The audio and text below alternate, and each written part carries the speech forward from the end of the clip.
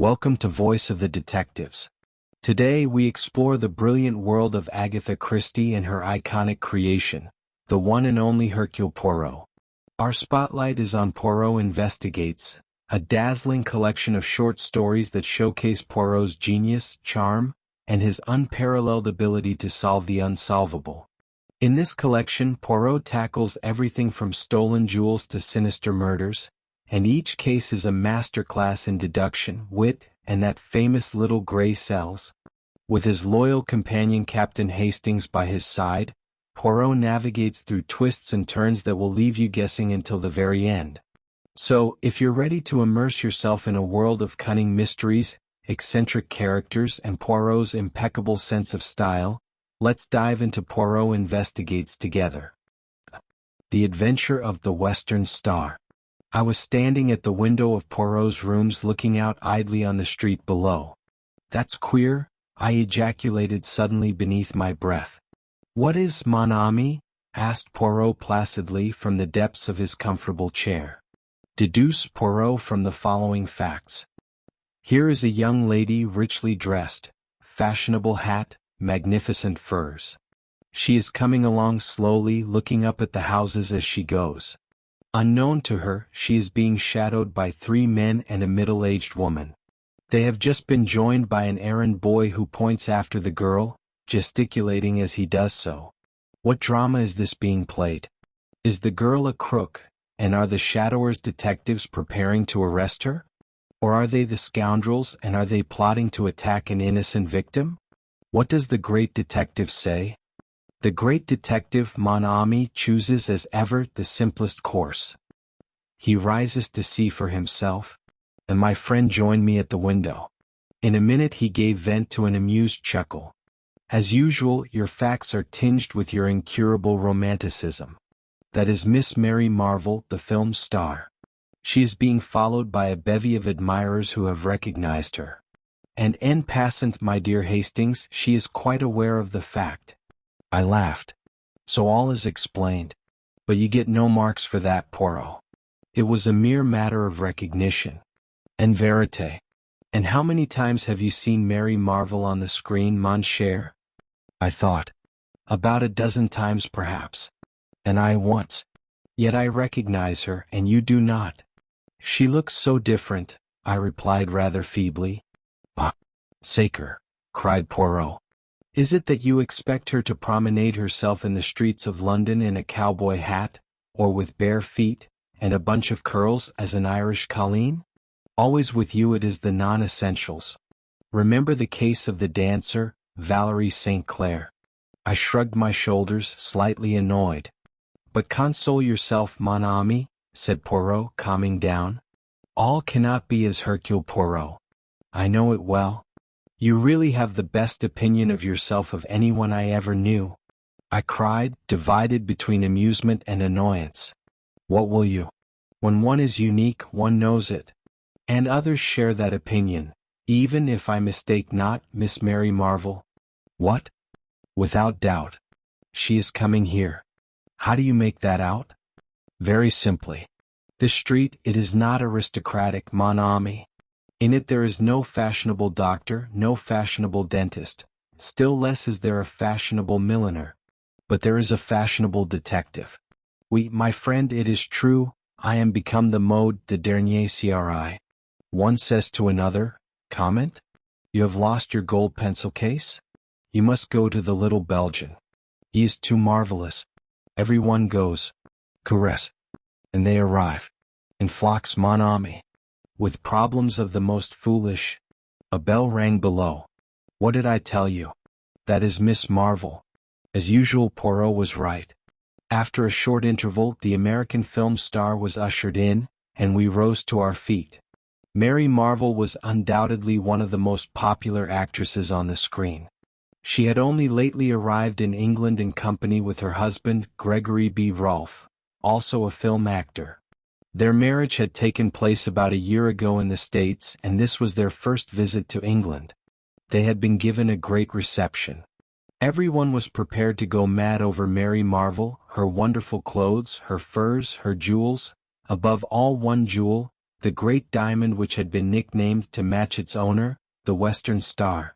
Much, true and untrue, had been written about this famous stone, which was reported to be insured for the enormous sum of £50,000. All these details passed rapidly through my mind as I joined with Poirot in greeting our fair client. Miss Marvel was small and slender, very fair and girlish-looking, with the wide innocent blue eyes of a child. Poirot drew forward a chair for her, and she commenced talking at once.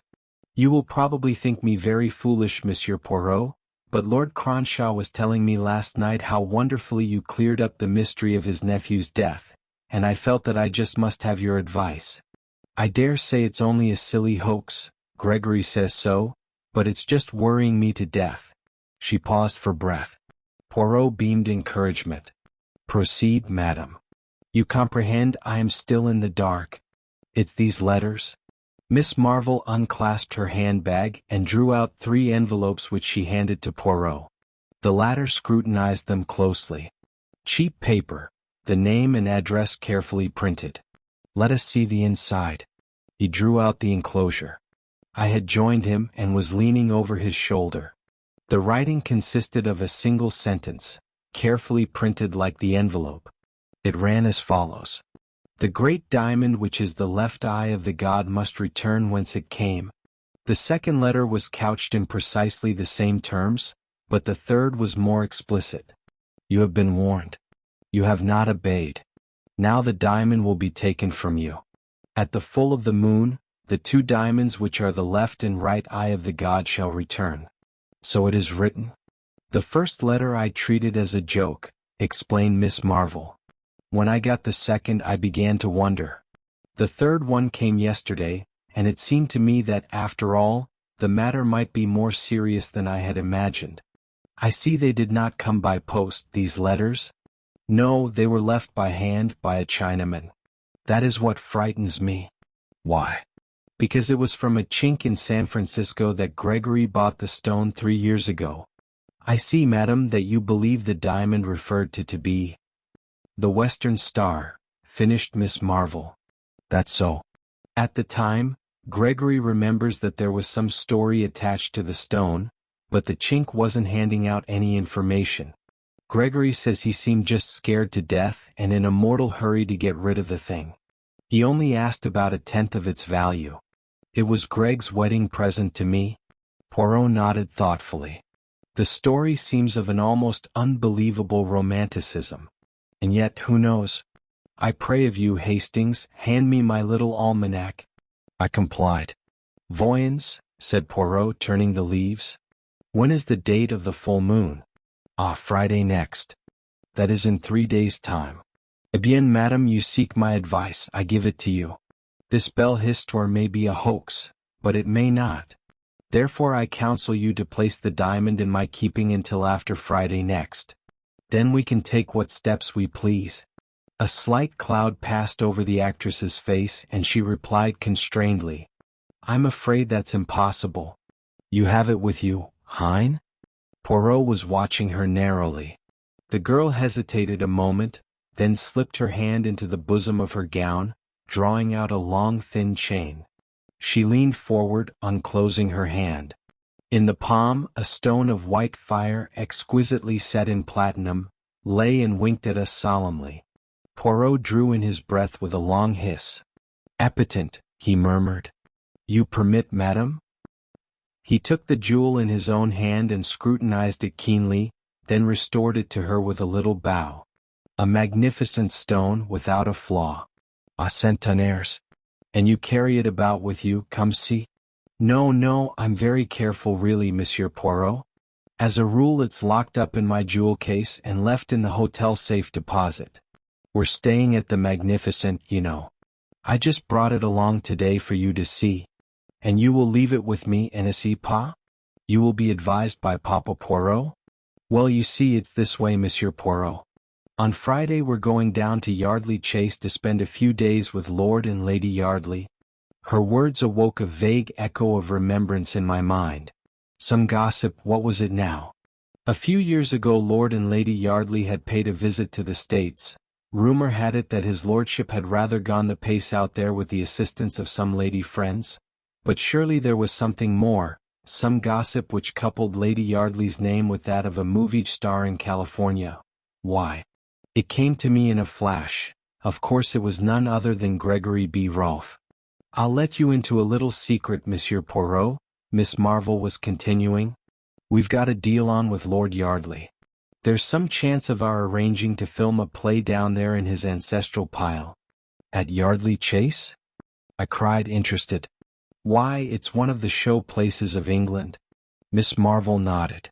"I guess it's the real old feudal stuff all right. But he wants a pretty stiff price, and of course I don't know yet whether the deal will go through, but Greg and I always like to combine business with pleasure. But, I demand pardon if I am dense, madam, surely it is possible to visit Yardley Chase without taking the diamond with you?" A shrewd, hard look came into Miss Marvel's eyes which belied their childlike appearance. She looked suddenly a good deal older. "I want to wear it down there." "Surely," I said suddenly, "there are some very famous jewels in the Yardley collection, a large diamond amongst them?" "That's so," said Miss Marvel briefly. I heard Poirot murmur beneath his breath, "Ah, c'est comme si." Then he said aloud, with his usual uncanny luck in hitting the bull's-eye, "He dignifies it by the name of psychology. Then you are without doubt already acquainted with Lady Yardley, or perhaps your husband is?" "Gregory knew her when she was out west 3 years ago," said Miss Marvel. She hesitated a moment and then added abruptly, "Do either of you ever see society gossip?" We both pleaded guilty rather shamefacedly. "I ask because in this week's number there is an article on famous jewels, and it's really very curious." She broke off. I rose, went to the table at the other side of the room and returned with the paper in question in my hand. She took it from me, found the article and began to read aloud. "Amongst other famous stones may be included the Star of the East, a diamond in the possession of the Yardley family. An ancestor of the present Lord Yardley brought it back with him from China, and a romantic story is said to attach to it. According to this, the stone was once the right eye of a temple god. Another diamond, exactly similar in form and size, formed the left eye, and the story goes that this jewel too would in course of time be stolen. One eye shall go west, the other east, till they shall meet once more. Then in triumph shall they return to the god. It is a curious coincidence that there is at the present time a stone corresponding closely in description with this one, and known as the Star of the West, or the Western Star. It is the property of the celebrated film actress, Miss Mary Marvel. A comparison of the two stones would be interesting." She stopped. "Appetent," murmured Poirot. "Without doubt a romance of the first water." He turned to Mary Marvel. "And you are not afraid, madam? You have no superstitious terrors? You do not fear to introduce these two Siamese twins to each other lest a Chinaman should appear and, hey presto, whisk them both back to China?" His tone was mocking, but I fancied that an undercurrent of seriousness lay beneath it. "I don't believe that Lady Yardley's diamond is anything like as good a stone as mine," said Miss Marvel. "Anyway, I'm going to see." What more Poirot would have said I do not know, for at that moment the door flew open, and a splendid-looking man strode into the room. From his crisply curling black head, to the tips of his patent leather boots, he was a hero fit for romance. "I said I'd call round for you, Mary," said Gregory Rolfe, "and here I am. Well, what does Monsieur Poirot say to our little problem? Just one big hoax, same as I do?" Poirot smiled up at the big actor. They made a ridiculous contrast. "Hoax or no hoax, Mr. Rolfe," he said dryly, "I have advised Madame your wife not to take the jewel with her to Yardley Chase on Friday. I'm with you there, sir. I've already said so to Mary. But there.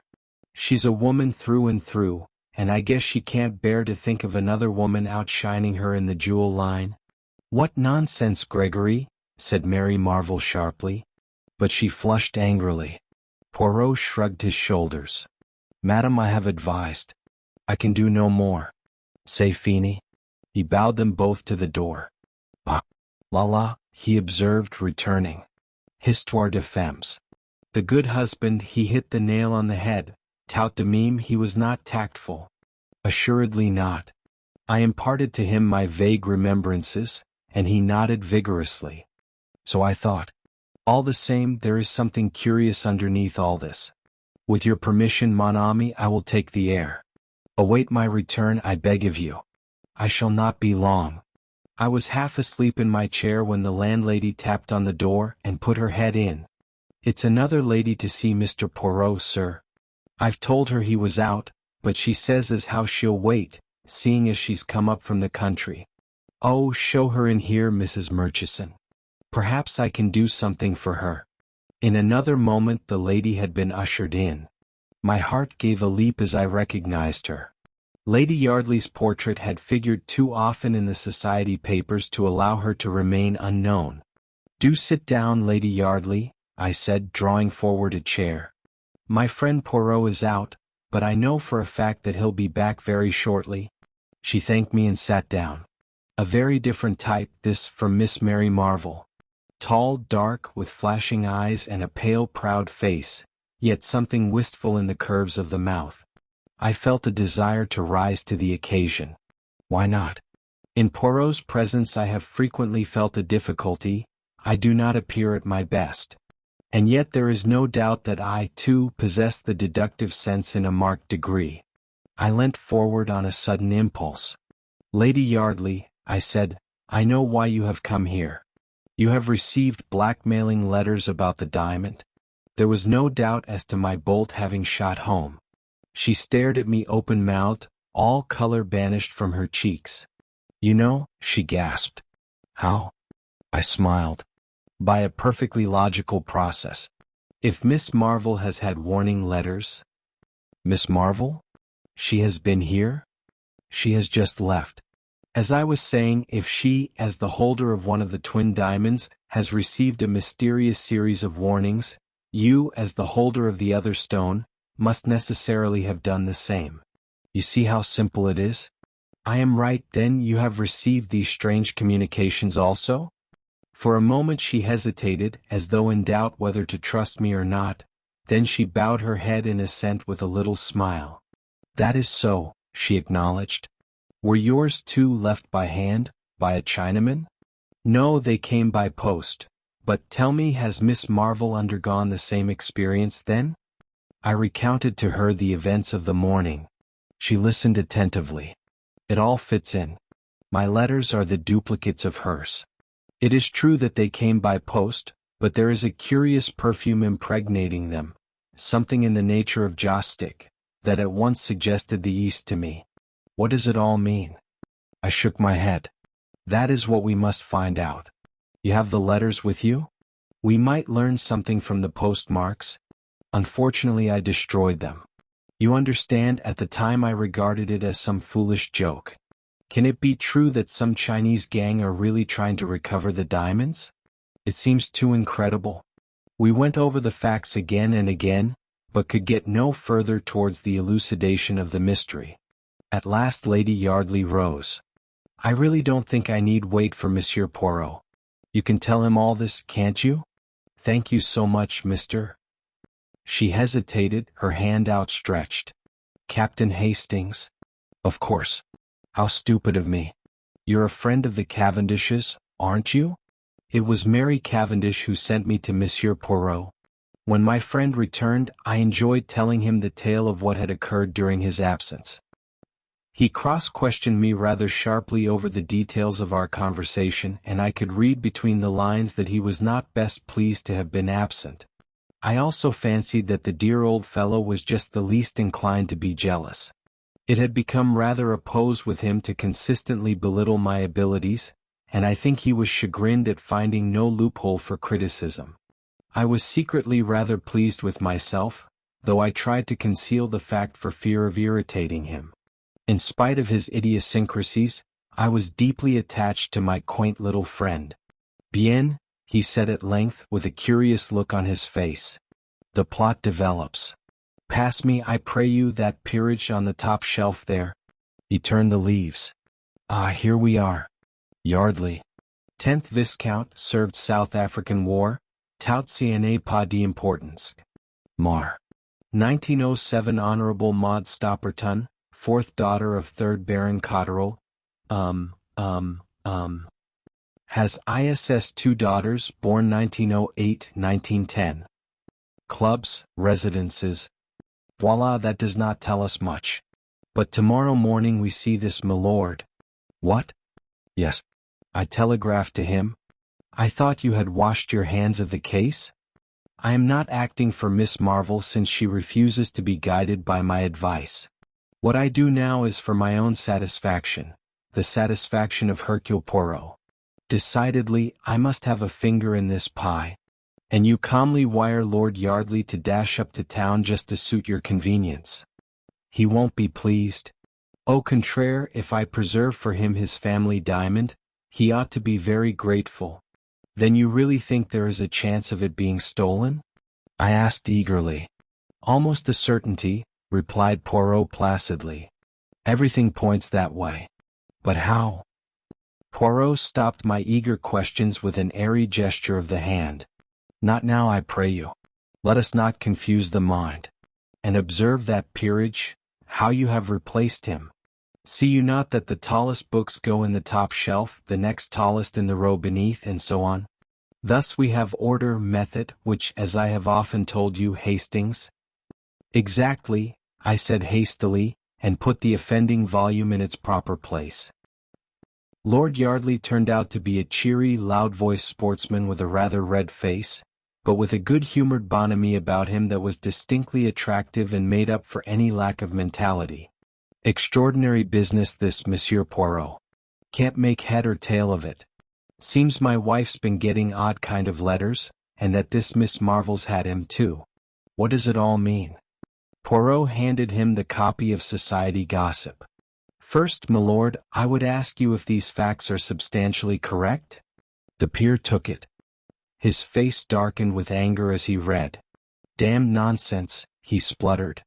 There's never been any romantic story attaching to the diamond. It came from India originally, I believe. I never heard of all this Chinese god stuff. Still, the stone is known as the Star of the East. Well, what if it is? He demanded wrathfully. Poirot smiled a little but made no direct reply.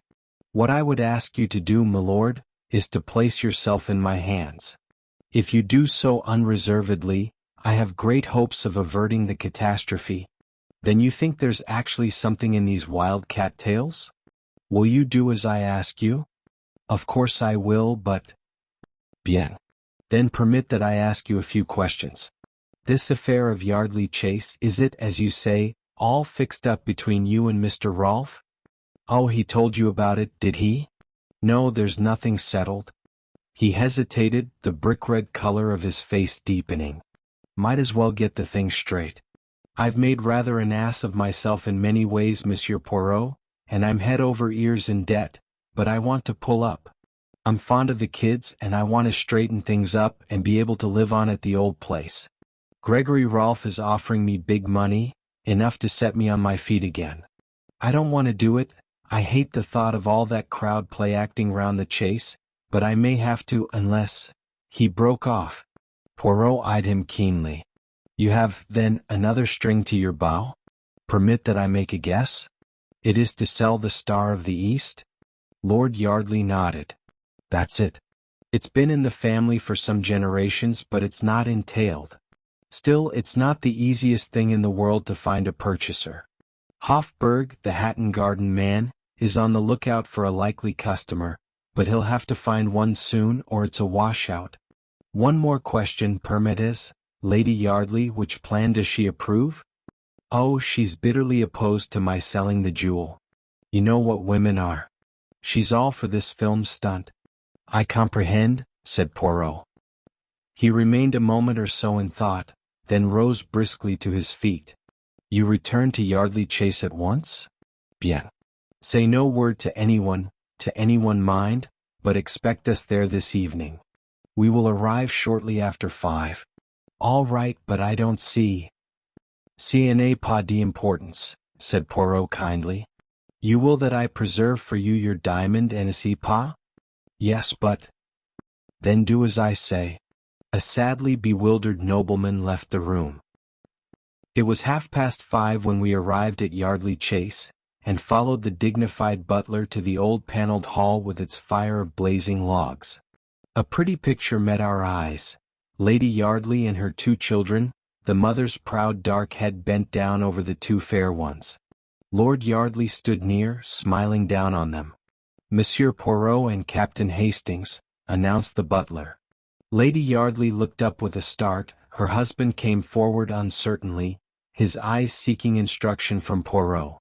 The little man was equal to the occasion. "All my excuses. It is that I investigate still this affair of Miss Marvel's. She comes to you on Friday, does she not? I make a little tour first to make sure that all is secure. Also I wanted to ask of Lady Yardley if she recollected at all the postmarks on the letters she received?" Lady Yardley shook her head regretfully. "I'm afraid I don't. It is stupid of me. But, you see, I never dreamt of taking them seriously." "You'll stay the night?" said Lord Yardley. "Oh, my lord, I fear to incommode you. We have left our bags at the inn." "That's all right." Lord Yardley had his cue. "We'll send down for them." No trouble, I assure you." Poirot permitted himself to be persuaded, and sitting down by Lady Yardley, began to make friends with the children. In a short time they were all romping together and had dragged me into the game. "Vous êtes bonne mère," said Poirot with a gallant little bow, as the children were removed reluctantly by a stern nurse. Lady Yardley smoothed her ruffled hair. "I adore them," she said with a little catch in her voice. "And they you with reason." Poirot bowed again. A dressing gong sounded and we rose to go up to our rooms. At that moment the butler entered with a telegram on a salver which he handed to Lord Yardley. The latter tore it open with a brief word of apology. As he read it he stiffened visibly. With an ejaculation he handed it to his wife. Then he glanced at my friend. "Just a minute, Monsieur Poirot. I feel you ought to know about this. It's from Hofburg. He thinks he's found a customer for the diamond, an American, sailing for the States tomorrow. They're sending down a chap tonight to vet the stone. By Jove, though, if this goes through," words failed him. Lady Yardley had turned away. She still held the telegram in her hand. "I wish you wouldn't sell it, George," she said in a low voice. "It's been in the family so long." She waited as though for a reply, but when none came her face hardened. She shrugged her shoulders. "I must go and dress. I suppose I had better display the goods." She turned to Poirot with a slight grimace. "It's one of the most hideous necklaces that was ever designed.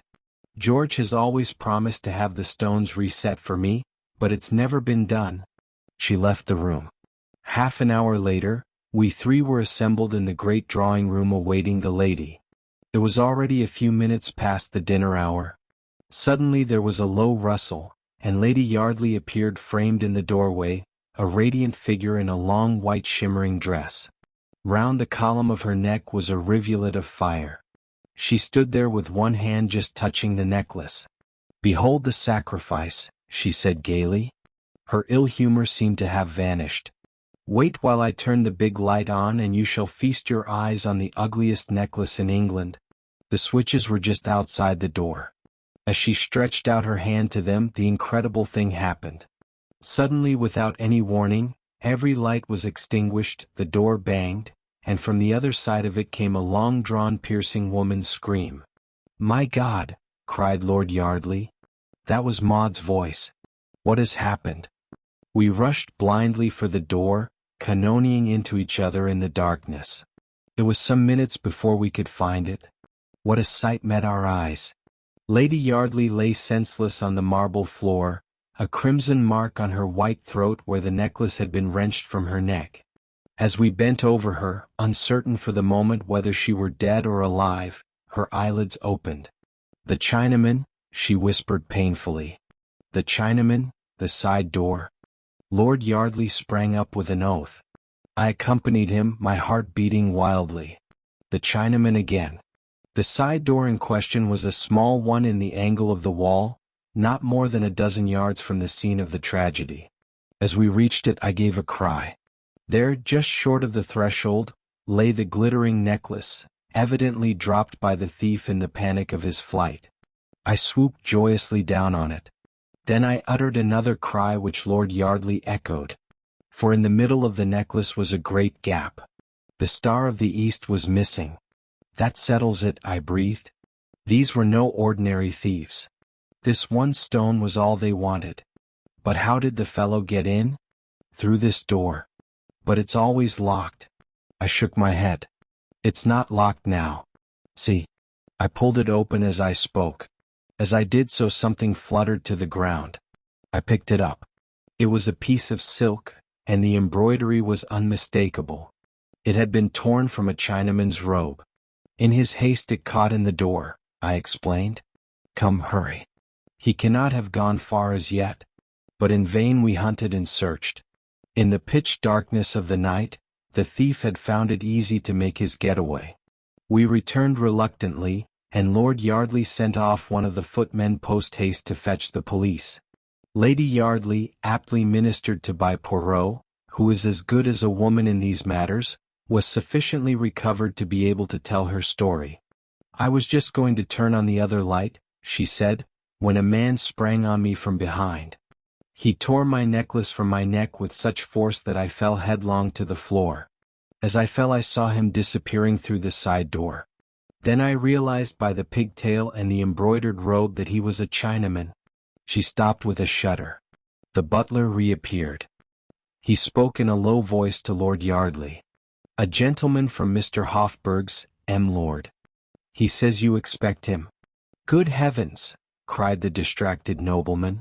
I must see him, I suppose. No, not here, Mullings, in the library. I drew Poirot aside. Look here, my dear fellow, hadn't we better get back to London? You think so, Hastings? Why? Well, I coughed delicately, things haven't gone very well, have they? I mean, you tell Lord Yardley to place himself in your hands and all will be well, and then the diamond vanishes from under your very nose. True, said Poirot, rather crestfallen. It was not one of my most striking triumphs. This way of describing events almost caused me to smile, but I stuck to my guns.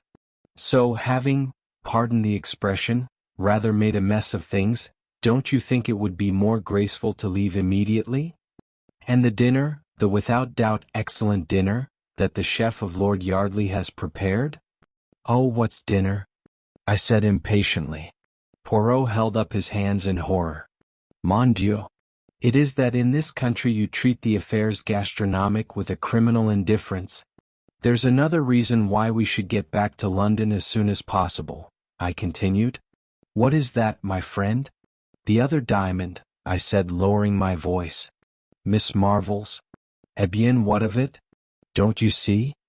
His unusual obtuseness annoyed me. What had happened to his usually keen wits? They've got one, now they'll go for the other. Hence, cried Poirot, stepping back a pace and regarding me with admiration. But your brain marches to a marvel, my friend. Figure to yourself that for the moment I had not thought of that. But there is plenty of time. The full of the moon, it is not until Friday. I shook my head dubiously. The full of the moon theory left me entirely cold. I had my way with Poirot, however, and we departed immediately, leaving behind us a note of explanation and apology for Lord Yardley. My idea was to go at once to the Magnificent, and relate to Miss Marvel what had occurred, but Poirot vetoed the plan, and insisted that the morning would be time enough. I gave in rather grudgingly. In the morning Poirot seemed strangely disinclined to stir out. I began to suspect that, having made a mistake to start with, he was singularly loath to proceed with the case. In answer to my persuasions, he pointed out, with admirable common sense, that as the details of the affair at Yardley Chase were already in the morning papers, the Rolfs would know quite as much as we could tell them. I gave way unwillingly. Events proved my forebodings to be justified. About 2 o'clock the telephone rang. Poirot answered it. He listened for some moments, then with a brief bien serais he rang off and turned to me. What do you think, mon ami? He looked half ashamed, half excited. The diamond of Miss Marvel, it has been stolen. What? I cried, springing up. And what about the full of the moon now? Poirot hung his head. When did this happen? This morning, I understand. I shook my head sadly. If only you had listened to me. You see, I was right. It appears so, mon ami, said Poirot cautiously. Appearances are deceptive, they say, but it certainly appears so. As we hurried in a taxi to the Magnificent, I puzzled out the true inwardness of the scheme. That full of the moon idea was clever. The whole point of it was to get us to concentrate on the Friday, and so be off our guard beforehand. It is a pity you did not realize that.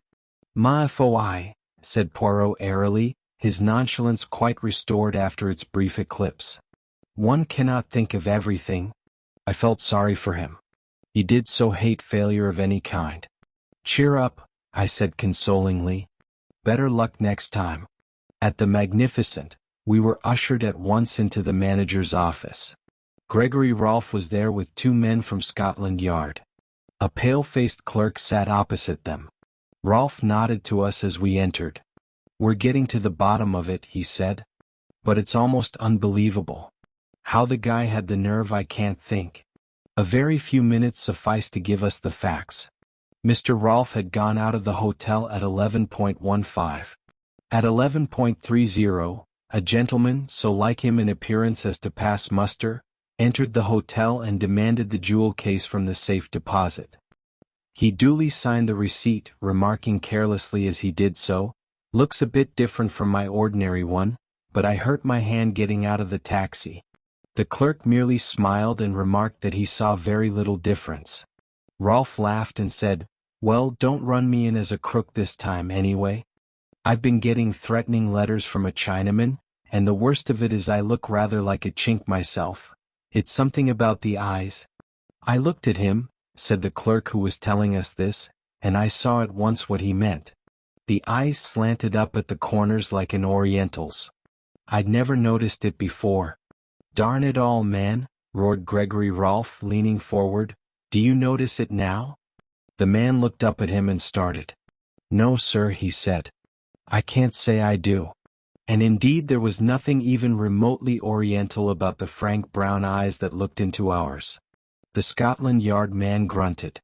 Bold customer. Thought the eyes might be noticed, and took the bull by the horns to disarm suspicion. "He must have watched you out of the hotel, sir, and nipped in as soon as you were well away. What about the jewel case?" I asked. "It was found in a corridor of the hotel.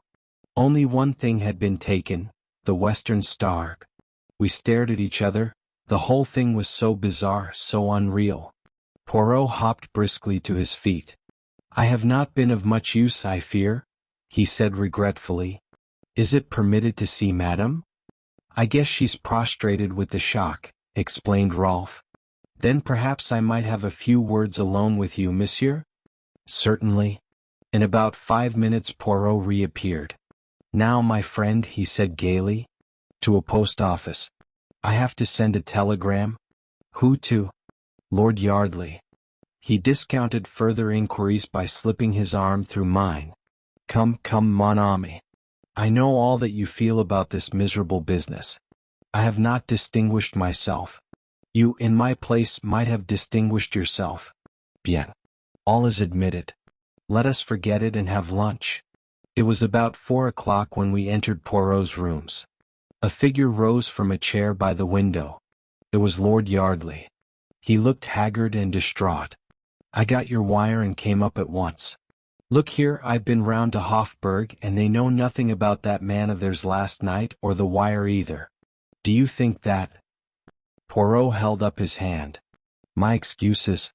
I sent that wire and hired the gentleman in question." "You, but why?" "What?" The nobleman spluttered impotently. "My little idea was to bring things to a head," explained Poirot placidly. "Bring things to a head." "Oh my God!" cried Lord Yardley. "And the ruse succeeded," said Poirot cheerfully. "Therefore, my lord, I have much pleasure in returning you this." With a dramatic gesture he produced a glittering object. It was a great diamond. "The Star of the East," gasped Lord Yardley. "But I don't understand." No, said Poirot. It makes no matter. Believe me, it was necessary for the diamond to be stolen. I promised you that it should be preserved to you, and I have kept my word. You must permit me to keep my little secret. Convey, I beg of you, the assurances of my deepest respect to Lady Yardley, and tell her how pleased I am to be able to restore her jewel to her. What beau temps is it not? Good day, milord. And smiling and talking, the amazing little man conducted the bewildered nobleman to the door. He returned gently rubbing his hands. Poirot, I said. Am I quite demented? No, mon ami, but you are, as always, in a mental fog. How did you get the diamond? From Mr. Rolfe. Rolfe? Mais oui. The warning letters, the Chinaman, the article in society gossip, all sprang from the ingenious brain of Mr. Rolfe.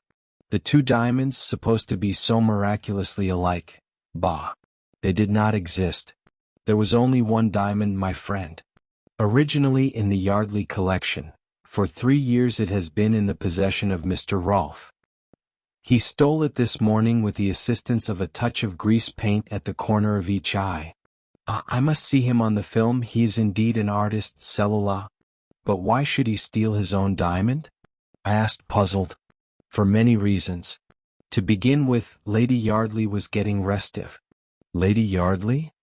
You comprehend, she was left much alone in California. Her husband was amusing himself elsewhere. Mr. Rolfe was handsome, he had an air about him of romance. But au fond he is very businesslike, si monsieur. He made love to Lady Yardley and then he blackmailed her. I taxed the lady with the truth the other night, and she admitted it. She swore that she had only been indiscreet, and I believe her. But, undoubtedly, Rolfe had letters of hers that could be twisted to bear a different interpretation. Terrified by the threat of a divorce and the prospect of being separated from her children, she agreed to all he wished.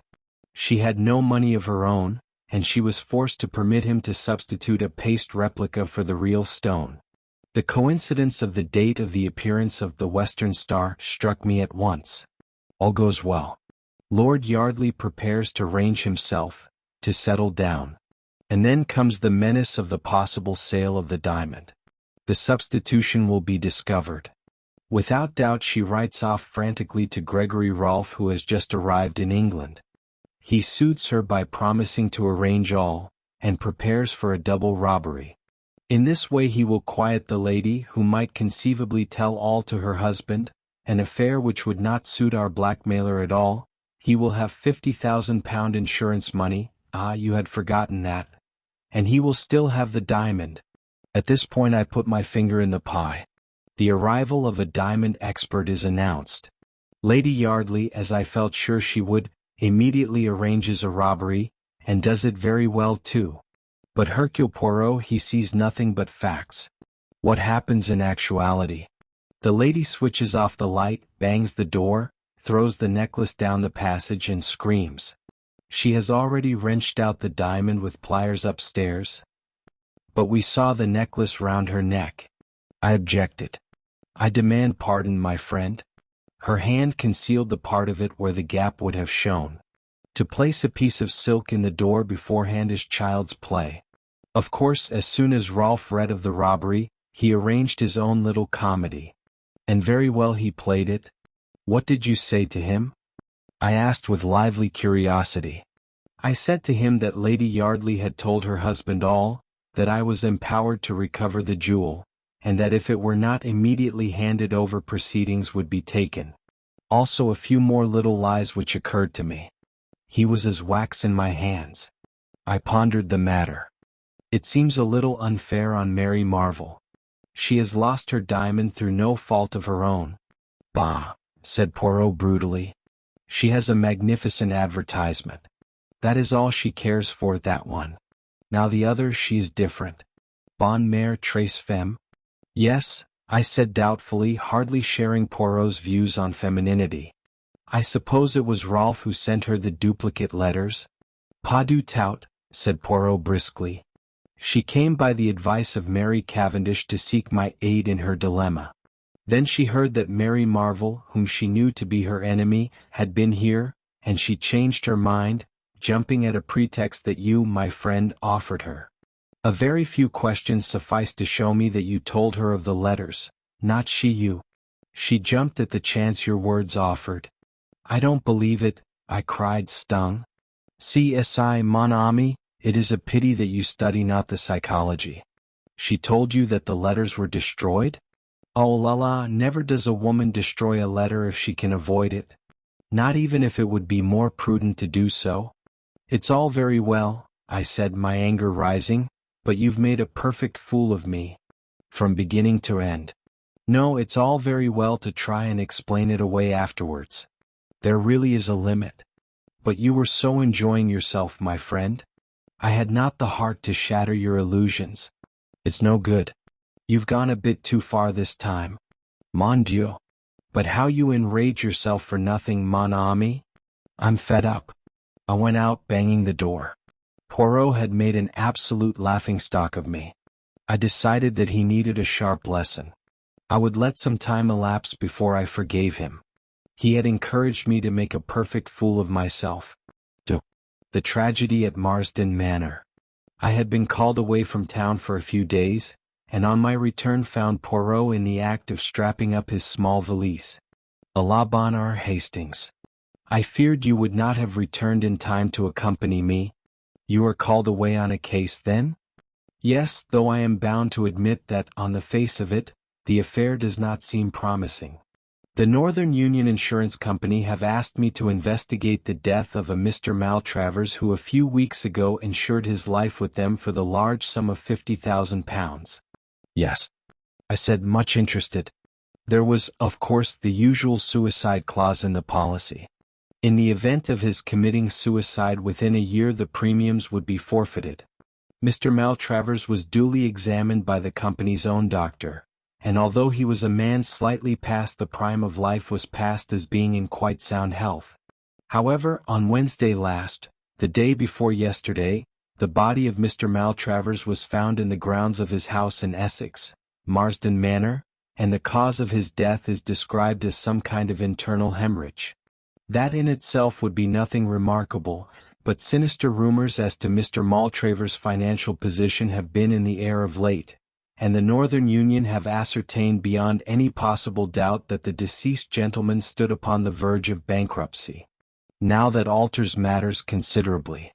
Maltravers had a beautiful young wife, and it is suggested that he got together all the ready money he could for the purpose of paying the premiums on a life insurance for his wife's benefit, and then committed suicide.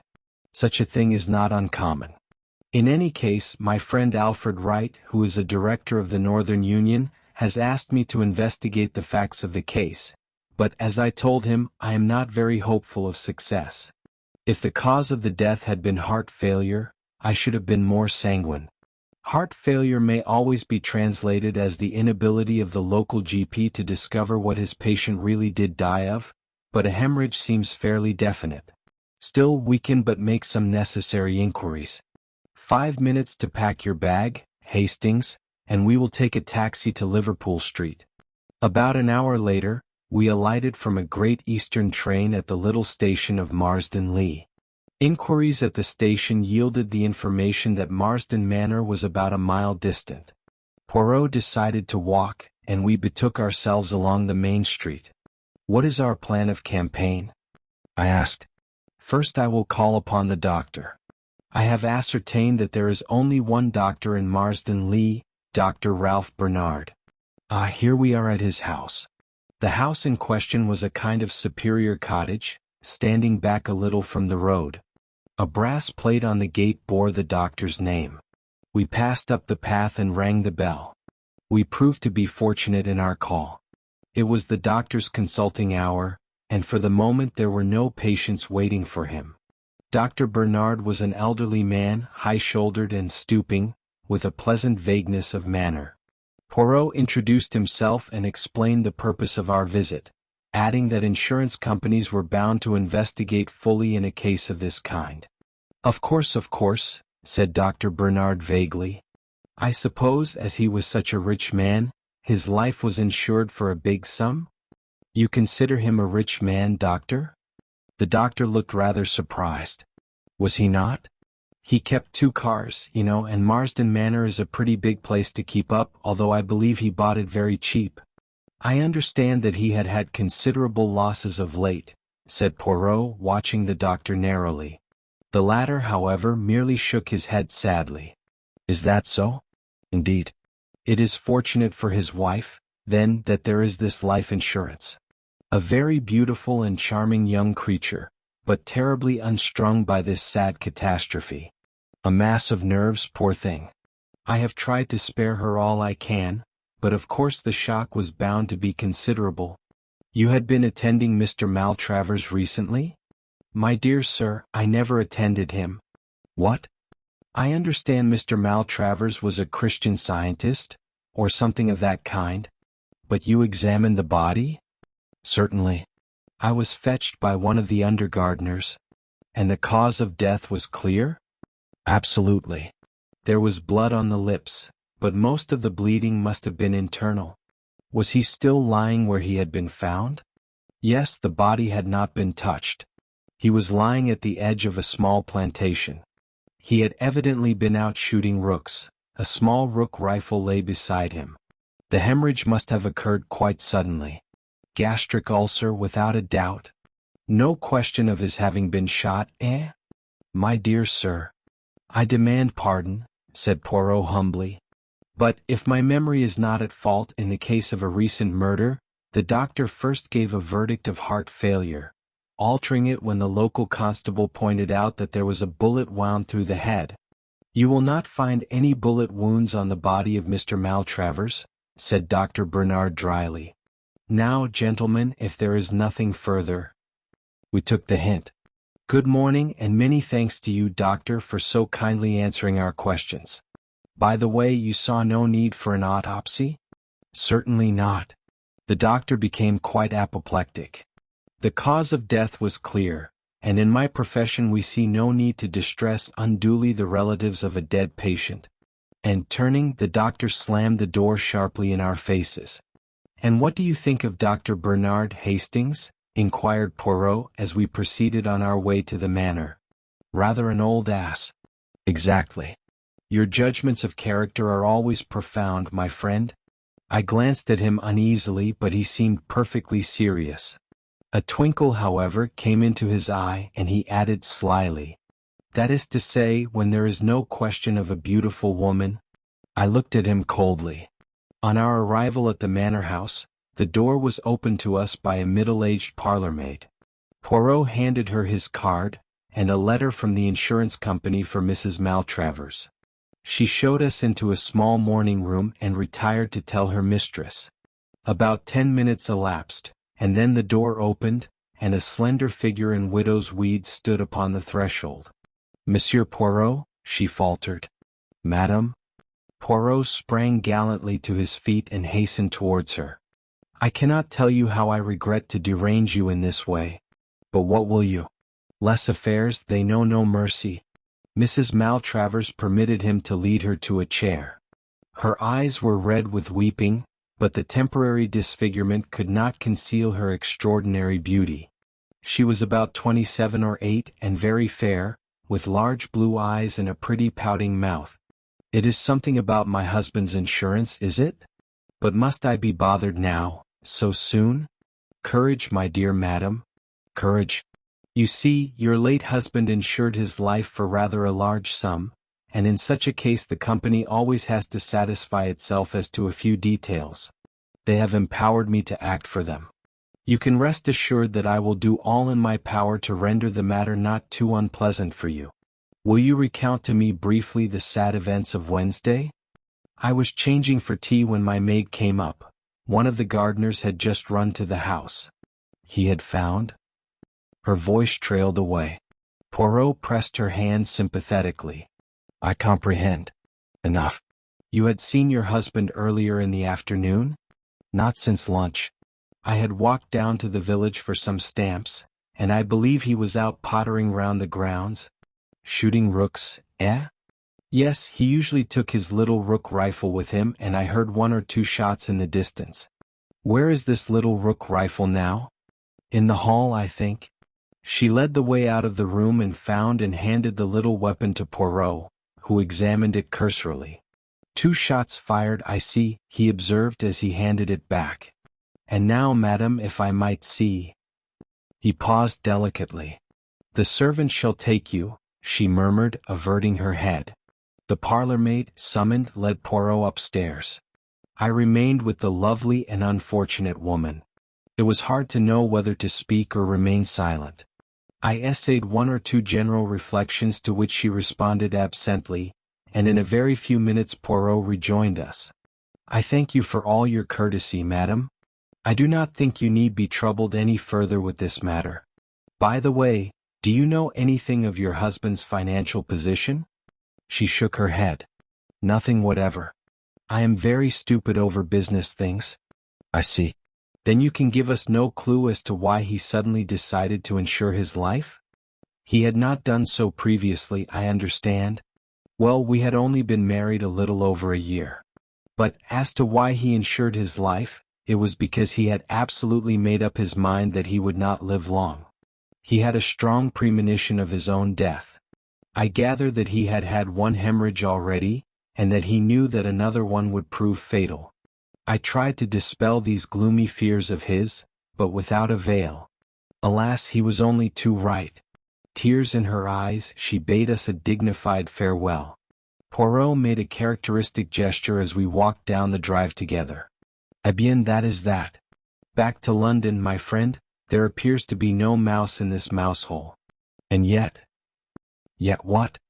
A slight discrepancy, that is all. You noticed it? You did not? Still, life is full of discrepancies, and assuredly the man cannot have taken his own life. There is no poison that would fill his mouth with blood. No, no, I must resign myself to the fact that all here is clear and above board. But who is this? A tall young man was striding up the drive towards us. He passed us without making any sign, but I noted that he was not ill-looking, with a lean, deeply bronzed face that spoke of life in a tropic clime. A gardener who was sweeping up leaves had paused for a minute in his task, and Poirot ran quickly up to him. Tell me, I pray you, who is that gentleman? Do you know him? I don't remember his name, sir, though I did hear it. He was staying down here last week for a night. Tuesday it was. Quick, mon ami, let us follow him. We hastened up the drive after the retreating figure. A glimpse of a black-robed figure on the terrace at the side of the house, and our quarry swerved and we after him, so that we were witnesses of the meeting. Mrs. Maltravers almost staggered where she stood, and her face blanched noticeably. You, she gasped. I thought you were on the sea, on your way to East Africa? I got some news from my lawyers that detained me, explained the young man. My old uncle in Scotland died unexpectedly and left me some money. Under the circumstances I thought it better to cancel my passage. Then I saw this bad news in the paper and I came down to see if there was anything I could do. You'll want someone to look after things for you a bit perhaps. At that moment they became aware of our presence. Poirot stepped forward and with many apologies explained that he had left his stick in the hall. Rather reluctantly, it seemed to me, Mrs. Maltravers made the necessary introduction. Monsieur Poirot, Captain Black. A few minutes' chat ensued, in the course of which Poirot elicited the fact that Captain Black was putting up at the Anchor Inn. The missing stick not having been discovered, which was not surprising, Poirot uttered more apologies and we withdrew. We returned to the village at a great pace, and Poirot made a bee-line for the Anchor Inn. Here we establish ourselves until our friend the captain returns, he explained. You notice that I emphasized the point that we were returning to London by the first train? Possibly you thought I meant it. But no, you observed Mrs. Maltravers' face when she caught sight of this young black? She was clearly taken aback and eh bien, he was very devoted, did you not think so? And he was here on Tuesday night, the day before Mr. Maltravers died. We must investigate the doings of Captain Black, Hastings. In about half an hour we espied our quarry approaching the inn. Poirot went out and accosted him and presently brought him up to the room we had engaged. I have been telling Captain Black of the mission which brings us here, he explained. You can understand, Monsieur le Capitaine, that I am anxious to arrive at Mr. Maltravers' state of mind immediately before his death, and that at the same time I do not wish to distress Mrs. Maltravers unduly by asking her painful questions. Now, you were here just before the occurrence and can give us equally valuable information. I'll do anything I can to help you, I'm sure, replied the young soldier, but I'm afraid I didn't notice anything out of the ordinary. You see, although Maltravers was an old friend of my people's, I didn't know him very well myself. You came down when? Tuesday afternoon. I went up to town early Wednesday morning as my boat sailed from Tilbury about 12 o'clock. But some news I got made me alter my plans, as I dare say you heard me explain to Mrs. Maltravers. You were returning to East Africa, I understand? Yes. I've been out there ever since the war. A great country. Exactly. Now what was the talk about at dinner on Tuesday night? Oh, I don't know. The usual odd topics. Maltravers asked after my people, and then we discussed the question of German reparations, and then Mrs. Maltravers asked a lot of questions about East Africa, and I told them one or two yarns. That's about all, I think. Thank you. Poirot was silent for a moment, then he said gently, with your permission, I should like to try a little experiment. You have told us all that your conscious self knows. I want now to question your subconscious self. Psychoanalysis, what? Said Black with visible alarm. Oh no, said Poirot reassuringly. You see, it is like this, I give you a word, you answer with another, and so on. Any word, the first one you think of. Shall we begin? All right, said Black slowly, but he looked uneasy. Note down the words, please, Hastings, said Poirot. Then he took from his pocket his big turnip-faced watch and laid it on the table beside him. We will commence. Day. There was a moment's pause and then Black replied. Night. As Poirot proceeded, his answers came quicker. Name, said Poirot. Place. Bernard. Shaw. Tuesday. Dinner. Journey. Ship. Country. Uganda. Story. Lions. Rook rifle. Farm. Shot. Suicide. Elephant. Tusk. Money. Lawyers. Thank you, Captain Black. Perhaps you could spare me a few minutes in about half an hour's time? Certainly. The young soldier looked at him curiously and wiped his brow as he got up. And now, Hastings, said Poirot, smiling at me as the door closed behind him. You see it all, do you not? I don't know what you mean. Does that list of words tell you nothing? I scrutinized it but was forced to shake my head. I will assist you. To begin with, Black answered well within the normal time limit with no pauses, so we can take it that he himself has no guilty knowledge to conceal. Date to night and place to name are normal associations.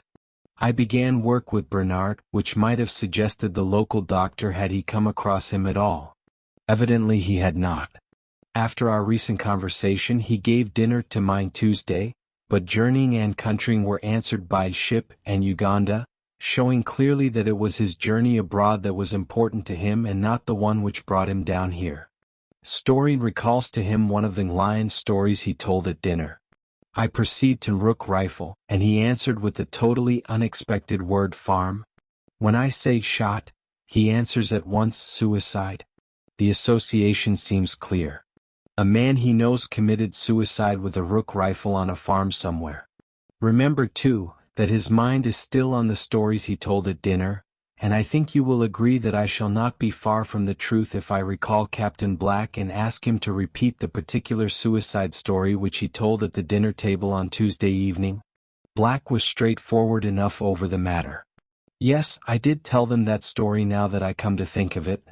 Chap shot himself on a farm out there. Did it with a rook rifle through the roof of the mouth, bullet lodged in the brain. Doctors were no end puzzled over it. There was nothing to show except a little blood on the lips. But what? What has it got to do with Mr. Maltravers? You did not know, I see, that he was found with a rook rifle by his side. You mean my story suggested to him? Oh, but that is awful.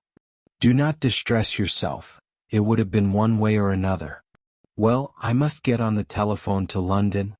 Poirot had a lengthy conversation over the wire and came back thoughtful. He went off by himself in the afternoon, and it was not till 7 o'clock that he announced that he could put it off no longer, but must break the news to the young widow. My sympathy had already gone out to her unreservedly. To be left penniless, and with the knowledge that her husband had killed himself to assure her future, was a hard burden for any woman to bear. I cherished a secret hope, however, that young Black might prove capable of consoling her after her first grief had passed. He evidently admired her enormously. Our interview with the lady was painful. She refused vehemently to believe the facts that Poirot advanced, and when she was at last convinced, broke down into bitter weeping. An examination of the body turned our suspicions into certainty. Poirot was very sorry for the poor lady, but after all, he was employed by the insurance company, and what could he do? As he was preparing to leave, he said gently to Mrs. Maltravers, "Madam, you of all people should know that there are no dead." "What do you mean?" she faltered, her eyes growing wide. "Have you never taken part in any spiritualistic séances? You are mediumistic, you know." "I have been told so." "But you do not believe in spiritualism, surely?" "Madam, I have seen some strange things. You know that they say in the village that this house is haunted?" She nodded, and at that moment the parlour-maid announced that dinner was ready. "Won't you just stay and have something to eat?" We accepted gratefully, and I felt that our presence could not but help distract her a little from her own griefs. We had just finished our soup, when there was a scream outside the door and the sound of breaking crockery. We jumped up. The parlour-maid appeared, her hand to her heart. It was a man standing in the passage. Poirot rushed out, returning quickly. "There is no one there." "Isn't there, sir?" said the parlour-maid weakly. Oh, it did give me a start. "But why?" She dropped her voice to a whisper. I thought it was the master, it looked like him." I saw Mrs. Maltravers give a terrified start, and my mind flew to the old superstition that a suicide cannot rest. She thought of it too, I am sure, for a minute later she caught Poirot's arm with a scream. "Didn't you hear that? Those 3 taps on the window? That's how he always used to tap when he passed round the house." "The ivy?" I cried. It was the ivy against the pane. But a sort of terror was gaining on us all. The parlour-maid was obviously unstrung, and when the meal was over Mrs. Maltravers besought Poirot not to go at once. She was clearly terrified to be left alone. We sat in the little morning-room. The wind was getting up and moaning round the house in an eerie fashion. Twice the door of the room came unlatched and the door slowly opened, and each time she clung to me with a terrified gasp. "Ah, but this door, it is bewitched," cried Poirot angrily at last. He got up and shut it once more, then turned the key in the lock. "I shall lock it so." "Don't do that," she gasped, "if it should come open now." And even as she spoke the impossible happened. The locked door slowly swung open. I could not see into the passage from where I sat, but she and Poirot were facing it. She gave one long shriek as she turned to him. "You saw him, there in the passage?" she cried. He was staring down at her with a puzzled face, then shook his head. "I saw him, my husband. You must have seen him too?" "Madam, I saw nothing." "You are not well, unstrung?" "I am perfectly well. Oh God!" Suddenly, without any warning, the lights quivered and went out. Out of the darkness came 3 loud raps. I could hear Mrs. Maltravers moaning. And then I saw. The man I had seen on the bed upstairs stood there facing us, gleaming with a faint ghostly light. There was blood on his lips and he held his right hand out, pointing. Suddenly a brilliant light seemed to proceed from it. It passed over Poirot and me and fell on Mrs. Maltravers. I saw her white terrified face and something else. "My God, Poirot!" I cried. "Look at her hand, her right hand. It's all red." Her own eyes fell on it and she collapsed in a heap on the floor. "Blood?" she cried hysterically. "Yes, it's blood. I killed him. I did it." He was showing me, and then I put my hand on the trigger and pressed. "Save me from him," Save me. He's come back. Her voice died away in a gurgle. Lights, said Poirot briskly. The lights went on as if by magic. That's it, he continued. You heard Hastings? And you, Everett? Oh, by the way, this is Mr. Everett, rather a fine member of the theatrical profession. I phoned to him this afternoon. His makeup is good, isn't it? Quite like the dead man, and with a pocket torch and the necessary phosphorescence he made the proper impression. I shouldn't touch her right hand if I were you, Hastings. Red paint mark so. When the lights went out I clasped her hand, you see. By the way, we mustn't miss our train. Inspector Japp is outside the window. A bad night, but he has been able to while away the time by tapping on the window every now and then. You see, continued Poirot as we walked briskly through the wind and rain, there was a little discrepancy.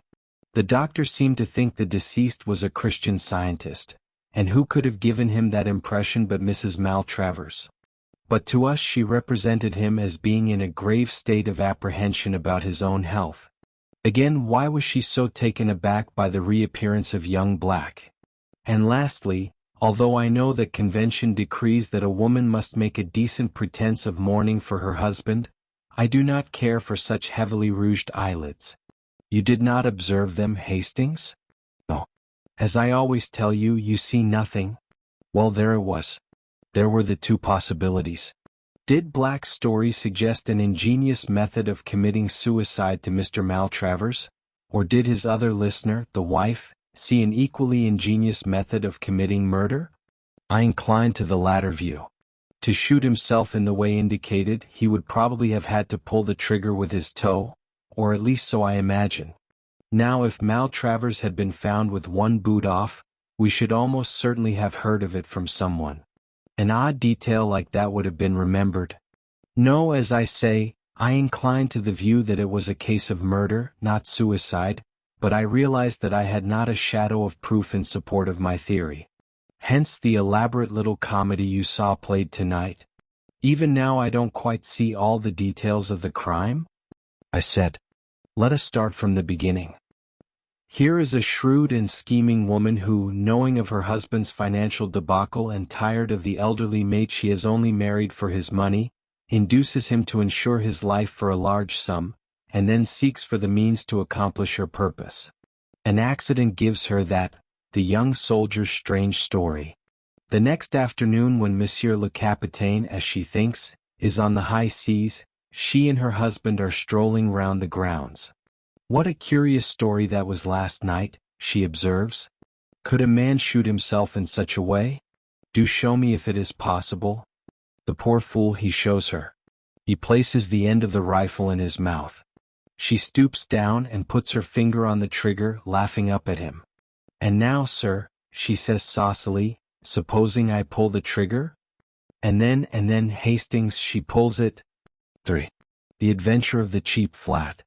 So far, in the cases which I have recorded, Poirot's investigations have started from the central fact, whether murder or robbery, and have proceeded from thence by a process of logical deduction to the final triumphant unraveling.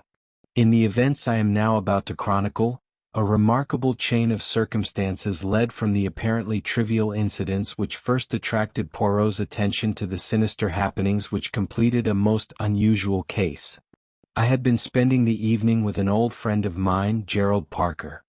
There had been perhaps about half a dozen people there besides my host and myself, and the talk fell, as it was bound to do sooner or later wherever Parker found himself, on the subject of house hunting in London. Houses and flats were Parker's special hobby. Since the end of the war he had occupied at least half a dozen different flats and maisonettes. No sooner was he settled anywhere than he would light unexpectedly upon a new find, and would forthwith depart bag and baggage. His moves were nearly always accomplished at a slight pecuniary gain, for he had a shrewd business head, but it was sheer love of the sport that actuated him, and not a desire to make money at it. We listened to Parker for some time with the respect of the novice for the expert. Then it was our turn, and a perfect babble of tongues was let loose. Finally the floor was left to Mrs. Robinson, a charming little bride who was there with her husband. I had never met them before, as Robinson was only a recent acquaintance of Parker's. Talking of flats, she said, "Have you heard of our piece of luck, Mr. Parker? We've got a flat, at last. In Montague Mansions." "Well," said Parker, "I've always said there are plenty of flats, at a price." "Yes, but this isn't at a price. It's dirt cheap. £80 a year. But Montague Mansions is just off Knightsbridge, isn't it? Big handsome building. Or are you talking of a poor relation of the same name stuck in the slums somewhere?" "No, it's the Knightsbridge one. That's what makes it so wonderful. Wonderful is the word. It's a blinking miracle. But there must be a catch somewhere. Big premium, I suppose?" "No premium. No prim. Oh, hold my head, somebody," groaned Parker. "But we've got to buy the furniture," continued Mrs. Robinson. "Ah." Parker brisked up. "I knew there was a catch. For £50. And it's beautifully furnished." "I give it up," said Parker. "The present occupants must be lunatics with a taste for philanthropy." Mrs. Robinson was looking a little troubled. A little pucker appeared between her dainty brows. "It is queer, isn't it? You don't think that the place is haunted?" "Never heard of a haunted flat," declared Parker decisively. "No?" Mrs. Robinson appeared far from convinced. "But there were several things about it all that struck me as, well, queer. For instance," I suggested. "Ah," said Parker, "our criminal expert's attention is aroused. Unburden yourself to him, Mrs. Robinson. Hastings is a great unraveler of mysteries." I laughed, embarrassed but not wholly displeased with the role thrust upon me. "Oh, not really queer, Captain Hastings, but when we went to the agents Stosser and Paul, we hadn't tried them before because they only have the expensive Mayfair flats, but we thought at any rate it would do no harm. Everything they offered us was £400 and £500 a year or else huge premiums, and then just as we were going they mentioned that they had a flat at 80, but that they doubted if it would be any good our going there, because it had been on their books some time and they had sent so many people to see it that it was almost sure to be taken, snapped up as the clerk put it, only people were so tiresome in not letting them know, and then they went on sending, and people get annoyed at being sent to a place that had, perhaps, been let some time." Mrs. Robinson paused for some much-needed breath and then continued, "We thanked him and said that we quite understood it would probably be no good, but that we should like an order all the same, just in case. And we went there straight away in a taxi, for, after all, you never know. Number 4 was on the second floor, and just as we were waiting for the lift, Elsie Ferguson, she's a friend of mine, Captain Hastings, and they are looking for a flat too, came hurrying down the stairs. 'Ahead of you for once, my dear,' she said. 'But it's no good. It's already let.' That seemed to finish it, but, well, as John said, the place was very cheap, we could afford to give more, and perhaps if we offered a premium. A horrid thing to do, of course, and I feel quite ashamed of telling you, but you know what flat hunting is." I assured her that I was well aware that in the struggle for house room the baser side of human nature frequently triumphed over the higher, and that the well-known rule of dog eat dog always applied. So we went up and, would you believe it, the flat wasn't let at all. We were shown over it by the maid, and then we saw the mistress, and the thing was settled then and there. Immediate possession and £50 for the furniture. We signed the agreement next day, and we are to move in tomorrow." Mrs. Robinson paused triumphantly. "And what about Mrs. Ferguson?" asked Parker. "Let's have your deductions, Hastings." "Obvious, my dear Watson," I quoted lightly. "She went to the wrong flat." "Oh, Captain Hastings, how clever of you!" cried Mrs. Robinson admiringly. "I rather wished Poirot had been there. Sometimes I have the feeling that he rather underestimates my capabilities."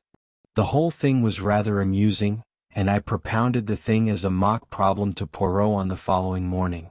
He seemed interested, and questioned me rather narrowly as to the rents of flats in various localities. "A curious story," he said thoughtfully. "Excuse me, Hastings, I must take a short stroll." When he returned, about an hour later, his eyes were gleaming with a peculiar excitement. He laid his stick on the table and brushed the nap of his hat with his usual tender care before he spoke. It is as well, mon ami, that we have no affairs of moment on hand. We can devote ourselves wholly to the present investigation. What investigation are you talking about? The remarkable cheapness of your friend's Mrs. Robinson's new flat. Poirot, you are not serious. I'm most serious. Figure to yourself, my friend, that the real rent of those flats is £350. I have just ascertained that from the landlord's agents. And yet this particular flat is being sublet at £80. Why? There must be something wrong with it. Perhaps it is haunted, as Mrs. Robinson suggested. Poirot shook his head in a dissatisfied manner. Then again, how curious it is that her friend tells her the flat is let, and when she goes up, behold, it is not so at all. But surely you agree with me that the other woman must have gone to the wrong flat. That is the only possible solution. You may or may not be right on that point, Hastings.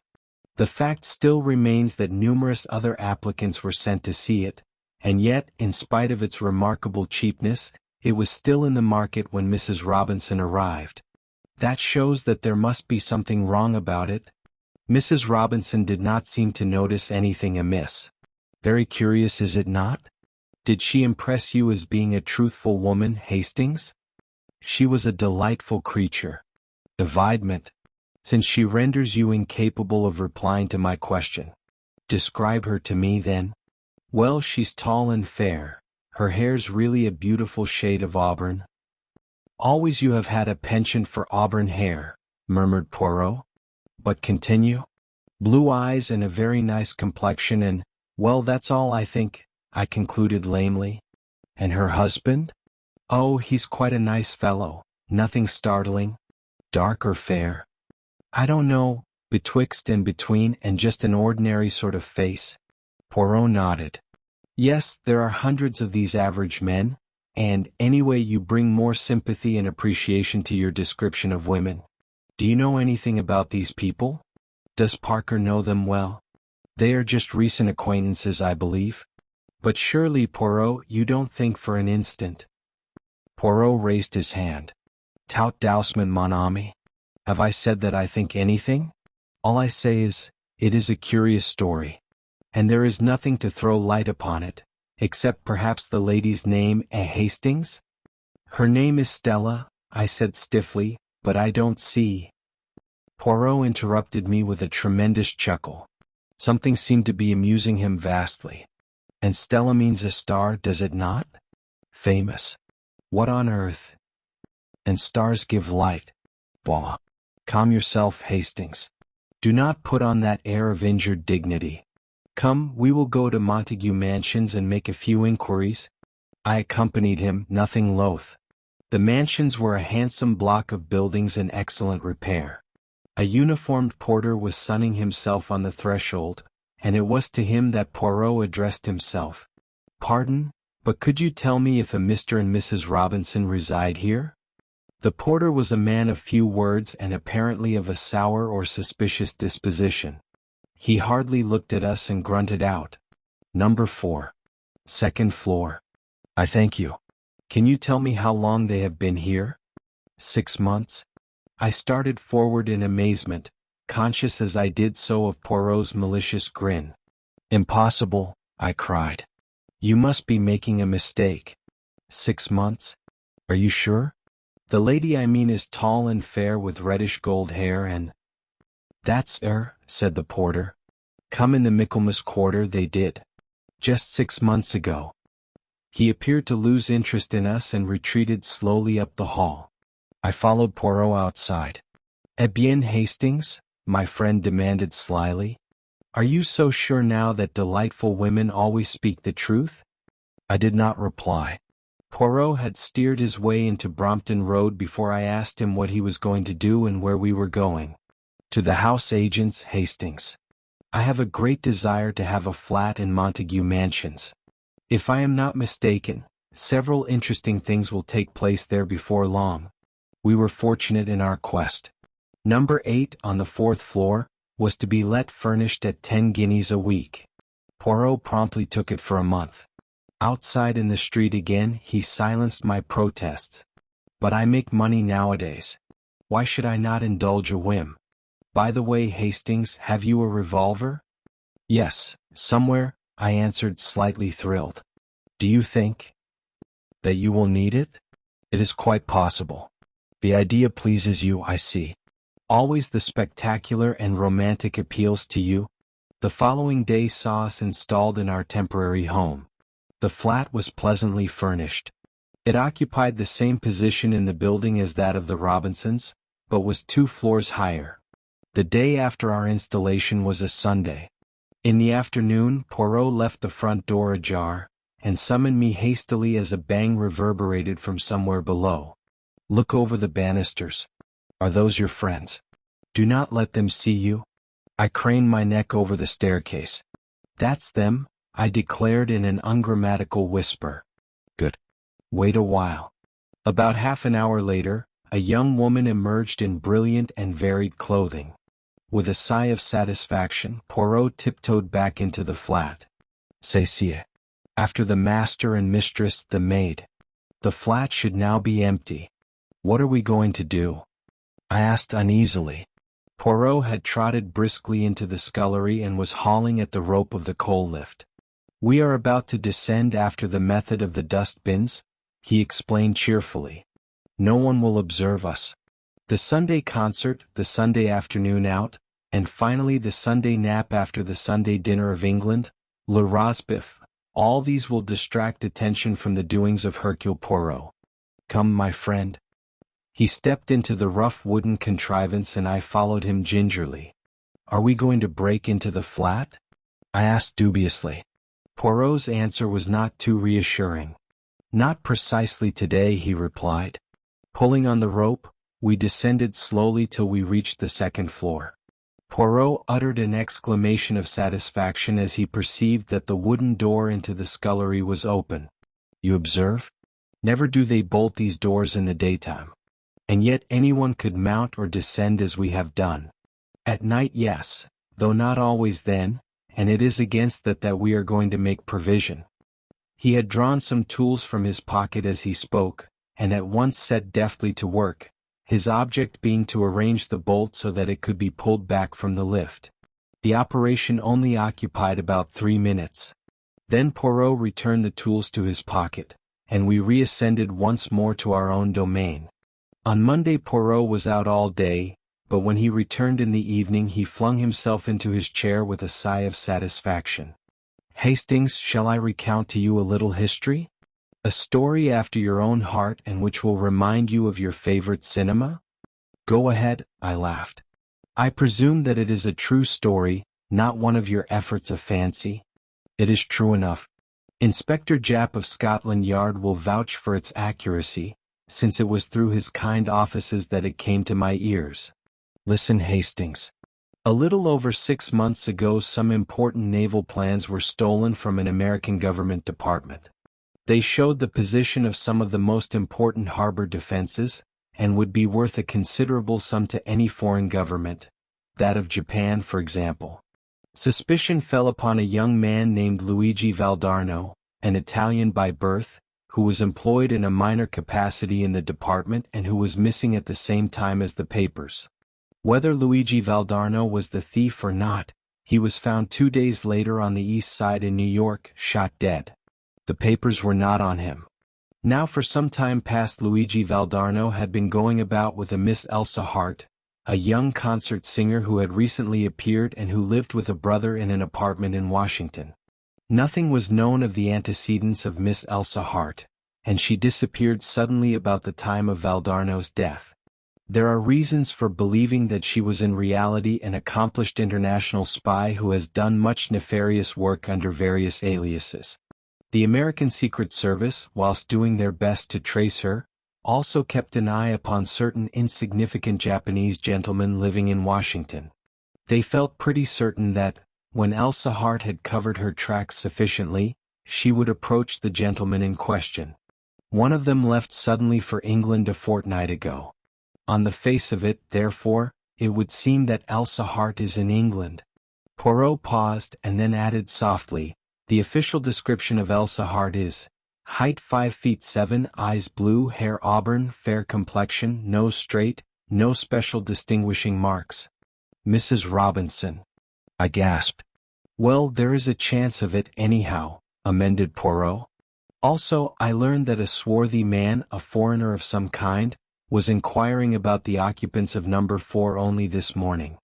Therefore, mon ami, I fear that you must forswear your beauty sleep tonight, and join me in my all-night vigil in the flat below, armed with that excellent revolver of yours, bien entendu.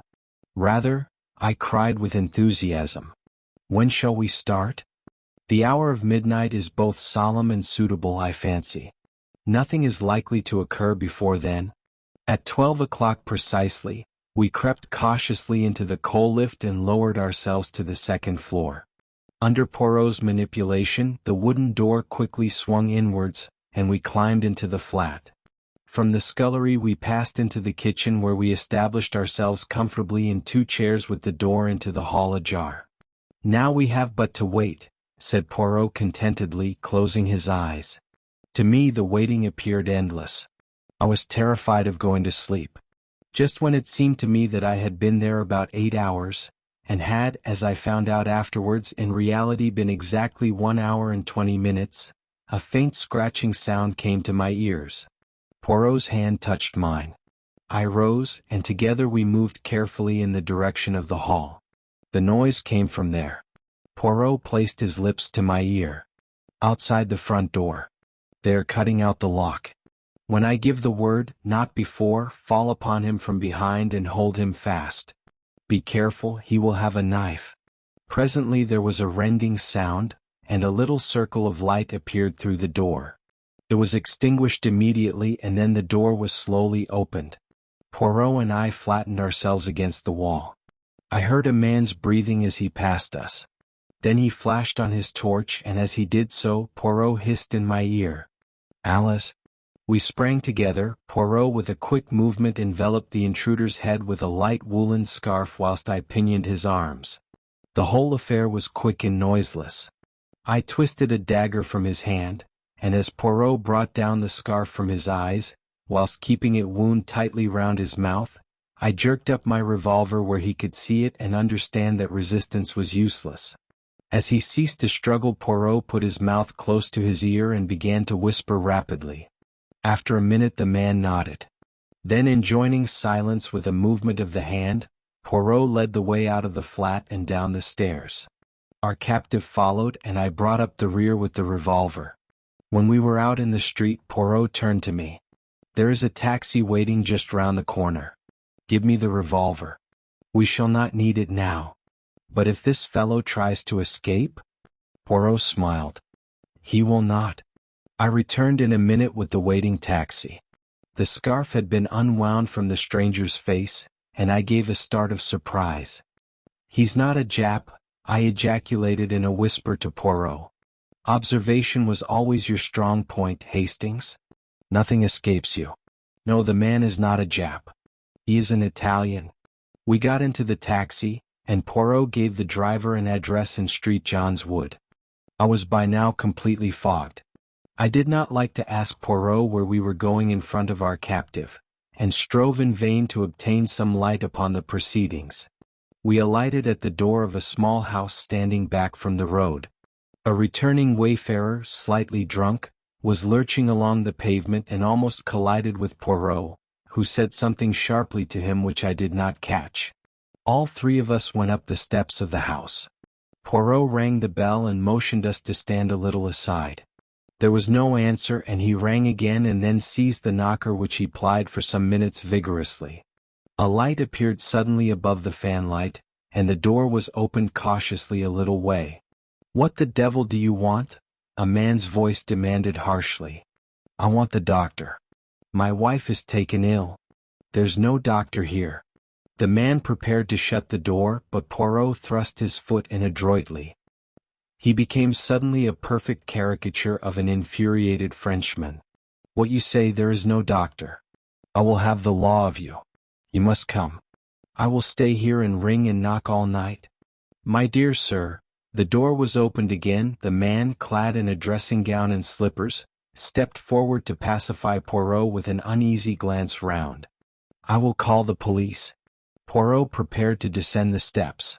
"No, don't do that for heaven's sake." The man dashed after him.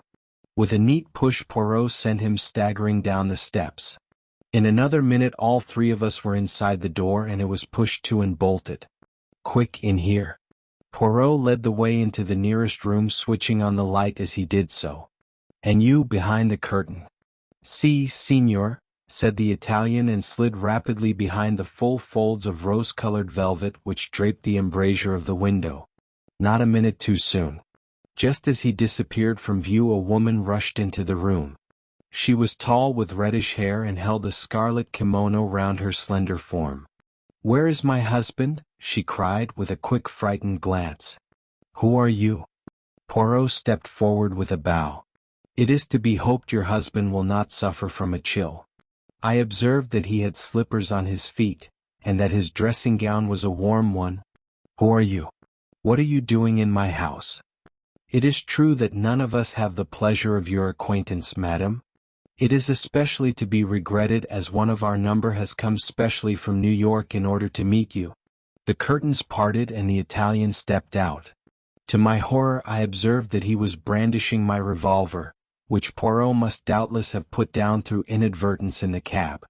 The woman gave a piercing scream and turned to fly, but Poirot was standing in front of the closed door. "Let me by," she shrieked. "He will murder me." "Who was it dat croaked Luigi Valdarno?" asked the Italian hoarsely, brandishing the weapon and sweeping each one of us with it. We dared not move. "My God, Poirot, this is awful. What shall we do?" I cried. "You will oblige me by refraining from talking so much, Hastings. I can assure you that our friend will not shoot until I give the word." "You sure o' dat, eh?" said the Italian, leering unpleasantly. It was more than I was, but the woman turned to Poirot like a flash. "What is it you want?" Poirot bowed. "I do not think it is necessary to insult Miss Elsa Hart's intelligence by telling her." With a swift movement, the woman snatched up a big black velvet cat which served as a cover for the telephone. "They are stitched in the lining of that." "Clever," murmured Poirot appreciatively. He stood aside from the door. "Good evening, madam. I will detain your friend from New York whilst you make your getaway." "What a fool!" roared the big Italian, and raising the revolver he fired point-blank at the woman's retreating figure just as I flung myself upon him. But the weapon merely clicked harmlessly and Poirot's voice rose in mild reproof. "Never will you trust your old friend, Hastings. I do not care for my friends to carry loaded pistols about with them, and never would I permit a mere acquaintance to do so. No, no, mon ami." This to the Italian, who, swearing hoarsely. Poirot continued to address him in a tone of mild reproof. "See now what I have done for you. I have saved you from being hanged. And do not think that our beautiful lady will escape. No, no, the house is watched back and front. Straight into the arms of the police they will go. Is not that a beautiful and consoling thought? Yes, you may leave the room now. But be careful, be very careful. He is gone. And my friend Hastings looks at me with eyes of reproach. But it was all so simple. It was clear from the first that out of several hundred probably applicants for number 4, Montague Mansions, only the Robinsons were considered suitable. What was there that singled them out from the rest, at practically a glance? Their appearance? Possibly, but it was not so unusual.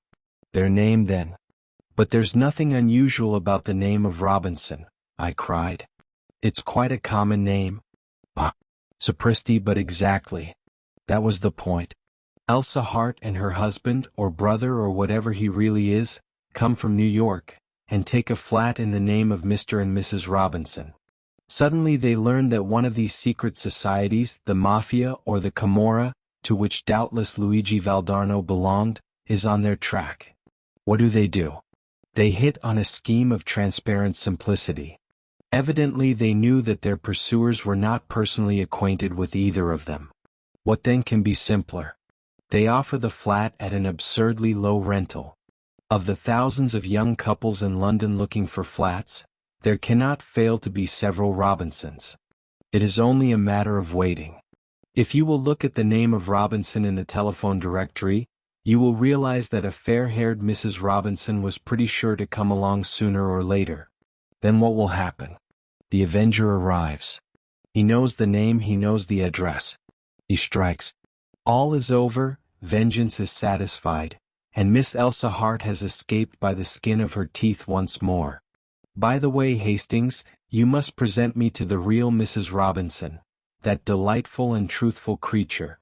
What will they think when they find their flat has been broken into? We must hurry back. Ah, that sounds like Jap and his friends arriving. A mighty tattoo sounded on the knocker. How did you know this address? I asked as I followed Poirot out into the hall. Oh, of course, you had the first Mrs. Robinson followed when she left the other flat. A la bonne heure, Hastings. You use your grey cells at last. Now for a little surprise for Jap. Softly unbolting the door, he stuck the cat's head round the edge and ejaculated a piercing meow. The Scotland Yard inspector, who was standing outside with another man, jumped in spite of himself. Oh, it's only Monsieur Poirot at one of his little jokes, he exclaimed as Poirot's head followed that of the cat. Let us in, monsieur. You have our friends safe and sound? Yes, we've got the birds all right. But they hadn't got the goods with them. I see. So you come to search. Well, I am about to depart with Hastings, but I should like to give you a little lecture upon the history and habits of the domestic cat. For the Lord's sake, have you gone completely balmy? The cat, declaimed Poirot, was worshipped by the ancient Egyptians. It is still regarded as a symbol of good luck if a black cat crosses your path. This cat crossed your path tonight, Jap. To speak of the interior of any animal or any person is not, I know, considered polite in England. But the interior of this cat is perfectly delicate. I refer to the lining. With a sudden grunt, the second man seized the cat from Poirot's hand. Oh, I forgot to introduce you, said Jap. Mr. Poirot, this is Mr. Byrd of the United States Secret Service. The American's trained fingers had felt what he was looking for. He held out his hand and for a moment speech failed him. Then he rose to the occasion. Pleased to meet you, said Mr. Byrd. For the mystery of Hunter's Lodge. After all, murmured Poirot, it is possible that I shall not die this time. Coming from a convalescent influenza patient, I hailed the remark as showing a beneficial optimism. I myself had been the first sufferer from the disease. Poirot in his turn had gone down. He was now sitting up in bed, propped up with pillows, his head muffled in a woolen shawl, and was slowly sipping a particularly noxious tisane which I had prepared according to his directions. His eye rested with pleasure upon a neatly graduated row of medicine bottles which adorned the mantelpiece. Yes, yes, my little friend continued. Once more shall I be myself again, the great Hercule Poirot, the terror of evildoers. Figure to yourself, mon ami, that I have a little paragraph to myself in society gossip. But yes, here it is. Go it, criminals all out. Hercule Poirot, and believe me girls, he's some Hercules. Our own pet society detective can't get a grip on you. 'Cause what? 'Cause he's got la grip himself? I laughed. Good for you, Poirot. You are becoming quite a public character. And fortunately you haven't missed anything of particular interest during this time. That is true. The few cases I have had to decline did not fill me with any regret. Our landlady stuck her head in at the door.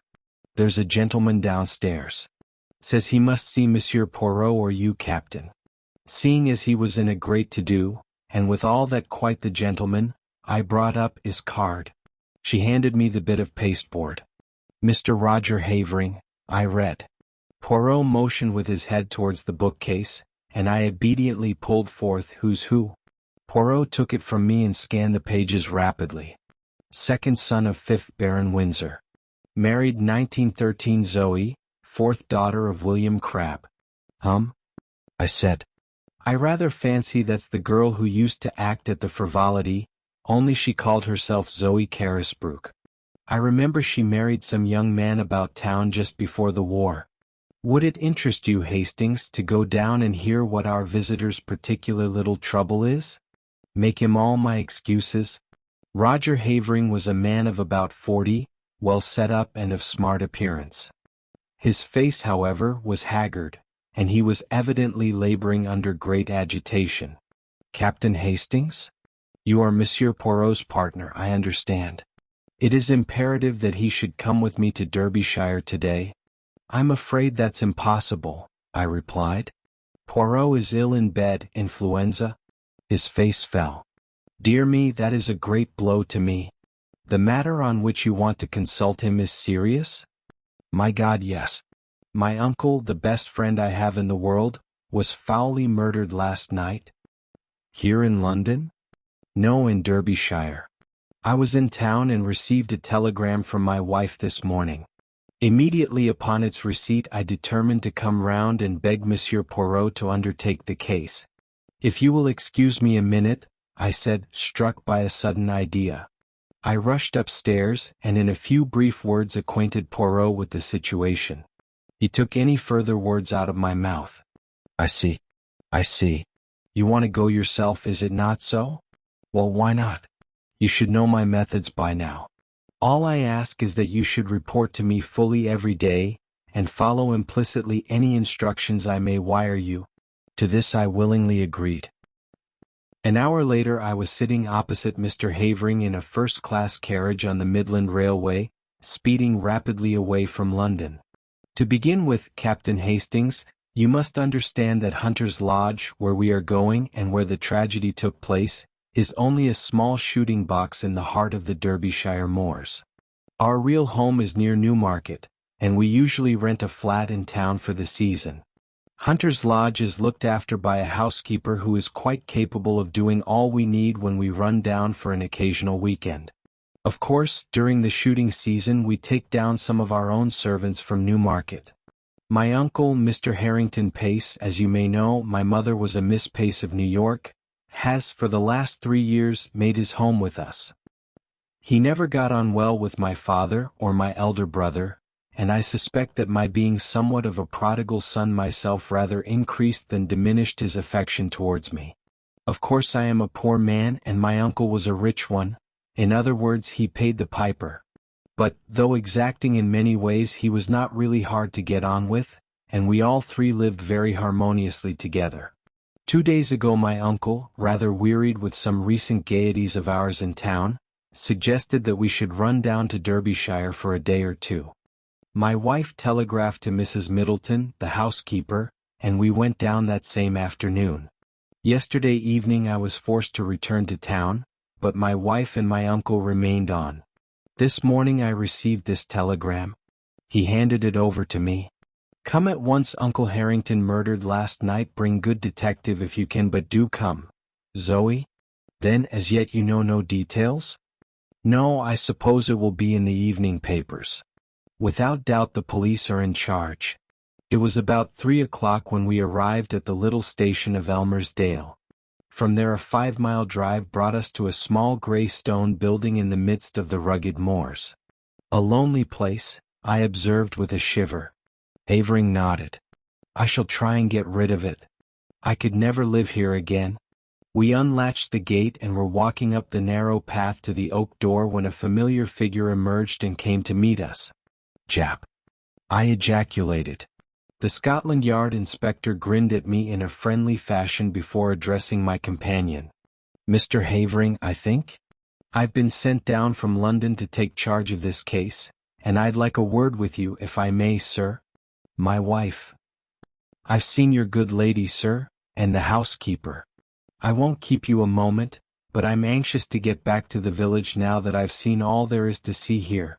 I know nothing as yet as to what. Exactly, said Jap soothingly.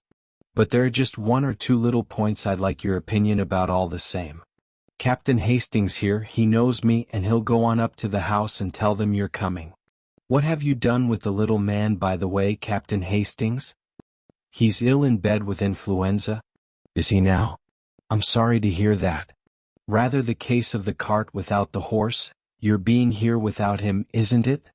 And on his rather ill-timed jest I went on to the house. I rang the bell as Jap had closed the door behind him. After some moments it was opened to me by a middle-aged woman in black. "Mr. Havering will be here in a moment," I explained. "He has been detained by the inspector. I have come down with him from London to look into the case. Perhaps you can tell me briefly what occurred last night? Come inside, sir." She closed the door behind me and we stood in the dimly lighted hall. "It was after dinner last night, sir, that the man came. He asked to see Mr. Pace, sir, and seeing that he spoke the same way, I thought it was an American gentleman friend of Mr. Pace's, and I showed him into the gun room, and then went to tell Mr. Pace. He wouldn't give any name, which of course was a bit odd now I come to think of it. I told Mr. Pace and he seemed puzzled like, but he said to the mistress, 'Excuse me, Zoe, while I just see what this fellow wants.' He went off to the gun room and I went back to the kitchen, but after a while I heard loud voices as if they were quarreling and I came out into the hall. At the same time, the mistress she comes out too, and just then there was a shot and then a dreadful silence. We both ran to the gunroom door, but it was locked and we had to go round to the window. It was open and there inside was Mr. Pace, all shot and bleeding. What became of the man? He must have got away through the window, sir, before we got to it. And then? Mrs. Havering sent me to fetch the police. 5 miles to walk it was. They came back with me and the constable he stayed all night, and this morning the police gentleman from London arrived. What was this man like who called to see Mr. Pace? The housekeeper reflected. He had a black beard, sir, and was about middle-aged and had on a light overcoat. Beyond the fact that he spoke like an American, I didn't notice much about him." "I see. Now I wonder if I can see Mrs. Havering?" "She's upstairs, sir." "Shall I tell her?" "If you please. Tell her that Mr. Havering is outside with Inspector Japp, and that the gentleman he has brought back with him from London is anxious to speak to her as soon as possible." "Very good, sir." I was in a fever of impatience to get at all the facts. Japp had 2 or 3 hours start of me, and his anxiety to be gone made me keen to be close at his heels. Mrs. Havering did not keep me waiting long. In a few minutes I heard a light step descending the stairs, and looked up to see a very handsome young woman coming towards me. She wore a flame-colored jumper that set off the slender boyishness of her figure. On her dark head was a little hat of flame-colored leather. Even the present tragedy could not dim the vitality of her personality. I introduced myself and she nodded in quick comprehension. "Of course I have often heard of you and your colleague Monsieur Poirot. You have done some wonderful things together, haven't you? It was very clever of my husband to get you so promptly. Now will you ask me questions? That is the easiest way, isn't it, of getting to know all you want to about this dreadful affair?" "Thank you, Mrs. Havering. Now what time was it that this man arrived?" "It must have been just before 9 o'clock. We had finished dinner and were sitting over our coffee and cigarettes." "Your husband had already left for London?" "Yes, he went up by the 6.15. Did he go by car to the station or did he walk?" "Our own car isn't down here. One came out from the garage in Elmersdale to fetch him in time for the train." "Was Mr. Pace quite his usual self?" "Absolutely. Most normal in every way. Now, can you describe this visitor at all?" "I'm afraid not. I didn't see him. Mrs. Middleton showed him straight into the gun room and then came to tell my uncle." "What did your uncle say?" "He seemed rather annoyed but went off at once." It was about 5 minutes later that I heard the sound of raised voices. I ran out into the hall and almost collided with Mrs. Middleton. Then we heard the shot. The gunroom door was locked on the inside and we had to go right round the house to the window. Of course that took some time, and the murderer had been able to get well away. My poor uncle, her voice faltered, had been shot through the head. I saw at once that he was dead. I sent Mrs. Middleton for the police. I was careful to touch nothing in the room but to leave it exactly as I found it. I nodded approval. "Now, as to the weapon? Well, I can make a guess at it, Captain Hastings. A pair of revolvers of my husband's were mounted upon the wall. One of them is missing. I pointed this out to the police and they took the other one away with them. When they have extracted the bullet, I suppose they will know for certain. May I go to the gun room? Certainly. The police have finished with it. But the body has been removed. She accompanied me to the scene of the crime. At that moment Havering entered the hall, and with a quick apology his wife ran to him. I was left to undertake my investigations alone. I may as well confess at once that they were rather disappointing. In detective novels clues abound, but here I could find nothing that struck me as out of the ordinary except a large blood stain on the carpet where I judged the dead man had fallen. I examined everything with painstaking care and took a couple of pictures of the room with my little camera which I had brought with me. I also examined the ground outside the window, but it appeared to have been so heavily trampled underfoot that I judged it was useless to waste time over it. No, I had seen all that Hunter's Lodge had to show me. I must go back to Elmersdale and get into touch with Jap. Accordingly I took leave of the Haverings, and was driven off in the car that had brought us up from the station.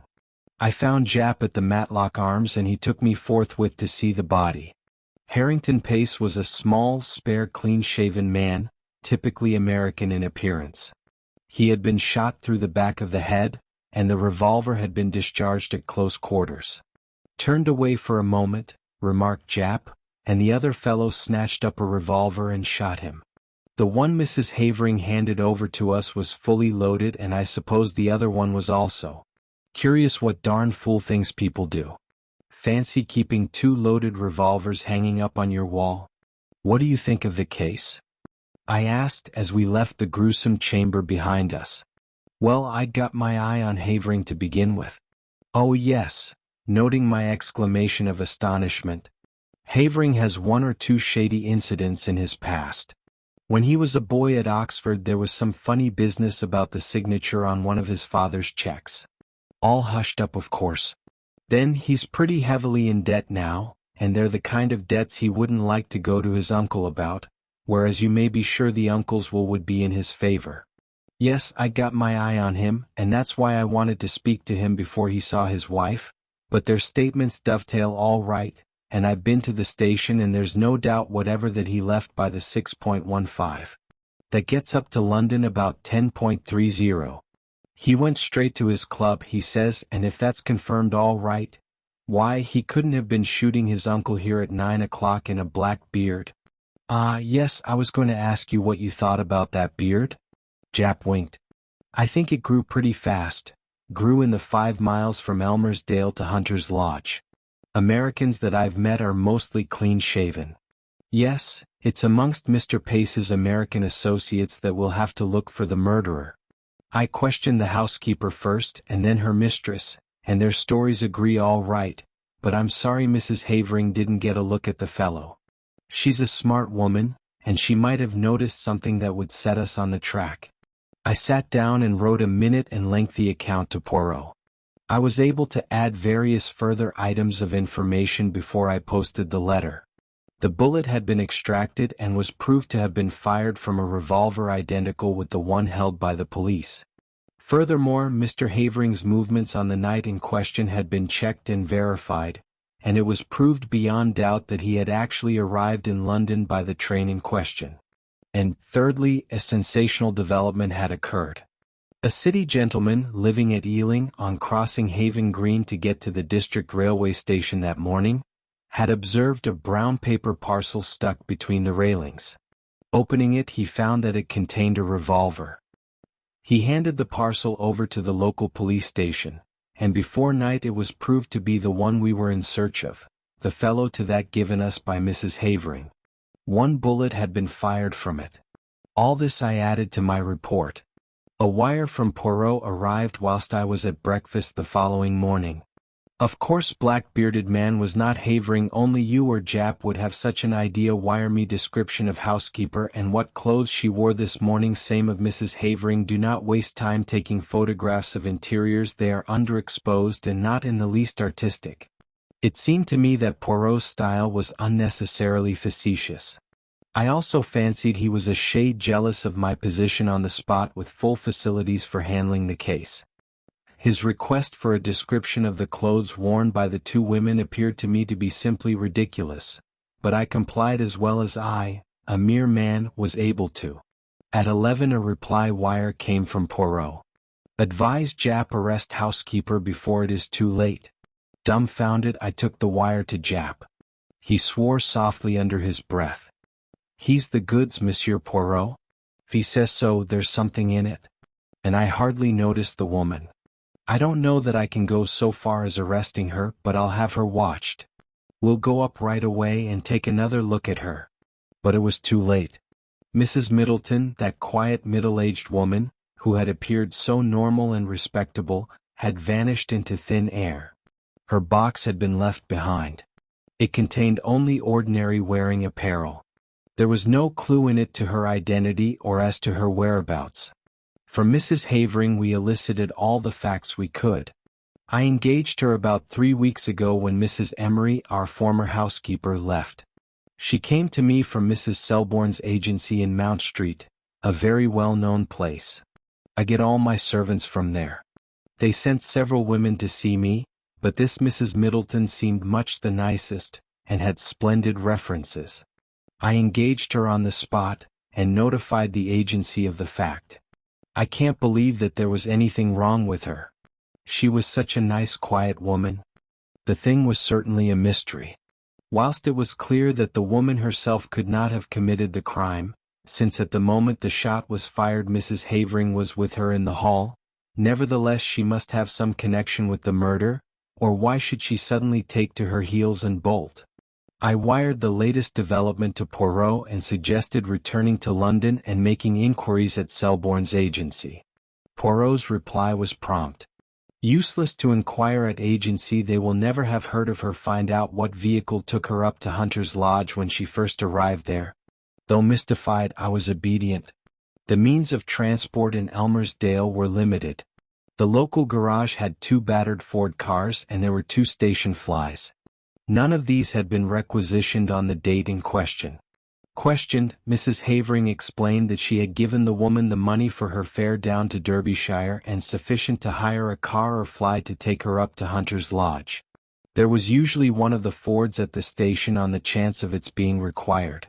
Taking into consideration the further fact that nobody at the station had noticed the arrival of a stranger, black-bearded or otherwise, on the fatal evening, everything seemed to point to the conclusion that the murderer had come to the spot in a car, which had been waiting near at hand to aid his escape, and that the same car had brought the mysterious housekeeper to her new post. I may mention that inquiries at the agency in London bore out Poirot's prognostication. No such woman as Mrs. Middleton had ever been on their books. They had received the Honourable Mrs. Havering's application for a housekeeper, and had sent her various applicants for the post. When she sent them the engagement fee, she omitted to mention which woman she had selected. Somewhat crestfallen, I returned to London. I found Poirot established in an armchair by the fire in a garish silk dressing gown. He greeted me with much affection. Mon ami Hastings. But how glad I am to see you. Veritably I have for you a great affection. And you have enjoyed yourself? You have run to and fro with the good Jap? You have interrogated and investigated to your heart's content? Poirot, I cried, the thing's a dark mystery. It will never be solved. It is true that we are not likely to cover ourselves with glory over it. No indeed. It's a hard nut to crack. Oh, as far as that goes, I am very good at cracking the nuts. A veritable squirrel. It is not that which embarrasses me. I know well enough who killed Mr. Harrington Pace. You know? How did you find out? Your illuminating answers to my wires supplied me with the truth. See here, Hastings, let us examine the facts methodically and in order. Mr. Harrington Pace is a man with a considerable fortune which at his death will doubtless pass to his nephew. Point number 1. His nephew is known to be desperately hard up. Point number 2. His nephew is also known to be, shall we say, a man of rather loose moral fiber? Point number 3. But Roger Havering is proved to have journeyed straight up to London.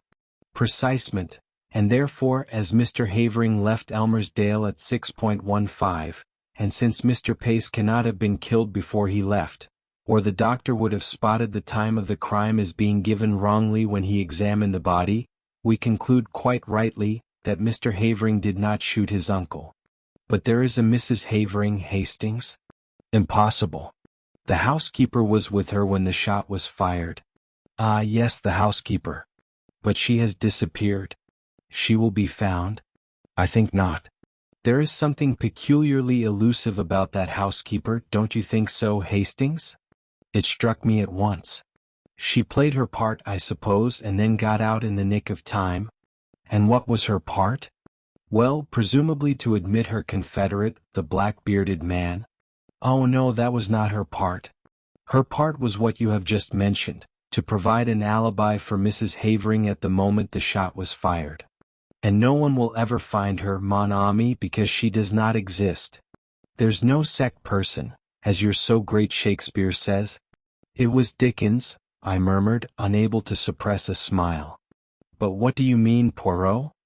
I mean that Zoe Havering was an actress before her marriage, that you and Jap only saw the housekeeper in a dark hall, a dim middle-aged figure in black with a faint subdued voice, and finally that neither you nor Jap, nor the local police whom the housekeeper fetched, ever saw Mrs. Middleton and her mistress at one and the same time. It was child's play for that clever and daring woman.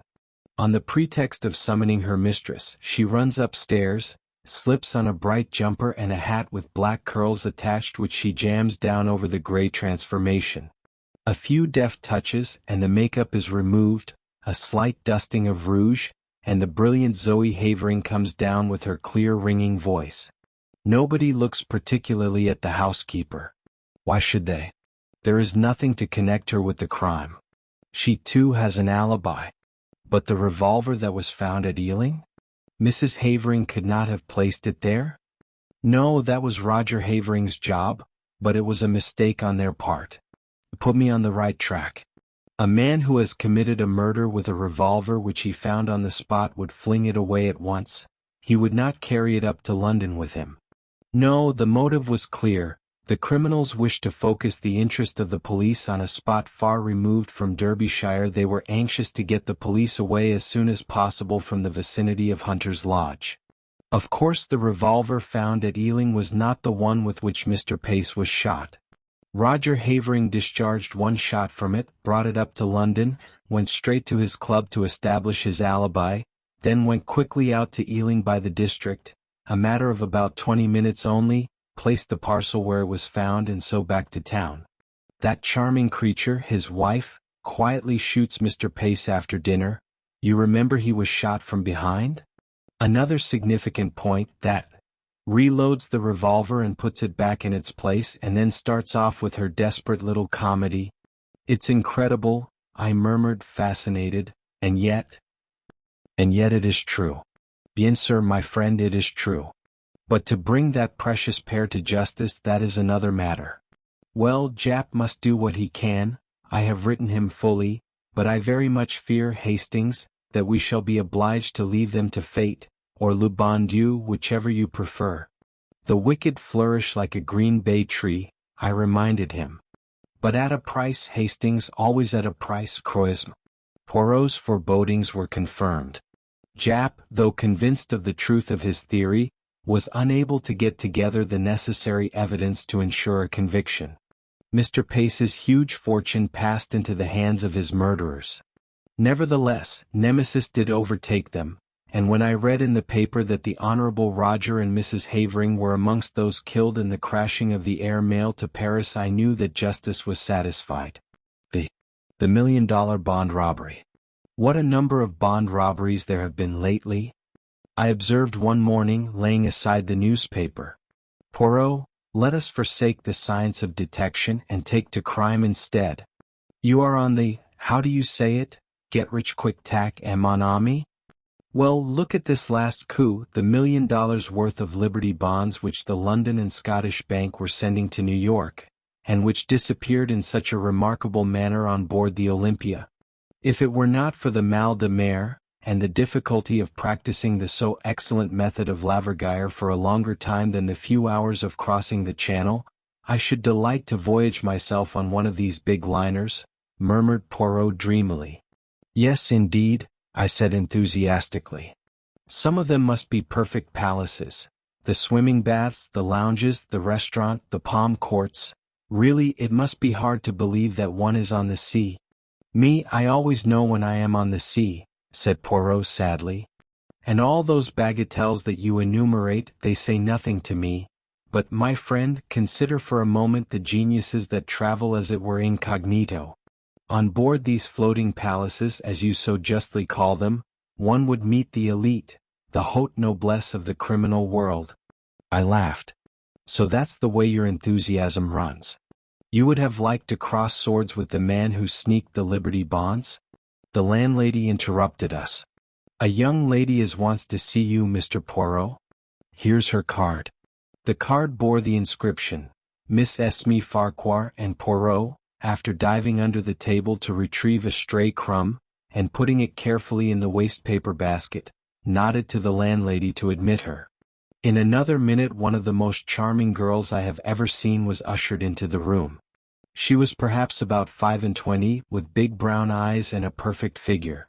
She was well dressed and perfectly composed in manner.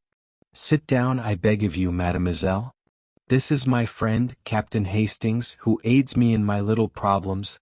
I am afraid it is a big problem I have brought you today, Monsieur Poirot, said the girl, giving me a pleasant bow as she seated herself. I dare say you have read about it in the papers. I am referring to the theft of Liberty bonds on the Olympia. Some astonishment must have shown itself in Poirot's face, for she continued quickly, You are doubtless asking yourself what I have to do with a grave institution like the London and Scottish Bank. In one sense nothing, in another sense everything.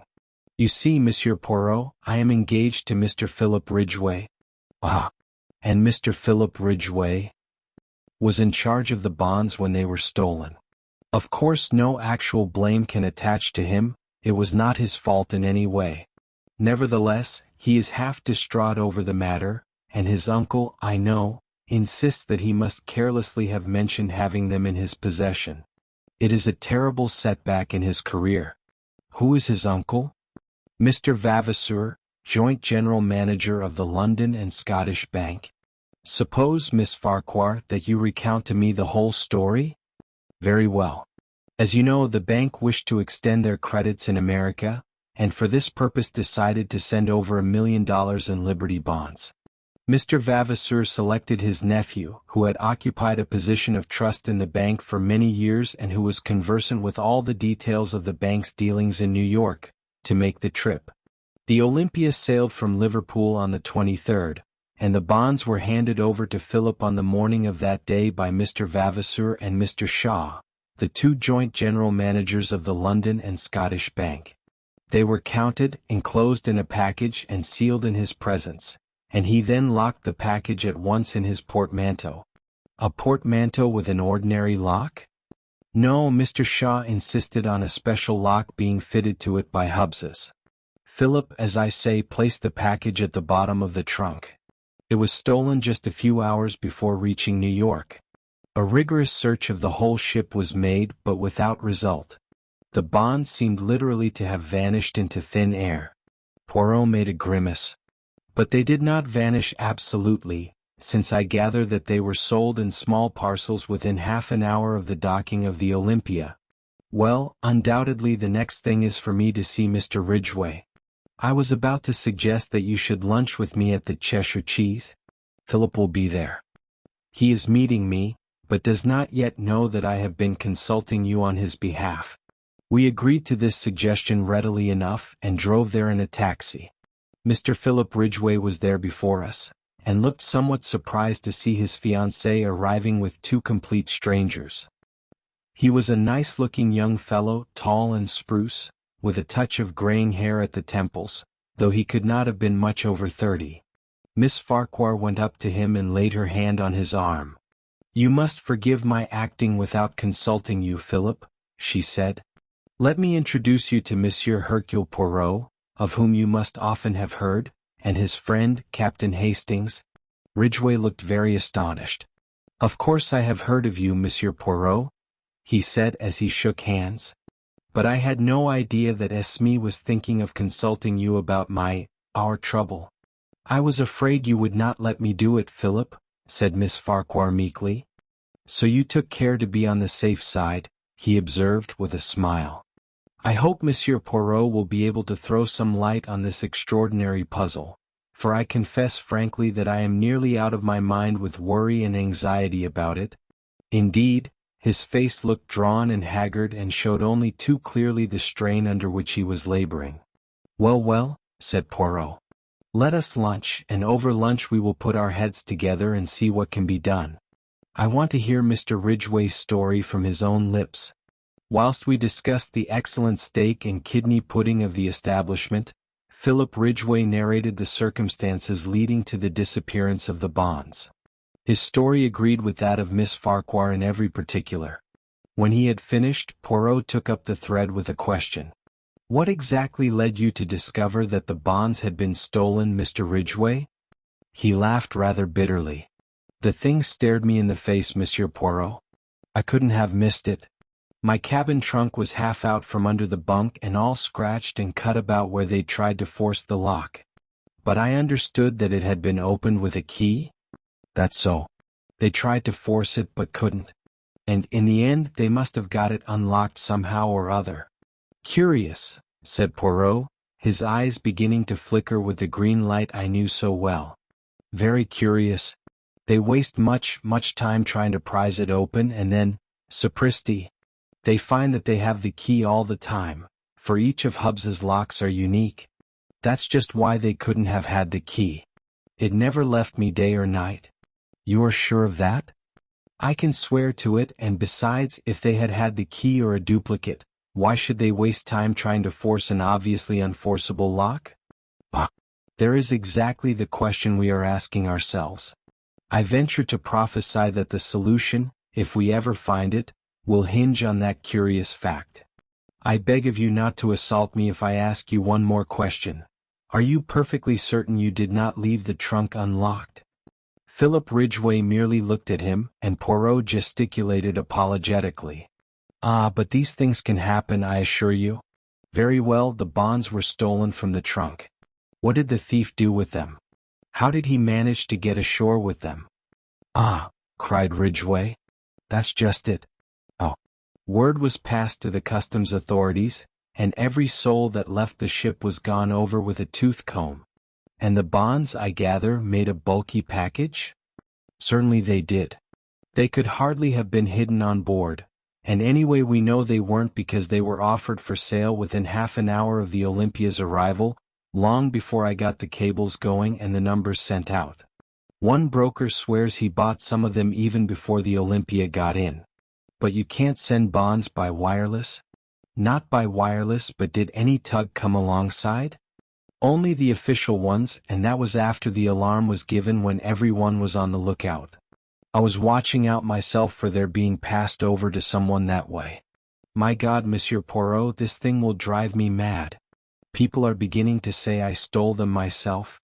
But you also were searched on landing, weren't you? Asked Poirot gently. Yes. The young man stared at him in a puzzled manner. You do not catch my meaning, I see, said Poirot, smiling enigmatically. Now I should like to make a few inquiries at the bank. Ridgway produced a card and scribbled a few words on it. Send this in and my uncle will see you at once.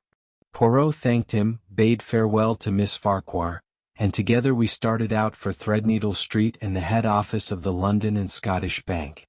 On production of Ridgway's card, we were led through the labyrinth of counters and desks, skirting paying-in clerks and paying-out clerks and up to a small office on the first floor where the joint general managers received us. They were two grave gentlemen who had grown gray in the service of the bank. Mr. Vavasour had a short white beard, Mr. Shaw was clean-shaven. I understand you are strictly a private inquiry agent? Said Mr. Vavasour. Quite so, quite so. We have, of course, placed ourselves in the hands of Scotland Yard. Inspector McNeil has charge of the case. A very able officer, I believe. "I am sure of it," said Poirot politely. "You will permit a few questions on your nephew's behalf? About this lock, who ordered it from Hubs's?" "I ordered it myself," said Mr. Shaw. "I would not trust to any clerk in the matter. As to the keys, Mr. Ridgway had one, and the other two are held by my colleague and myself." "And no clerk has had access to them?" Mr. Shaw turned inquiringly to Mr. Vavasour. "I think I am correct in saying that they have remained in the safe where we placed them on the 23rd, said Mr. Vavasour. "My colleague was unfortunately taken ill a fortnight ago, in fact on the very day that Philip left us. He has only just recovered. Severe bronchitis is no joke to a man of my age," said Mr. Shaw ruefully. "But I am afraid Mr. Vavasour has suffered from the hard work entailed by my absence, especially with this unexpected worry coming on top of everything."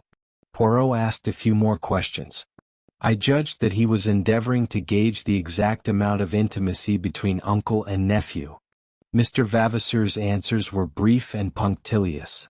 His nephew was a trusted official of the bank, and had no debts or money difficulties that he knew of.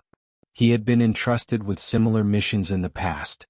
Finally we were politely bowed out. "I am disappointed," said Poirot as we emerged into the street. "You hope to discover more? They are such stodgy old men."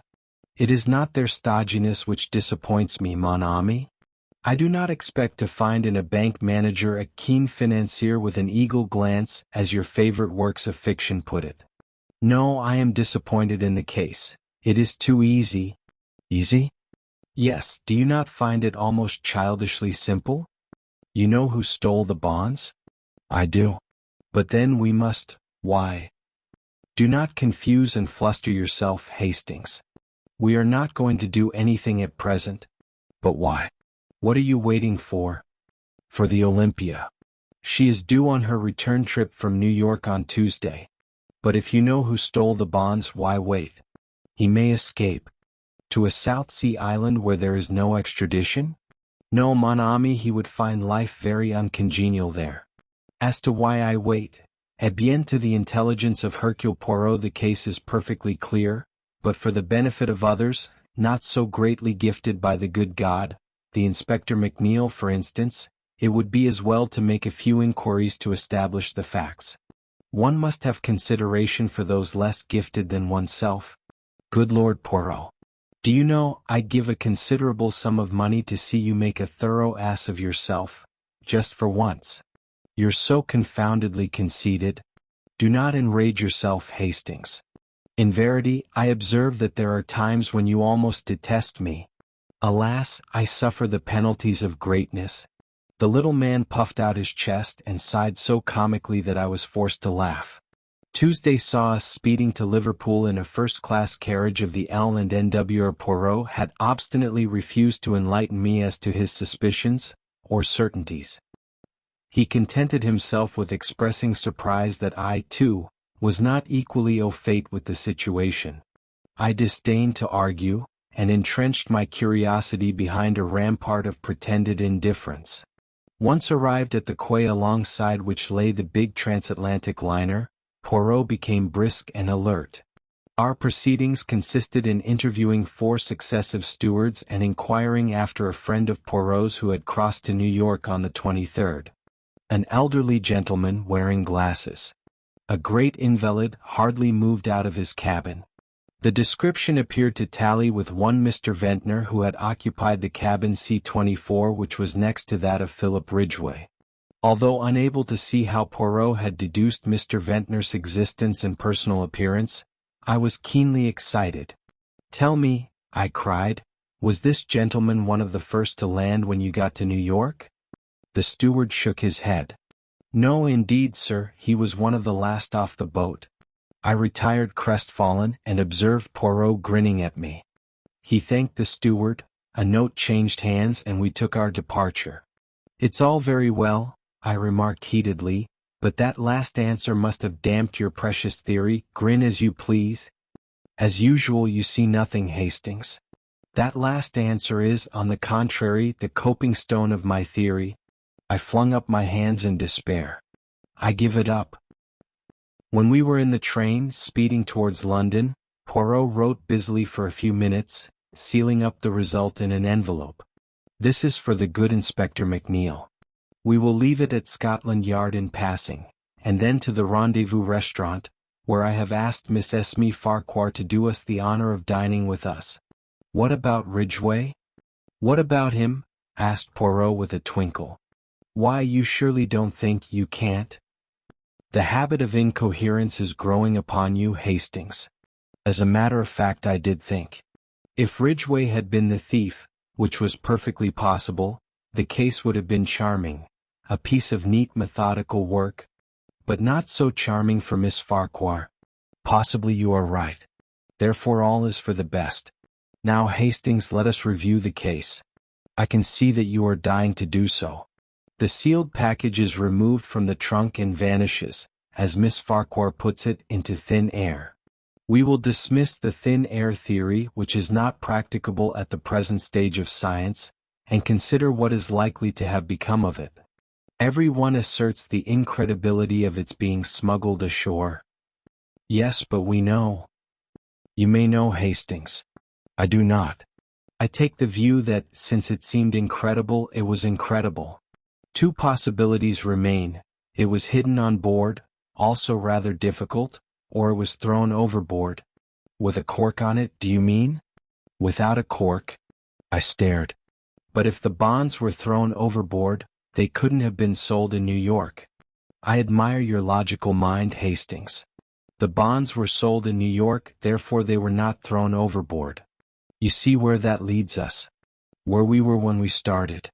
Jameda Lavi. If the package was thrown overboard and the bonds were sold in New York, the package could not have contained the bonds. Is there any evidence that the package did contain the bonds? Remember, Mr. Ridgway never opened it from the time it was placed in his hands in London." "Yes, but then—" Poirot waved an impatient hand. "Permit me to continue. The last moment that the bonds are seen as bonds is in the office of the London and Scottish Bank on the morning of the 23rd. They reappear in New York half an hour after the Olympia gets in, and according to one man whom nobody listens to, actually before she gets in. Supposing then that they have never been on the Olympia at all? Is there any other way they could get to New York?" "Yes. The Gigantic leaves Southampton on the same day as the Olympia, and she holds the record for the Atlantic. Mailed by the Gigantic, the bonds would be in New York the day before the Olympia arrived. All is clear, the case begins to explain itself. The sealed packet is only a dummy, and the moment of its substitution must be in the office in the bank. It would be an easy matter for any of the three men present to have prepared a duplicate package which could be substituted for the genuine one.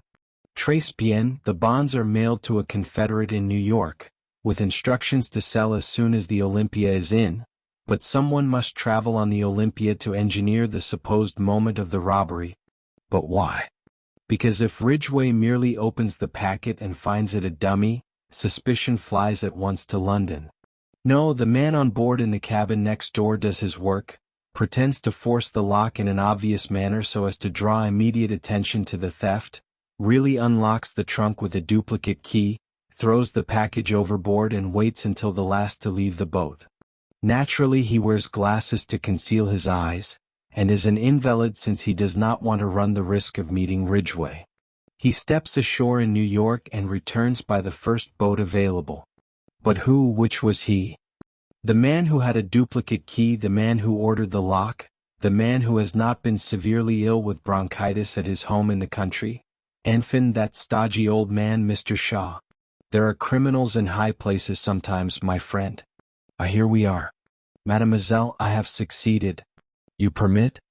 And beaming, Poirot kissed the astonished girl lightly on either cheek. The Adventure of the Egyptian Tomb. I have always considered that one of the most thrilling and dramatic of the many adventures I have shared with Poirot was that of our investigation into the strange series of deaths which followed upon the discovery and opening of the tomb of King Menharare. Hard upon the discovery of the tomb of Tutankhamen by Lord Carnarvon, Sir John Willard and Mr. Blaibner of New York, pursuing their excavations not far from Cairo, in the vicinity of the pyramids of Gizeh, came unexpectedly on a series of funeral chambers. The greatest interest was aroused by their discovery. The tomb appeared to be that of King Menher, one of those shadowy kings of the 8th dynasty, when the old kingdom was falling to decay.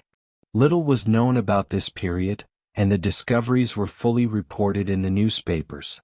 An event soon occurred which took a profound hold on the public mind. Sir John Willard died quite suddenly of heart failure. The more sensational newspapers immediately took the opportunity of reviving all the old superstitious stories connected with the ill luck of certain Egyptian treasures. The unlucky mummy at the British Museum, that hoary old chestnut, was dragged out with fresh zest, was quietly denied by the museum, but nevertheless enjoyed all its usual vogue. A fortnight later Mr. Blaibner died of acute blood poisoning, and a few days afterwards a nephew of his shot himself in New York. The curse of Menher was the talk of the day, and the magic power of dead and gone Egypt was exalted to a fetish point. It was then that Poirot received a brief note from Lady Willard, widow of the dead archaeologist, asking him to go and see her at her house in Kensington Square. I accompanied him. Lady Willard was a tall, thin woman, dressed in deep mourning. Her haggard face bore eloquent testimony to her recent grief. "It is kind of you to have come so promptly, Monsieur Poirot. I am at your service, Lady Willard. You wish to consult me? You are, I am aware, a detective, but it is not only as a detective that I wish to consult you. You are a man of original views. I know you have imagination, experience of the world. Tell me, Monsieur Poirot, what are your views on the supernatural?" Poirot hesitated for a moment before he replied. He seemed to be considering. Finally he said, "Let us not misunderstand each other, Lady Willard. It is not a general question that you are asking me there. It has a personal application, has it not? You are referring obliquely to the death of your late husband?"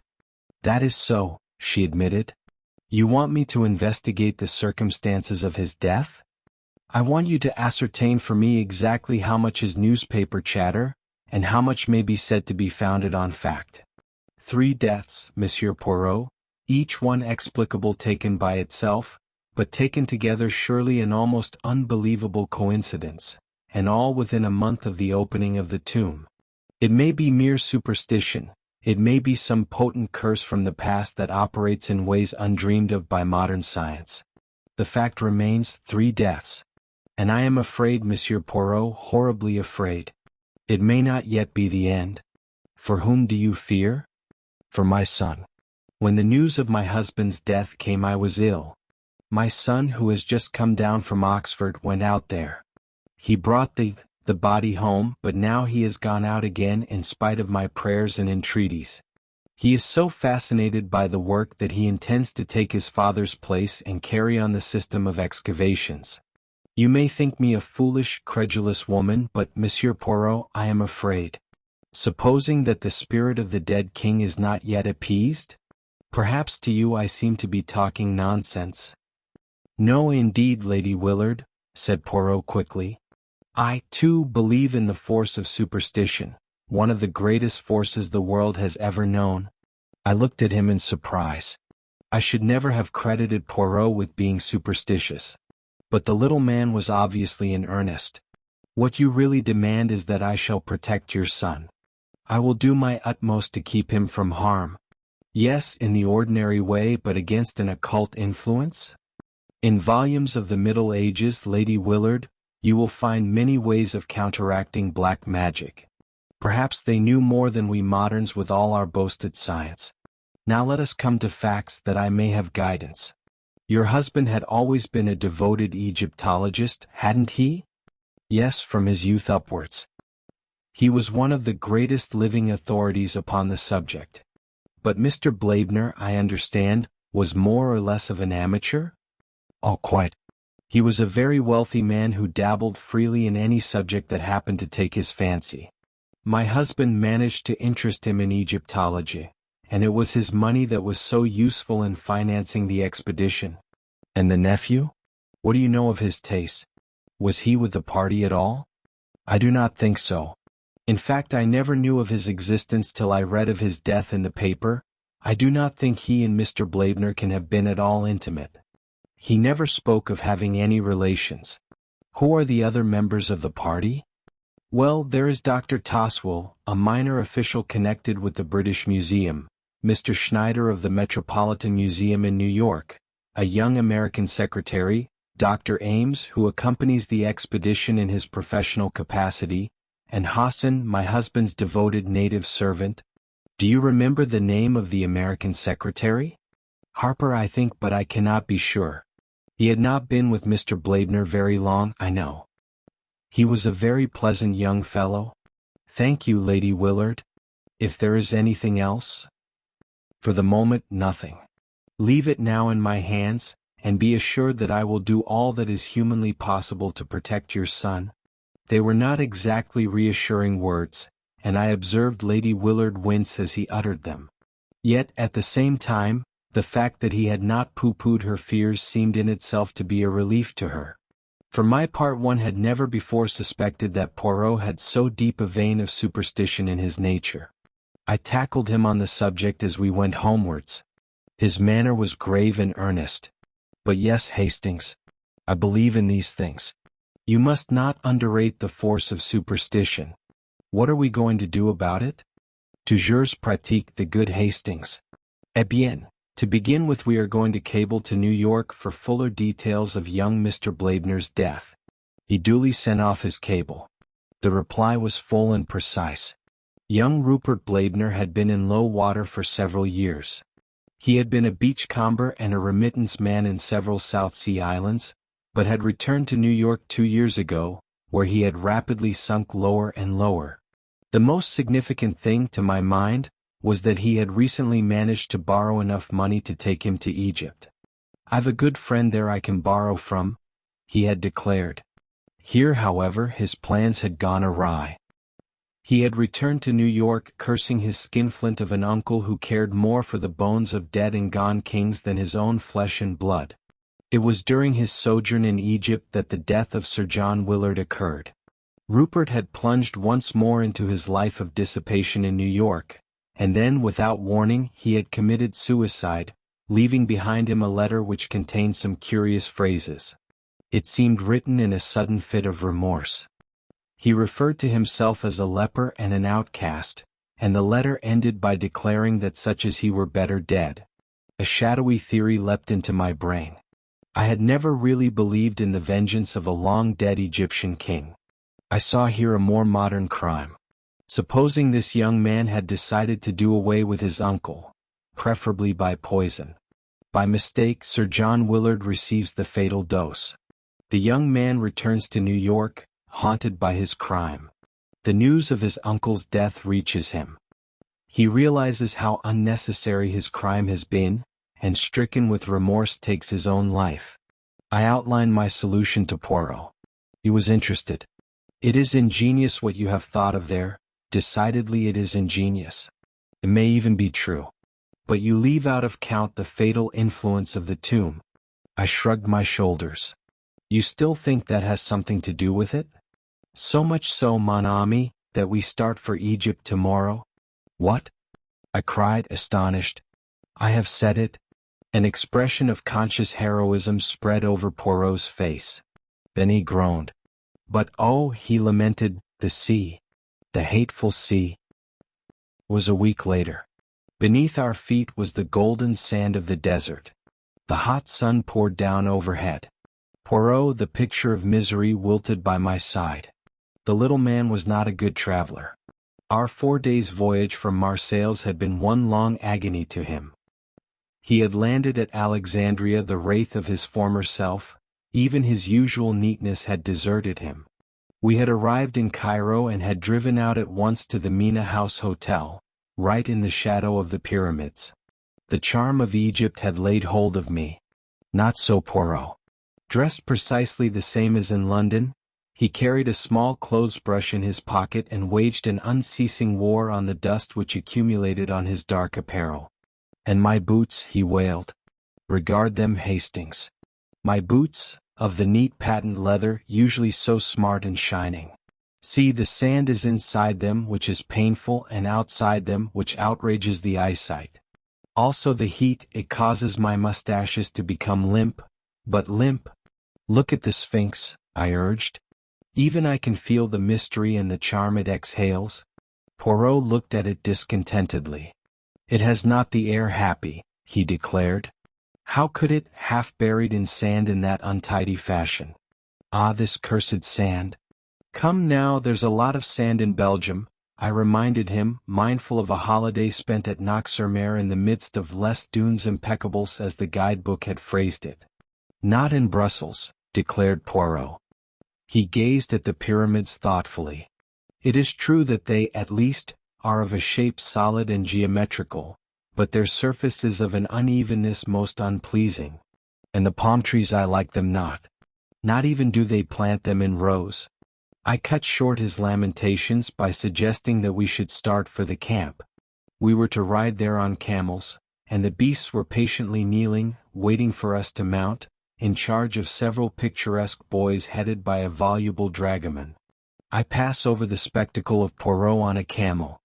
He started by groans and lamentations and ended by shrieks, gesticulations and invocations to the Virgin Mary and every saint in the calendar. In the end, he descended ignominiously and finished the journey on a diminutive donkey. I must admit that a trotting camel is no joke for the amateur. I was stiff for several days. At last we neared the scene of the excavations. A sunburnt man with a grey beard, in white clothes and wearing a helmet, came to meet us. Monsieur Poirot and Captain Hastings? We received your cable. I'm sorry that there was no one to meet you in Cairo. An unforeseen event occurred which completely disorganized our plans. Poirot paled. His hand, which had stolen to his clothes-brush, stayed its course. Not another death? He breathed. Yes. Sir Guy Willard? I cried. No, Captain Hastings. My American colleague, Mr. Schneider. And the cause? Demanded Poirot. Tetanus. I blanched. All around me I seemed to feel an atmosphere of evil, subtle and menacing. A horrible thought flashed across me. Supposing I were the next? Mon Dieu, said Poirot in a very low voice, I do not understand this. It is horrible. Tell me, monsieur, there is no doubt that it was tetanus? I believe not. But Dr. Ames will tell you more than I can do. Ah, of course you are not the doctor. My name is Toswell. This, then, was the British expert described by Lady Willard as being a minor official at the British Museum. There was something at once grave and steadfast about him that took my fancy. If you will come with me, continued Dr. Toswell, I will take you to Sir Guy Willard. He was most anxious to be informed as soon as you should arrive. We were taken across the camp to a large tent. Dr. Toswell lifted up the flap and we entered. 3 men were sitting inside. Monsieur Poirot and Captain Hastings have arrived, Sir Guy, said Toswell. The youngest of the 3 men jumped up and came forward to greet us. There was a certain impulsiveness in his manner which reminded me of his mother. He was not nearly so sunburnt as the others, and that fact, coupled with a certain haggardness round the eyes, made him look older than his 22 years. He was clearly endeavoring to bear up under a severe mental strain. He introduced his 2 companions, Dr. Ames, a capable-looking man of 30-odd, with a touch of graying hair at the temples, and Mr. Harper, the secretary, a pleasant lean young man wearing the national insignia of horn-rimmed spectacles. After a few minutes' desultory conversation the latter went out, and Dr. Toswell followed him. We were left alone with Sir Guy and Dr. Ames. Please ask any questions you want to ask, Monsieur Poirot, said Willard. We are utterly dumbfounded at this strange series of disasters, but it can't be anything but coincidence. There was a nervousness about his manner which rather belied the words. I saw that Poirot was studying him keenly. Your heart is really in this work, Sir Guy? Rather. No matter what happens or what comes of it, the work is going on. Make up your mind to that. Poirot wheeled round on the other. What have you to say to that, Monsieur le Docteur? Well, drawled the doctor, I'm not for quitting myself. Poirot made one of those expressive grimaces of his. Then, evidement, we must find out just how we stand. When did Mr. Schneider's death take place? 3 days ago. You are sure it was tetanus? Dead sure. It couldn't have been a case of strychnine poisoning, for instance? No, Monsieur Poirot. I see what you're getting at. But it was a clear case of tetanus? Did you not inject anti-serum? Certainly we did, said the doctor dryly. Every conceivable thing that could be done was tried. Had you the anti-serum with you? No. We procured it from Cairo. Have there been any other cases of tetanus in the camp? No, not one. Are you certain that the death of Mr. Blaibner was not due to tetanus? Absolutely plumb certain. He had a scratch upon his thumb which became poisoned, and septicemia set in. It sounds pretty much the same to a layman, I dare say, but the two things are entirely different. Then we have 4 deaths, all totally dissimilar, 1 heart failure, 1 blood poisoning, 1 suicide and 1 tetanus. Exactly, Monsieur Poirot. Are you certain that there is nothing which might link the 4 together? I don't quite understand you. I will put it plainly. Was any act committed by those 4 men which might seem to denote disrespect to the spirit of Menherere? The doctor gazed at Poirot in astonishment. You're talking through your hat, Monsieur Poirot? Surely you've not been guyed into believing all that fool talk? Absolute nonsense, muttered Willard angrily. Poirot remained placidly immovable, blinking a little out of his green cat's eyes.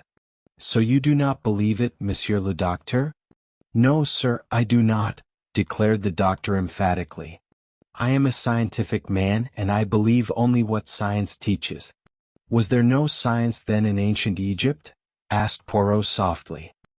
He did not wait for a reply, and indeed Dr. Ames seemed rather at a loss for the moment. No, no, do not answer me, but tell me this. What do the native workmen think? I guess, said Dr. Ames, that, where white folk lose their heads, natives aren't going to be far behind. I'll admit that they're getting what you might call scared, but they've no cause to be. I wonder, said Poirot non-committally. Sir Guy leant forward. Surely, he cried incredulously, you cannot believe in, oh, but the thing's absurd.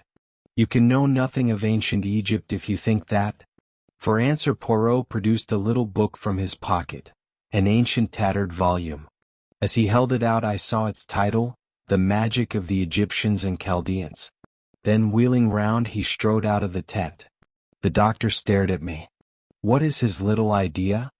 The phrase, so familiar on Poirot's lips, made me smile as it came from another.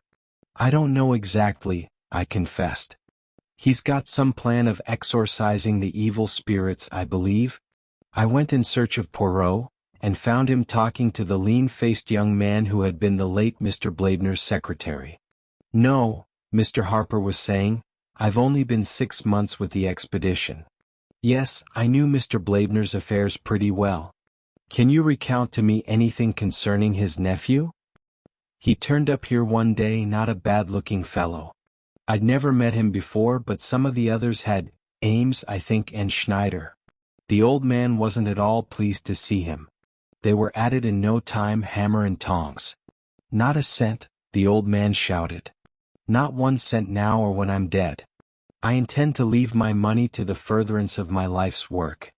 I've been talking it over with Mr. Schneider today, and a bit more of the same. Young Blaibner lit out for Cairo right away. Was he in perfectly good health at the time? The old man? No, the young one. I believe he did mention there was something wrong with him.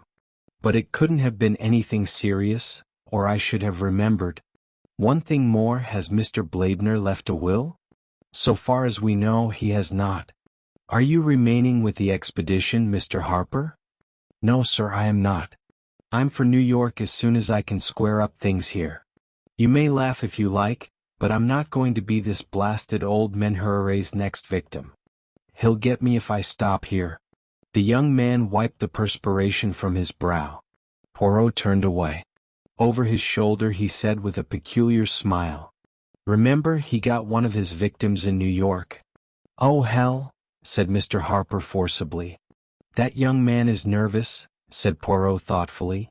He is on the edge, but absolutely on the edge. I glanced at Poirot curiously, but his enigmatical smile told me nothing. In company with Sir Guy Willard and Dr. Toswell, we were taken round the excavations.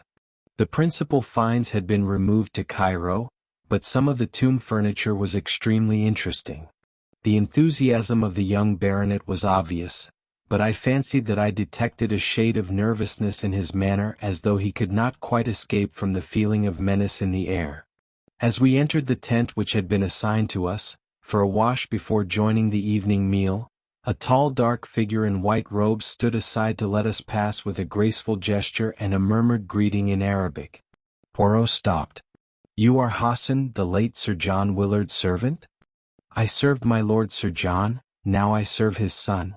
He took a step nearer to us and lowered his voice. "You are a wise one, they say, learned in dealing with evil spirits. Let the young master depart from here. There is evil in the air around us." And with an abrupt gesture, not waiting for a reply, he strode away. "Evil in the air," muttered Poirot. "Yes, I feel it." Our meal was hardly a cheerful one. The floor was left to Dr. Toswell, who discoursed at length upon Egyptian antiquities. Just as we were preparing to retire to rest, Sir Guy caught Poirot by the arm and pointed. A shadowy figure was moving amidst the tents. It was no human one. I recognized distinctly the dog-headed figure I had seen carved on the walls of the tomb. My blood literally froze at the sight. "Mon Dieu," murmured Poirot, crossing himself vigorously. "Anubis, the jackal-headed, the god of departing souls." "Someone is hoaxing us," cried Dr. Toswell, rising indignantly to his feet. "It went into your tent, Harper," muttered Sir Guy, his face dreadfully pale. "No," said Poirot, shaking his head, "into that of the Dr. Ames." The doctor stared at him incredulously. Then, repeating Dr. Toswell's words, he cried, "Someone is hoaxing us. Come, we'll soon catch the fellow." He dashed energetically in pursuit of the shadowy apparition.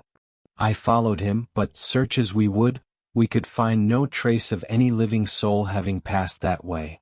We returned, somewhat disturbed in mind, to find Poirot taking energetic measures in his own way to ensure his personal safety.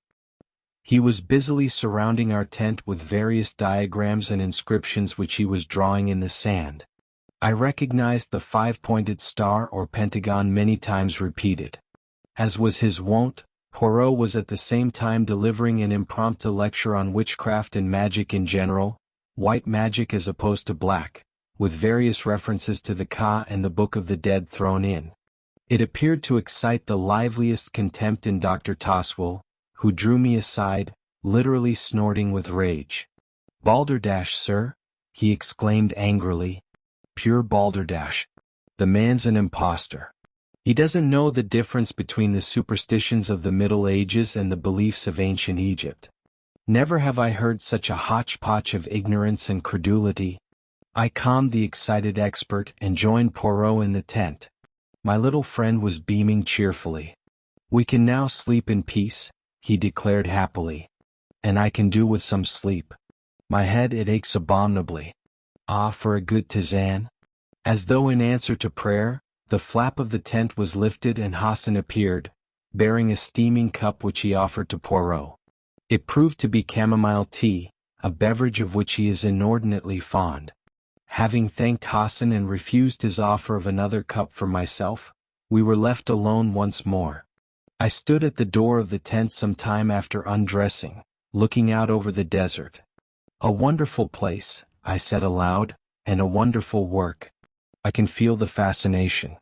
This desert life, this probing into the heart of a vanished civilization. Surely, Poirot, you too must feel the charm?" I got no answer and I turned a little annoyed. My annoyance was quickly changed to concern. Poirot was lying back across the rude couch, his face horribly convulsed. Beside him was the empty cup. I rushed to his side, then dashed out and across the camp to Dr. Ames's tent. "Dr. Ames?" I cried. "Come at once." "What's the matter?" said the doctor, appearing in pajamas. "My friend. He's ill. Dying. The chamomile tea." Don't let Hassan leave the camp." Like a flash the doctor ran to our tent. Poirot was lying as I left him. "Extraordinary," cried Ames. "Looks like a seizure, or, what did you say about something he drank?" He picked up the empty cup. "Only I did not drink it," said a placid voice. We turned in amazement. Poirot was sitting up on the bed. He was smiling. "No," he said gently. "I did not drink it. While my good friend Hastings was apostrophizing the night, I took the opportunity of pouring it, not down my throat but into a little bottle. That little bottle will go to the analytical chemist. No," as the doctor made a sudden movement, "as a sensible man, you will understand that violence will be of no avail. During Hastings' brief absence to fetch you, I have had time to put the bottle in safekeeping." "Ah, quick, Hastings, hold him." I misunderstood Poirot's anxiety. Eager to save my friend, I flung myself in front of him. But the doctor's swift movement had another meaning. His hand went to his mouth, a smell of bitter almonds filled the air, and he swayed forward and fell. "Another victim," said Poirot gravely, "but the last. Perhaps it is the best way. He has 3 deaths on his head." "Dr. Ames?" I cried, stupefied. "But I thought you believed in some occult influence?" "You misunderstood me, Hastings. What I meant was that I believe in the terrific force of superstition. Once get it firmly established that a series of deaths are supernatural, and you might almost stab a man in broad daylight, and it would still be put down to the curse, so strongly is the instinct of the supernatural implanted in the human race. I suspected from the first that a man was taking advantage of that instinct. The idea came to him, I imagine, with the death of Sir John Willard. A fury of superstition arose at once. As far as I could see, nobody could derive any particular profit from Sir John's death. Mr. Blaibner was a different case. He was a man of great wealth. The information I received from New York contained several suggestive points.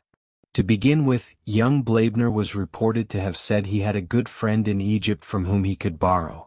It was tacitly understood that he meant his uncle, but it seemed to me that in that case he would have said so outright. The word suggests some boon companion of his own. Another thing, he scraped up enough money to take him to Egypt. His uncle refused outright to advance him a penny, yet he was able to pay the return passage to New York. Someone must have lent him the money. All that was very thin, I objected. But there was more. "Hastings, there occur often enough words spoken metaphorically which are taken literally. The opposite can happen too. In this case, words which were meant literally were taken metaphorically. Young Blaibner wrote plainly enough, 'I am a leper,' but nobody realized that he shot himself because he believed that he had contracted the dread disease of leprosy." "What?" I ejaculated. It was the clever invention of a diabolical mind. Young Blaibner was suffering from some minor skin trouble. He had lived in the South Sea Islands, where the disease is common enough. Ames was a former friend of his and a well-known medical man. He would never dream of doubting his word.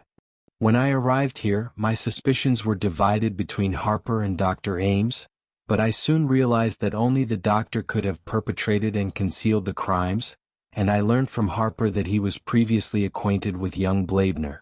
Doubtless the latter at some time or another had made a will or had insured his life in favor of the doctor. The latter saw his chance of acquiring wealth. It was easy for him to inoculate Mr. Blaibner with the deadly germs. Then the nephew, overcome with despair at the dread news his friend had conveyed to him, shot himself. Mr. Blaibner, whatever his intentions, had made no will. His fortune would pass to his nephew and from him to the doctor. And Mr. Schneider? We cannot be sure. He knew young Blaibner too, remember, and may have suspected something, or, again, the doctor may have thought that a further death motiveless and purposeless would strengthen the coils of superstition. Furthermore, I will tell you an interesting psychological fact, Hastings. A murderer has always a strong desire to repeat his successful crime. The performance of it grows upon him.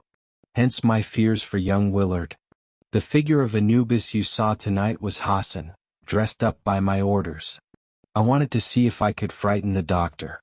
but it would take more than the supernatural to frighten him. I could see that he was not entirely taken in by my pretenses of belief in the occult. The little comedy I played for him did not deceive him. I suspected that he would endeavor to make me the next victim. But in spite of la mer maudite, the heat abominable, and the annoyances of the sand, the little gray cell still functioned. Poirot proved to be perfectly right in his premises. Young Blaibner, some years ago in a fit of drunken merriment, had made a jocular will, leaving my cigarette case you admire so much and everything else of which I die possessed, which will be principally debts to my good friend Robert Ames, who once saved my life from drowning.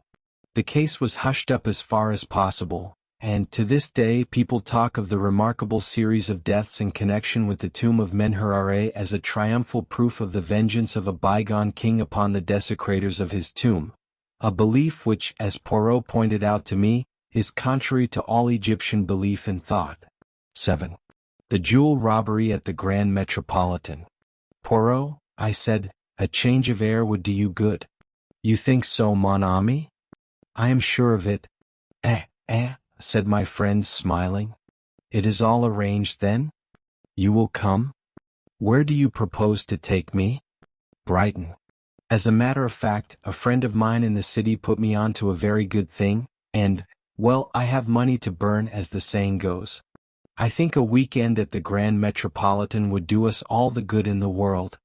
Thank you, I accept most gratefully. You have the good heart to think of an old man. And the good heart, it is in the end worth all the little gray cells.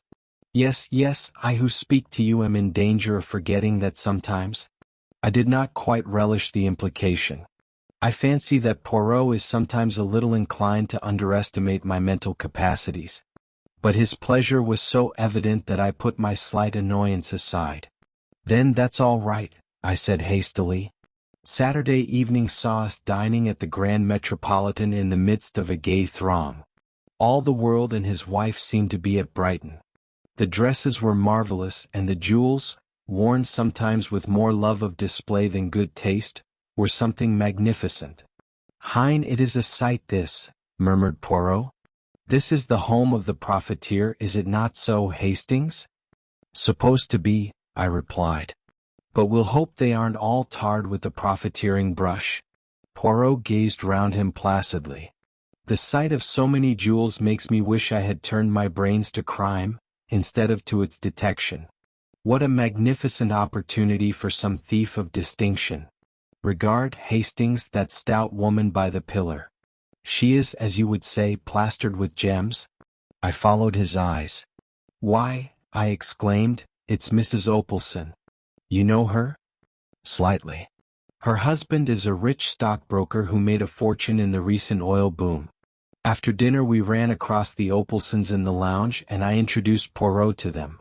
We chatted for a few minutes and ended by having our coffee together. Poirot said a few words in praise of some of the costlier gems displayed on the lady's ample bosom, and she brightened up at once. It's a perfect hobby of mine, Mr. Poirot. I just love jewelry.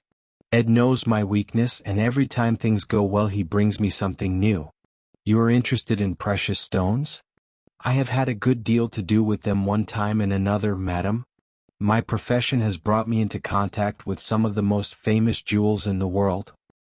He went on to narrate, with discreet pseudonyms, the story of the historic jewels of a reigning house, and Mrs. Opelson listened with bated breath. There now, she exclaimed as he ended. If it isn't just like a play. You know, I've got some pearls of my own that have a history attached to them. I believe it's supposed to be one of the finest necklaces in the world. The pearls are so beautifully matched and so perfect in color. I declare I really must run up and get it. Oh, madam, protested Poirot, you are too amiable. Pray do not derange yourself. Oh, but I'd like to show it to you. The buxom dame waddled across to the lift briskly enough. Her husband, who had been talking to me, looked at Poirot inquiringly. Madam, your wife is so amiable as to insist on showing me her pearl necklace, explained the latter. Oh, the pearls? Opelson smiled in a satisfied fashion. Well, they are worth seeing. Cost a pretty penny too. Still, the money's there all right. I could get what I paid for them any day, perhaps more. May have to, too, if things go on as they are now. Money's confoundedly tight in the city. All this infernal EPD. He rambled on, launching into technicalities where I could not follow him. He was interrupted by a small page boy who approached and murmured something in his ear. What? I'll come at once. Not taken ill, is she? Excuse me, gentlemen. He left us abruptly. Poirot leaned back and lit one of his tiny Russian cigarettes. Then, carefully and meticulously, he arranged the empty coffee cups in a neat row, and beamed happily on the result. The minutes passed. The Opalsons did not return. Curious, I remarked at length. I wonder when they will come back. Poirot watched the ascending spirals of smoke and then said thoughtfully, They will not come back. Why? Because, my friend, something has happened. What sort of thing? How do you know? I asked curiously. Poirot smiled. A few moments ago the manager came hurriedly out of his office and ran upstairs. He was much agitated. The lift boy is deep in talk with one of the pages. The lift bell has rung 3 times, but he heeds it not. Thirdly, even the waiters are distrait, and to make a waiter distrait, Poirot shook his head with an air of finality.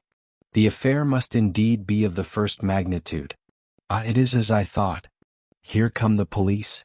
2 men had just entered the hotel, one in uniform, the other in plain clothes. They spoke to a page and were immediately ushered upstairs. A few minutes later, the same boy descended and came up to where we were sitting. Mr. Opalson's compliments, and would you step upstairs? Poirot sprang nimbly to his feet. One would have said that he awaited the summons. I followed with no less alacrity. The Opalsons' apartments were situated on the 1st floor. After knocking on the door, the page boy retired and we answered the summons, "Come in." A strange scene met our eyes. The room was Mrs. Opalson's bedroom, and in the center of it, lying back in an armchair, was the lady herself, weeping violently. She presented an extraordinary spectacle, with the tears making great furrows in the powder with which her complexion was liberally coated. Mr. Opalson was striding up and down angrily. The 2 police officials stood in the middle of the room, one with a notebook in hand. An hotel chambermaid, looking frightened to death, stood by the fireplace, and on the other side of the room a Frenchwoman, obviously Mrs. Opalson's maid, was weeping and wringing her hands, with an intensity of grief that rivaled that of her mistress. Into this pandemonium stepped Poirot, neat and smiling. Immediately, with an energy surprising in one of her bulk, Mrs. Opalson sprang from her chair towards him. "There now, Ed may say what he likes, but I believe in luck, I do. It was fated I should meet you the way I did this evening, and I've a feeling that if you can't get my pearls back for me nobody can. Calm yourself, I pray of you, madam." Poirot patted her hand soothingly. "Reassure yourself. All will be well. Hercule Poirot will aid you." Mr. Opalson turned to the police inspector. "There will be no objection to my, calling in this gentleman, I suppose?" "None at all, sir," replied the man civilly, but with complete indifference. "Perhaps now your lady's feeling better she'll just let us have the facts?" Mrs. Opalson looked helplessly at Poirot. He led her back to her chair. "Seat yourself, madam, and recount to us the whole history without agitating yourself." Thus abjured, Mrs. Opalson dried her eyes gingerly and began. "I came upstairs after dinner to fetch my pearls for Mr. Poirot here to see. The chambermaid and Celestine were both in the room as usual." "Excuse me, madam, but what do you mean buying as usual?" Mr. Opalson explained. "I make it a rule that no one is to come into this room unless Celestine, the maid, is there also. The chambermaid does the room in the morning while Celestine is present, and comes in after dinner to turn down the beds under the same conditions. Otherwise she never enters the room. Well, as I was saying," continued Mrs. Opalson, "I came up. I went to the drawer here." She indicated the bottom right-hand drawer of the knee-hole dressing table, took out my jewel case and unlocked it. It seemed quite as usual, but the pearls were not there. The inspector had been busy with his notebook. When had you last seen them? He asked. They were there when I went down to dinner. You are sure? Quite sure. I was uncertain whether to wear them or not, but in the end I decided on the emeralds and put them back in the jewel case. Who locked up the jewel case? I did. I wear the key on a chain round my neck. She held it up as she spoke. The inspector examined it and shrugged his shoulders. The thief must have had a duplicate key. No difficult matter. The lock is quite a simple one. What did you do after you'd locked the jewel case? I put it back in the bottom drawer where I always keep it. You didn't lock the drawer? No, I never do. My maid remains in the room till I come up, so there's no need. The inspector's face grew graver. Am I to understand that the jewels were there when you went down to dinner, and that since then the maid has not left the room? Suddenly, as though the horror of her own situation for the first time burst upon her, Celestine uttered a piercing shriek, and flinging herself upon Poirot, poured out a torrent of incoherent French. The suggestion was infamous. That she should be suspected of robbing Madame. The police were well known to be of a stupidity incredible. But Monsieur, who was a Frenchman? A Belgian? Interjected Poirot, but Celestine paid no attention to the correction. Monsieur would not stand by and see her falsely accused, while that infamous chambermaid was allowed to go scot-free. She had never liked her, a bold, red-faced thing, a born thief. She had said from the first that she was not honest, and had kept a sharp watch over her too when she was doing Madame's room. Let those idiots of policemen search her, and if they did not find Madame's pearls on her it would be very surprising. Although this harangue was uttered in rapid and virulent French, Celestine had interlarded it with a wealth of gesture, and the chambermaid realized at least a part of her meaning. She reddened angrily. If that foreign woman's saying I took the pearls, it's a lie, she declared heatedly. I never so much as saw them. Search her, screamed the other. You will find it is as I say. You're a liar, do you hear? Said the chambermaid, advancing upon her. Stole them yourself and want to put it on me? Why, I was only in the room about 3 minutes before the lady come up, and then you were sitting here the whole time as you always do, like a cat watching a mouse. The inspector looked across inquiringly at Celestine. Is that true? Didn't you leave the room at all?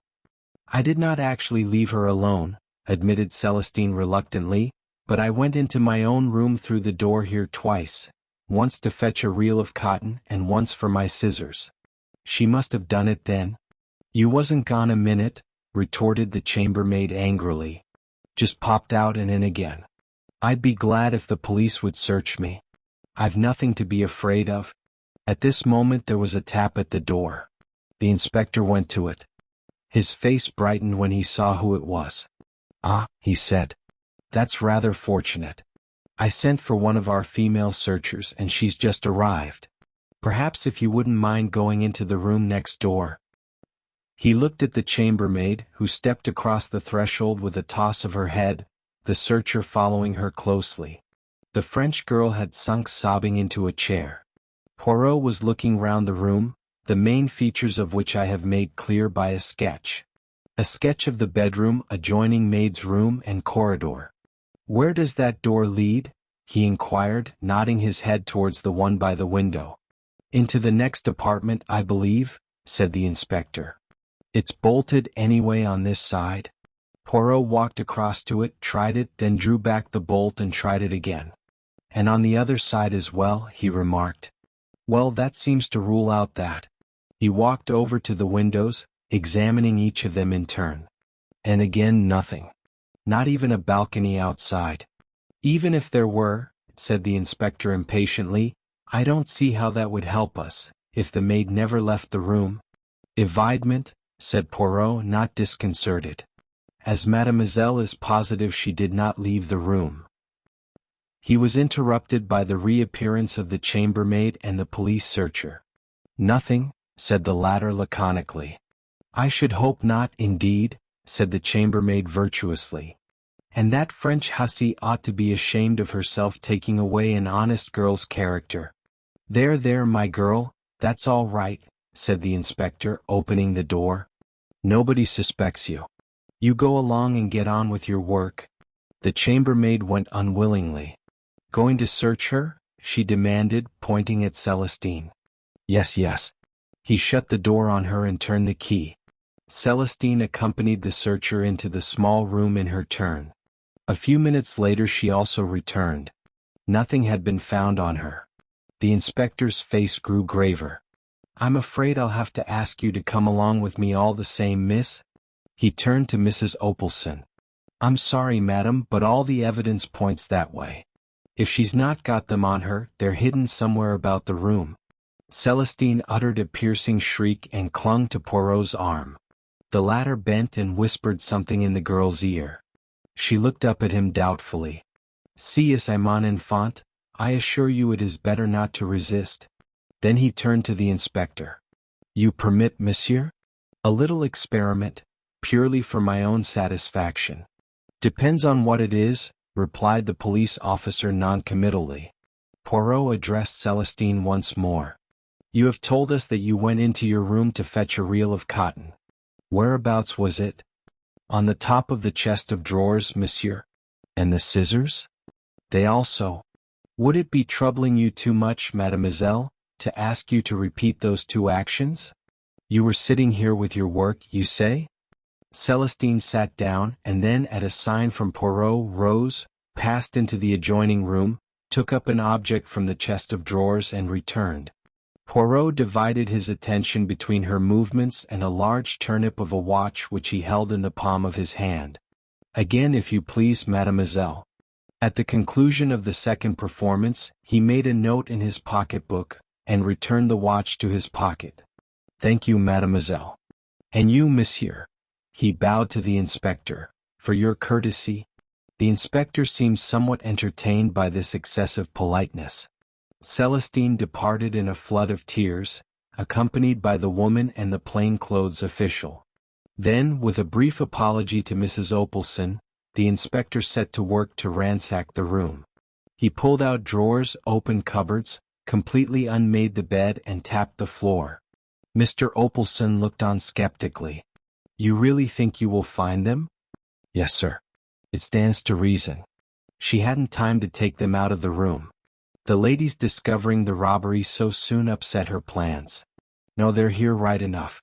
One of the two must have hidden them, and it's very unlikely for the chambermaid to have done so." "More than unlikely, impossible," said Poirot quietly. "Ah?" The inspector stared.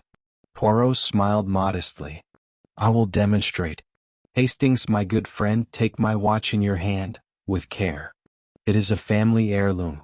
Just now I timed mademoiselle's movements.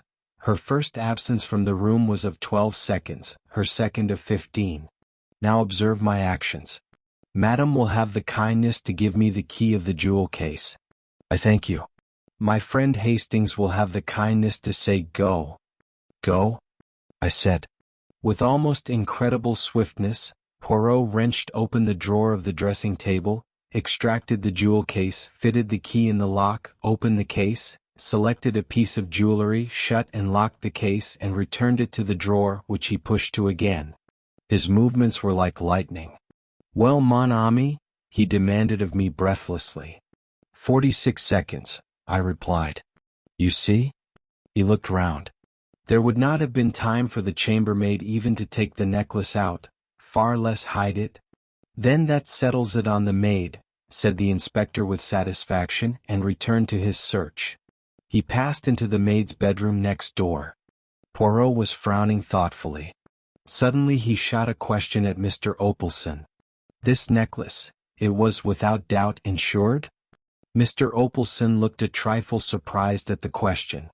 "Yes," he said hesitatingly, "that is so." "But what does that matter?" broke in Mrs. Opelson tearfully. "It's my necklace I want. It was unique. No money could be the same." "I comprehend, madam," said Poirot soothingly. "I comprehend perfectly.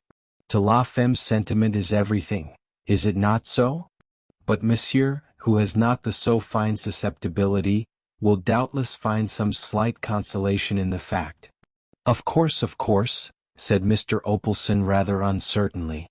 "Still, He was interrupted by a shout of triumph from the inspector. He came in dangling something from his fingers. With a cry, Mrs. Opalson heaved herself up from her chair. She was a changed woman. Oh, my necklace! She clasped it to her breast with both hands. We crowded round. Where was it? Demanded Opalson. Maid's bed. In among the springs of the wire mattress. She must have stolen it and hidden it there before the chambermaid arrived on the scene. You permit, madam? Said Poirot gently. He took the necklace from her and examined it closely, then handed it back with a bow. I'm afraid, madam, you'll have to hand it over to us for the time being, said the inspector. We shall want it for the charge. But it shall be returned to you as soon as possible. Mr. Opalson frowned. Is that necessary? I'm afraid so, sir. Just a formality? Oh, let him take it, Ed, cried his wife. I'd feel safer if he did. I shouldn't sleep a wink thinking someone else might try and get hold of it. That wretched girl. And I would never have believed it of her. There, my dear, don't take on so. I felt a gentle pressure on my arm. It was Poirot. Shall we slip away, my friend? I think our services are no longer needed. Once outside, however, he hesitated, and then, much to my surprise, he remarked, I should rather like to see the room next door. The door was not locked, and we entered. The room, which was a large double one, was unoccupied. Dust lay about rather noticeably, and my sensitive friend gave a characteristic grimace as he ran his finger round a rectangular mark on a table near the window. The service leaves to be desired, he observed dryly. He was staring thoughtfully out of the window, and seemed to have fallen into a brown study. Well? I demanded impatiently. What did we come in here for? He started.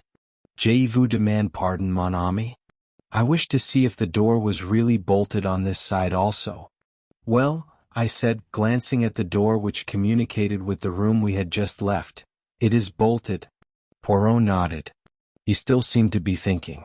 And anyway, I continued, what does it matter? The case is over. I wish you'd had more chance of distinguishing yourself. But it was the kind of case that even a stiff-backed idiot like that inspector couldn't go wrong over. Poirot shook his head. The case is not over, my friend. It will not be over until we find out who stole the pearls. But the maid did.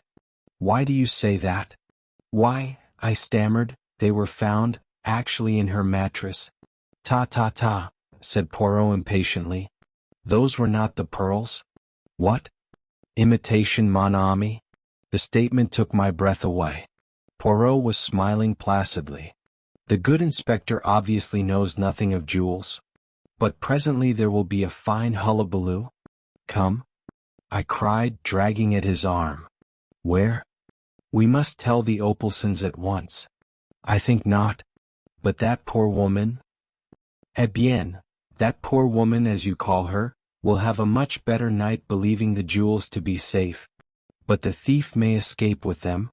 As usual, my friend, you speak without reflection.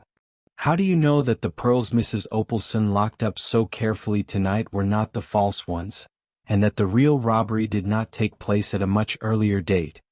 Oh? I said, bewildered. Exactly, said Poirot, beaming. We start again. He led the way out of the room, paused a moment as though considering, and then walked down to the end of the corridor, stopping outside the small den where the chambermaids and valets of the respective floors congregated. Our particular chambermaid appeared to be holding a small court there, and to be retailing her late experiences to an appreciative audience. She stopped in the middle of a sentence. Poirot bowed with his usual politeness. Excuse that I derange you, but I shall be obliged if you will unlock for me the door of Mr. Opalson's room. The woman rose willingly, and we accompanied her down the passage again. Mr. Opalson's room was on the other side of the corridor, its door facing that of his wife's room. The chambermaid unlocked it with her pass-key and we entered. As she was about to depart, Poirot detained her. One moment. Have you ever seen among the effects of Mr. Opalson a card like this? He held out a plain white card, rather highly glazed and uncommon in appearance. The maid took it and scrutinized it carefully. No, sir, I can't say I have. But, anyway, the valet has most to do with the gentlemen's rooms. I see. Thank you. Poirot took back the card. The woman departed. Poirot appeared to reflect a little. Then he gave a short, sharp nod of the head. Ring the bell, I pray of you, Hastings. 3 times for the valet. I obeyed, devoured with curiosity. Meanwhile Poirot had emptied the wastepaper basket on the floor, and was swiftly going through its contents. In a few moments the valet answered the bell. To him Poirot put the same question and handed him the card to examine. But the response was the same. The valet had never seen a card of that particular quality among Mr. Opalson's belongings. Poirot thanked him, and he withdrew somewhat unwillingly, with an inquisitive glance at the overturned wastepaper basket and the litter on the floor. He could hardly have helped overhearing Poirot's thoughtful remark as he bundled the torn papers back again. And the necklace was heavily insured. Poirot, I cried, I see. You see nothing, my friend, he replied quickly. As usual, nothing at all. It is incredible, but there it is. Let us return to our own apartments. We did so in silence. Once there, to my intense surprise, Poirot effected a rapid change of clothing. I go to London tonight, he explained. It is imperative? What? Absolutely. The real work, that of the brain, those brave little gray cells, it is done. I go to seek the confirmation. I shall find it. Impossible to deceive Hercule Poirot. You'll come a cropper one of these days, I observed, rather disgusted by his vanity.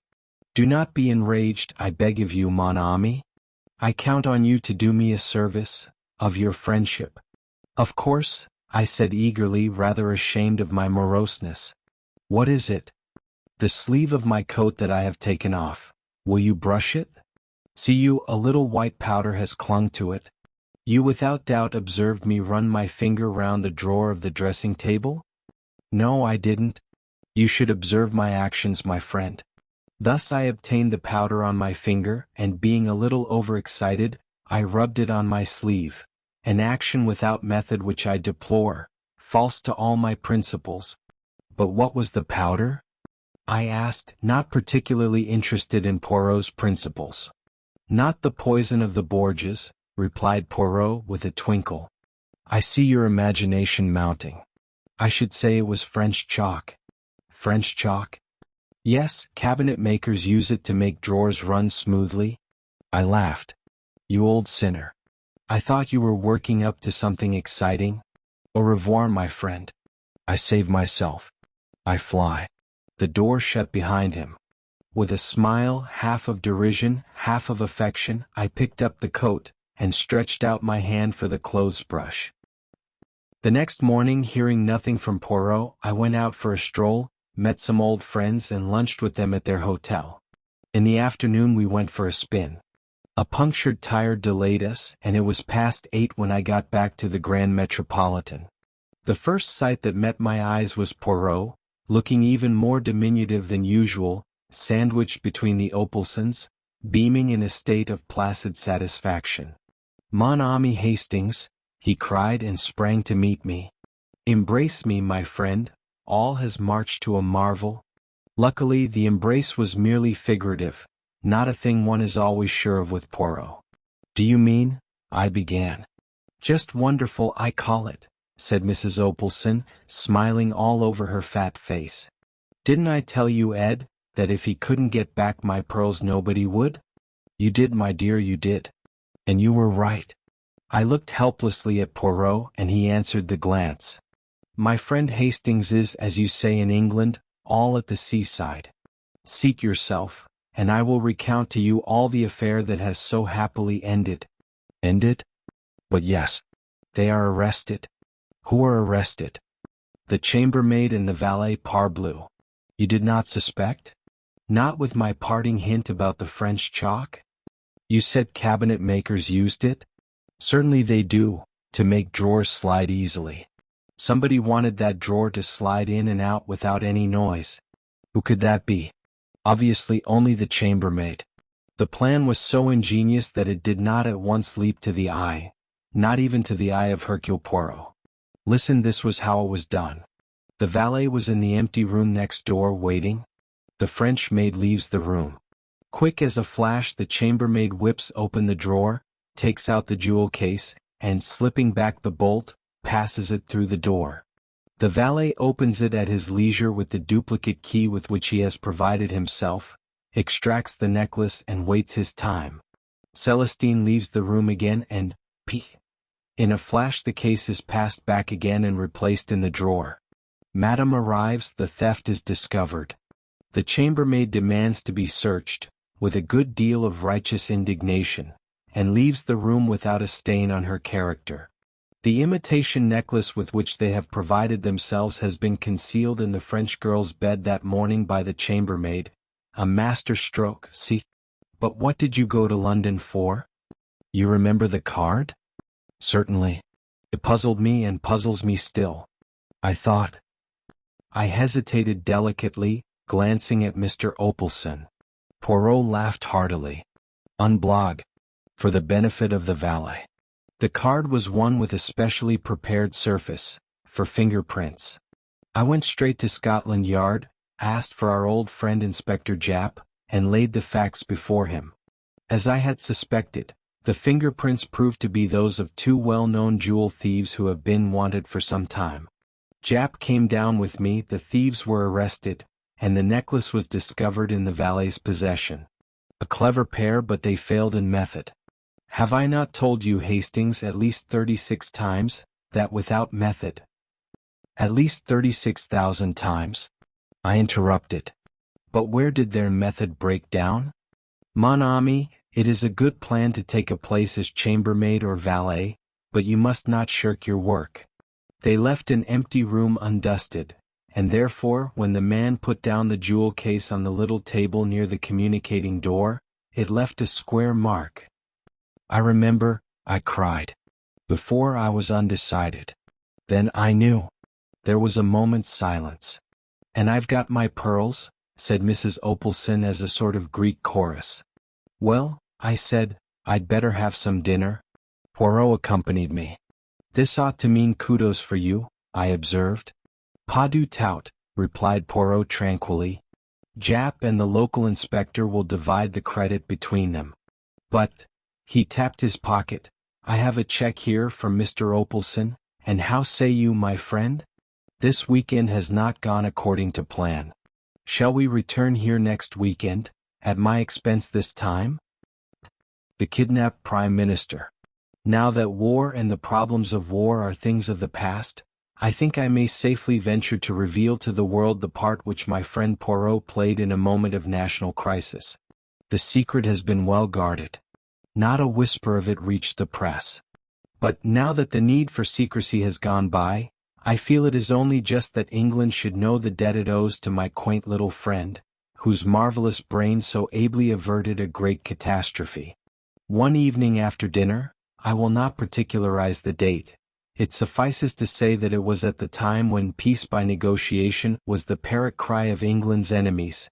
My friend and I were sitting in his rooms. After being invalided out of the army, I had been given a recruiting job, and it had become my custom to drop in on Poirot in the evenings after dinner and talk with him of any cases of interest that he might have on hand. I was attempting to discuss with him the sensational news of that day, no less than an attempted assassination of Mr. David McAdam, England's Prime Minister. The account in the papers had evidently been carefully censored. No details were given, save that the Prime Minister had had a marvelous escape, the bullet just grazing his cheek. I considered that our police must have been shamefully careless for such an outrage to be possible.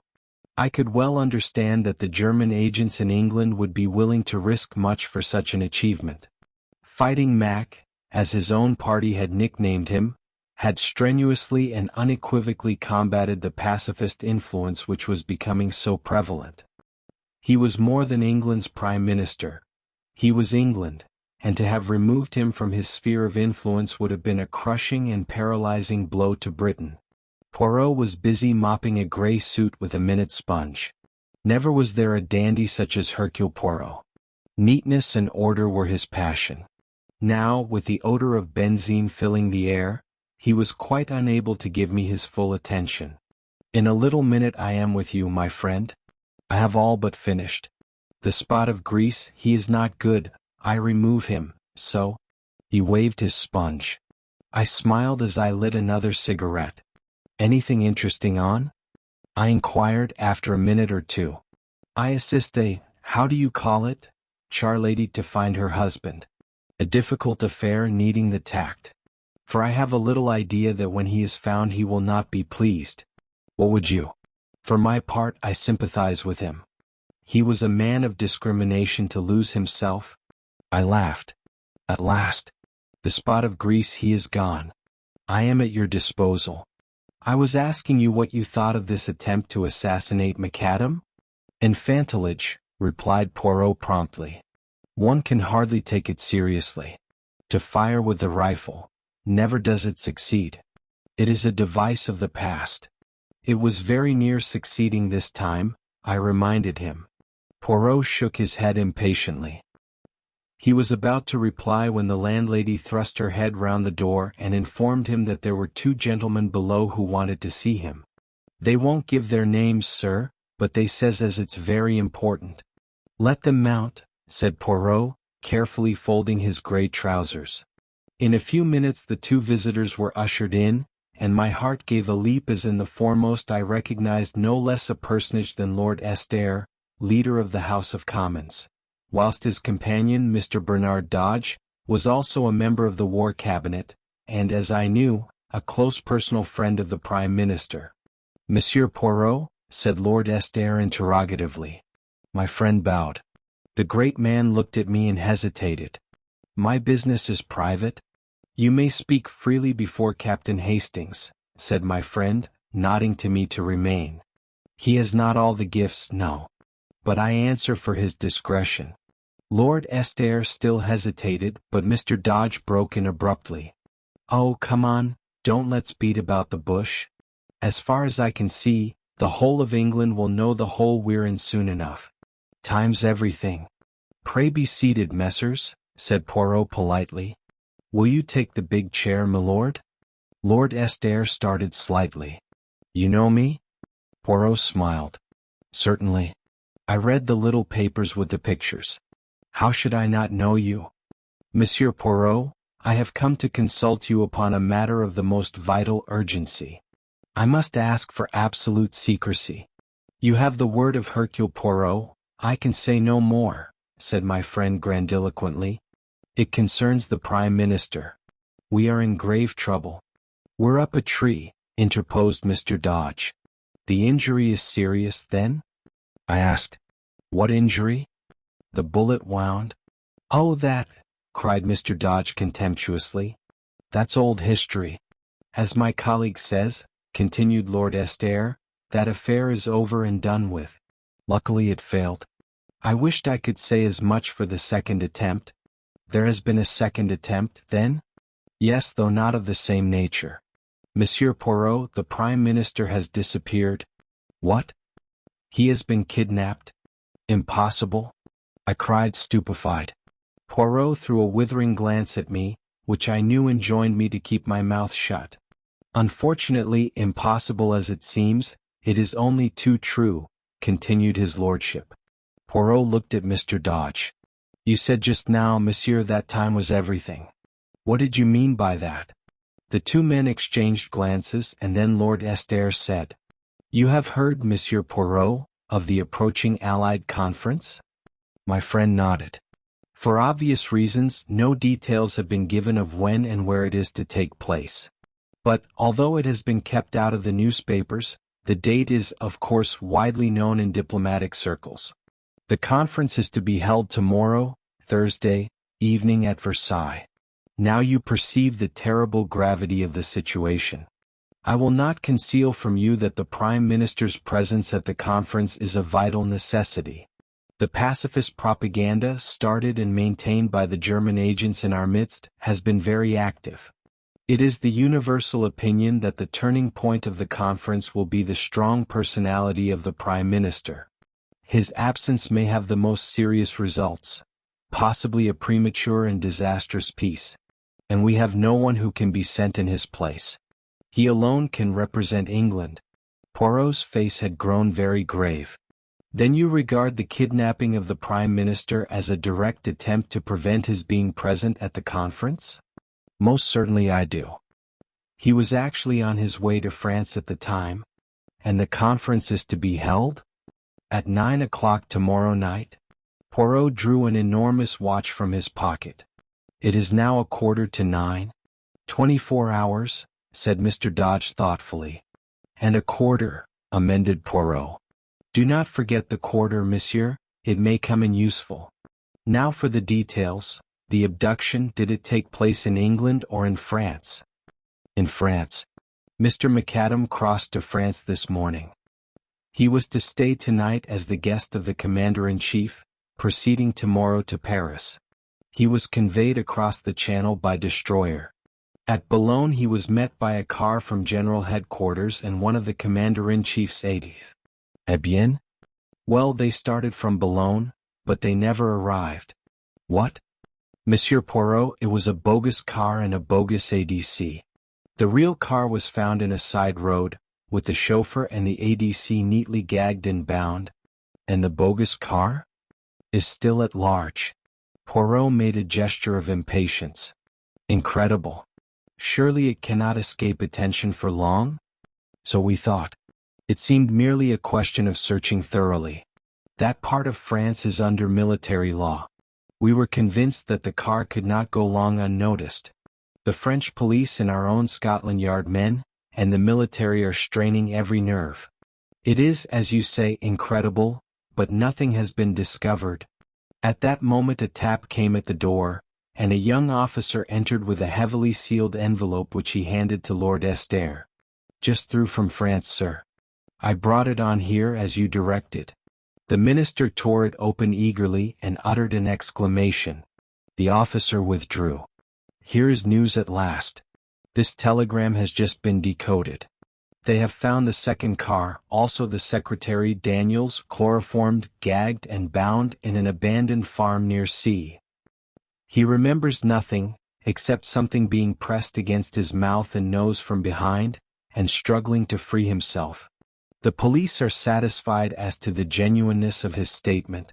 And they have found nothing else? No. Not the Prime Minister's dead body? Then there is hope. But it is strange. Why, after trying to shoot him this morning, are they now taking so much trouble to keep him alive? Dodge shook his head. One thing's quite certain. They're determined at all costs to prevent his attending the conference. If it is humanly possible, the Prime Minister shall be there. God grant it is not too late. Now, messrs, recount to me everything, from the beginning. I must know about this shooting affair as well. Last night, the Prime Minister, accompanied by one of his secretaries, Captain Daniels. The same who accompanied him to France? Yes. As I was saying, they motored down to Windsor, where the Prime Minister was granted an audience. Early this morning he returned to town, and it was on the way that the attempted assassination took place. One moment, if you please. Who is this Captain Daniels? You have his dossier? Lord Estaire smiled. I thought you would ask me that.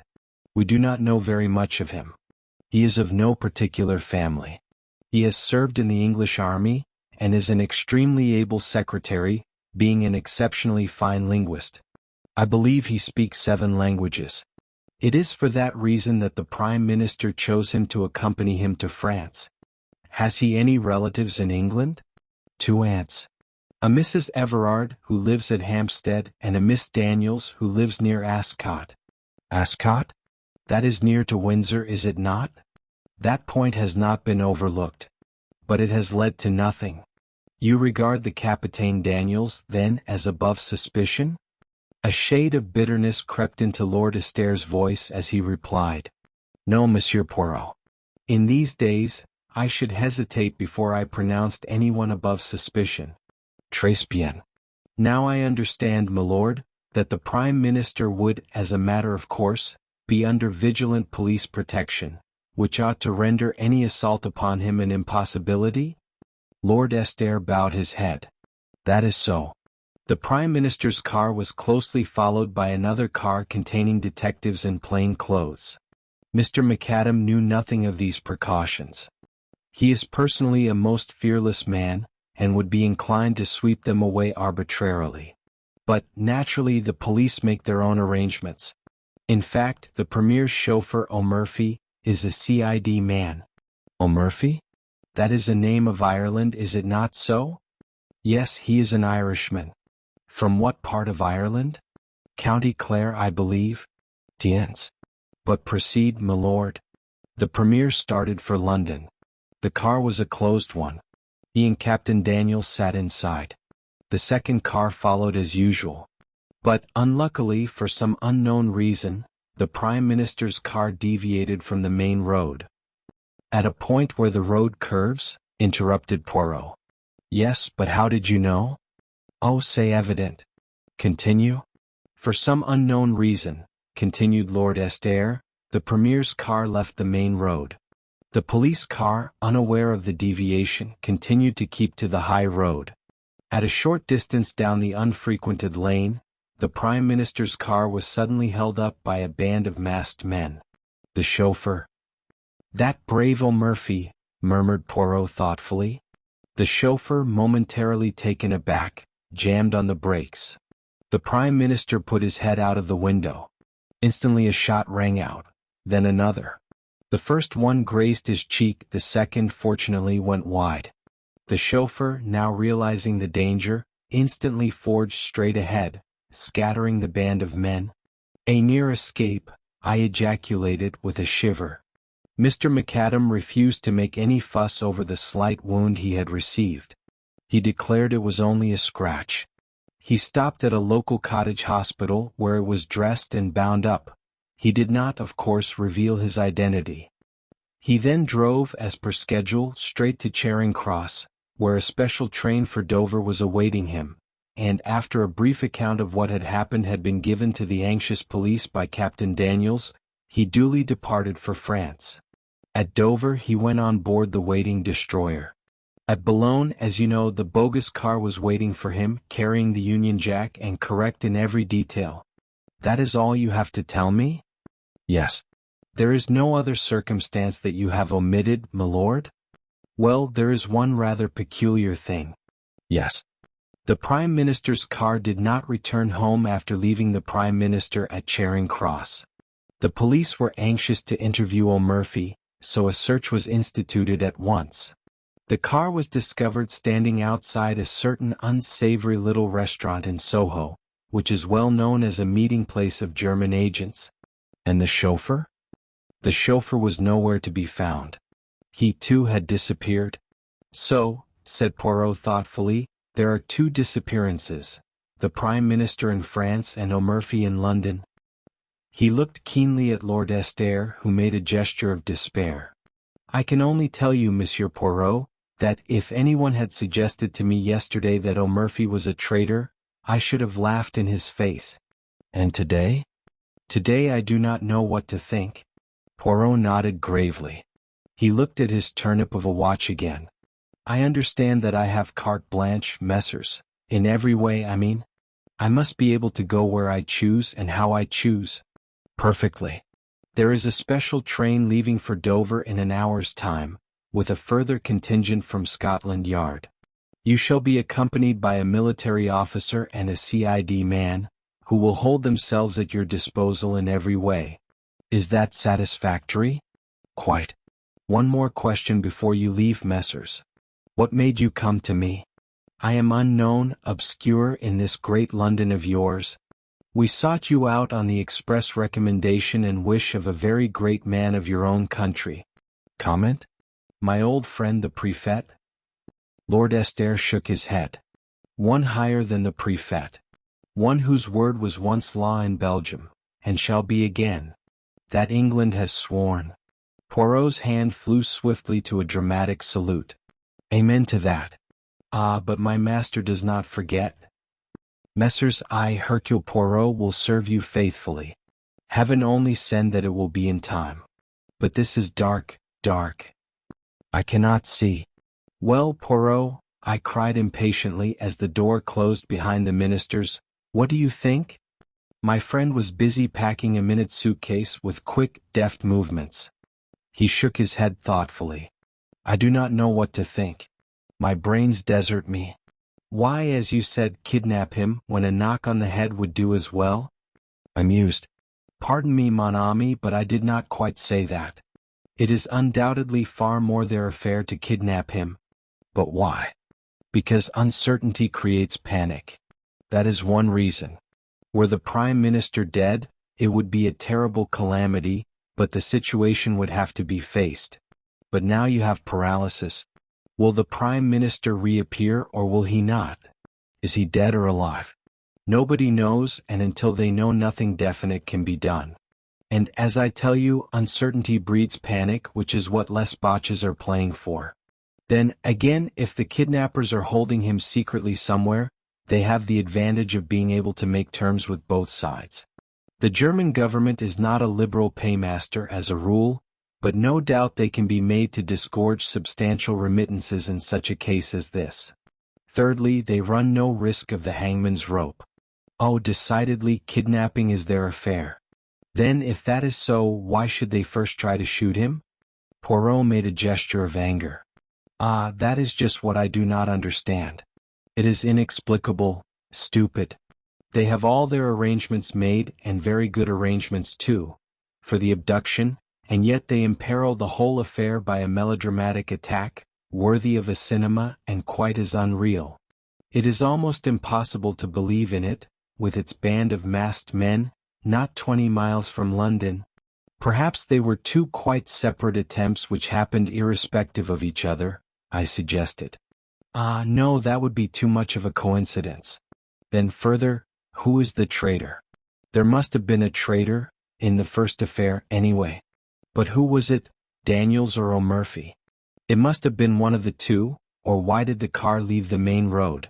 We cannot suppose that the Prime Minister connived at his own assassination. Did O'Murphy take that turning of his own accord, or was it Daniels who told him to do so? Surely it must have been O'Murphy's doing. Yes, because if it was Daniels, the Prime Minister would have heard the order, and would have asked the reason. But there are altogether too many whys in this affair, and they contradict each other. If O'Murphy is an honest man, why did he leave the main road?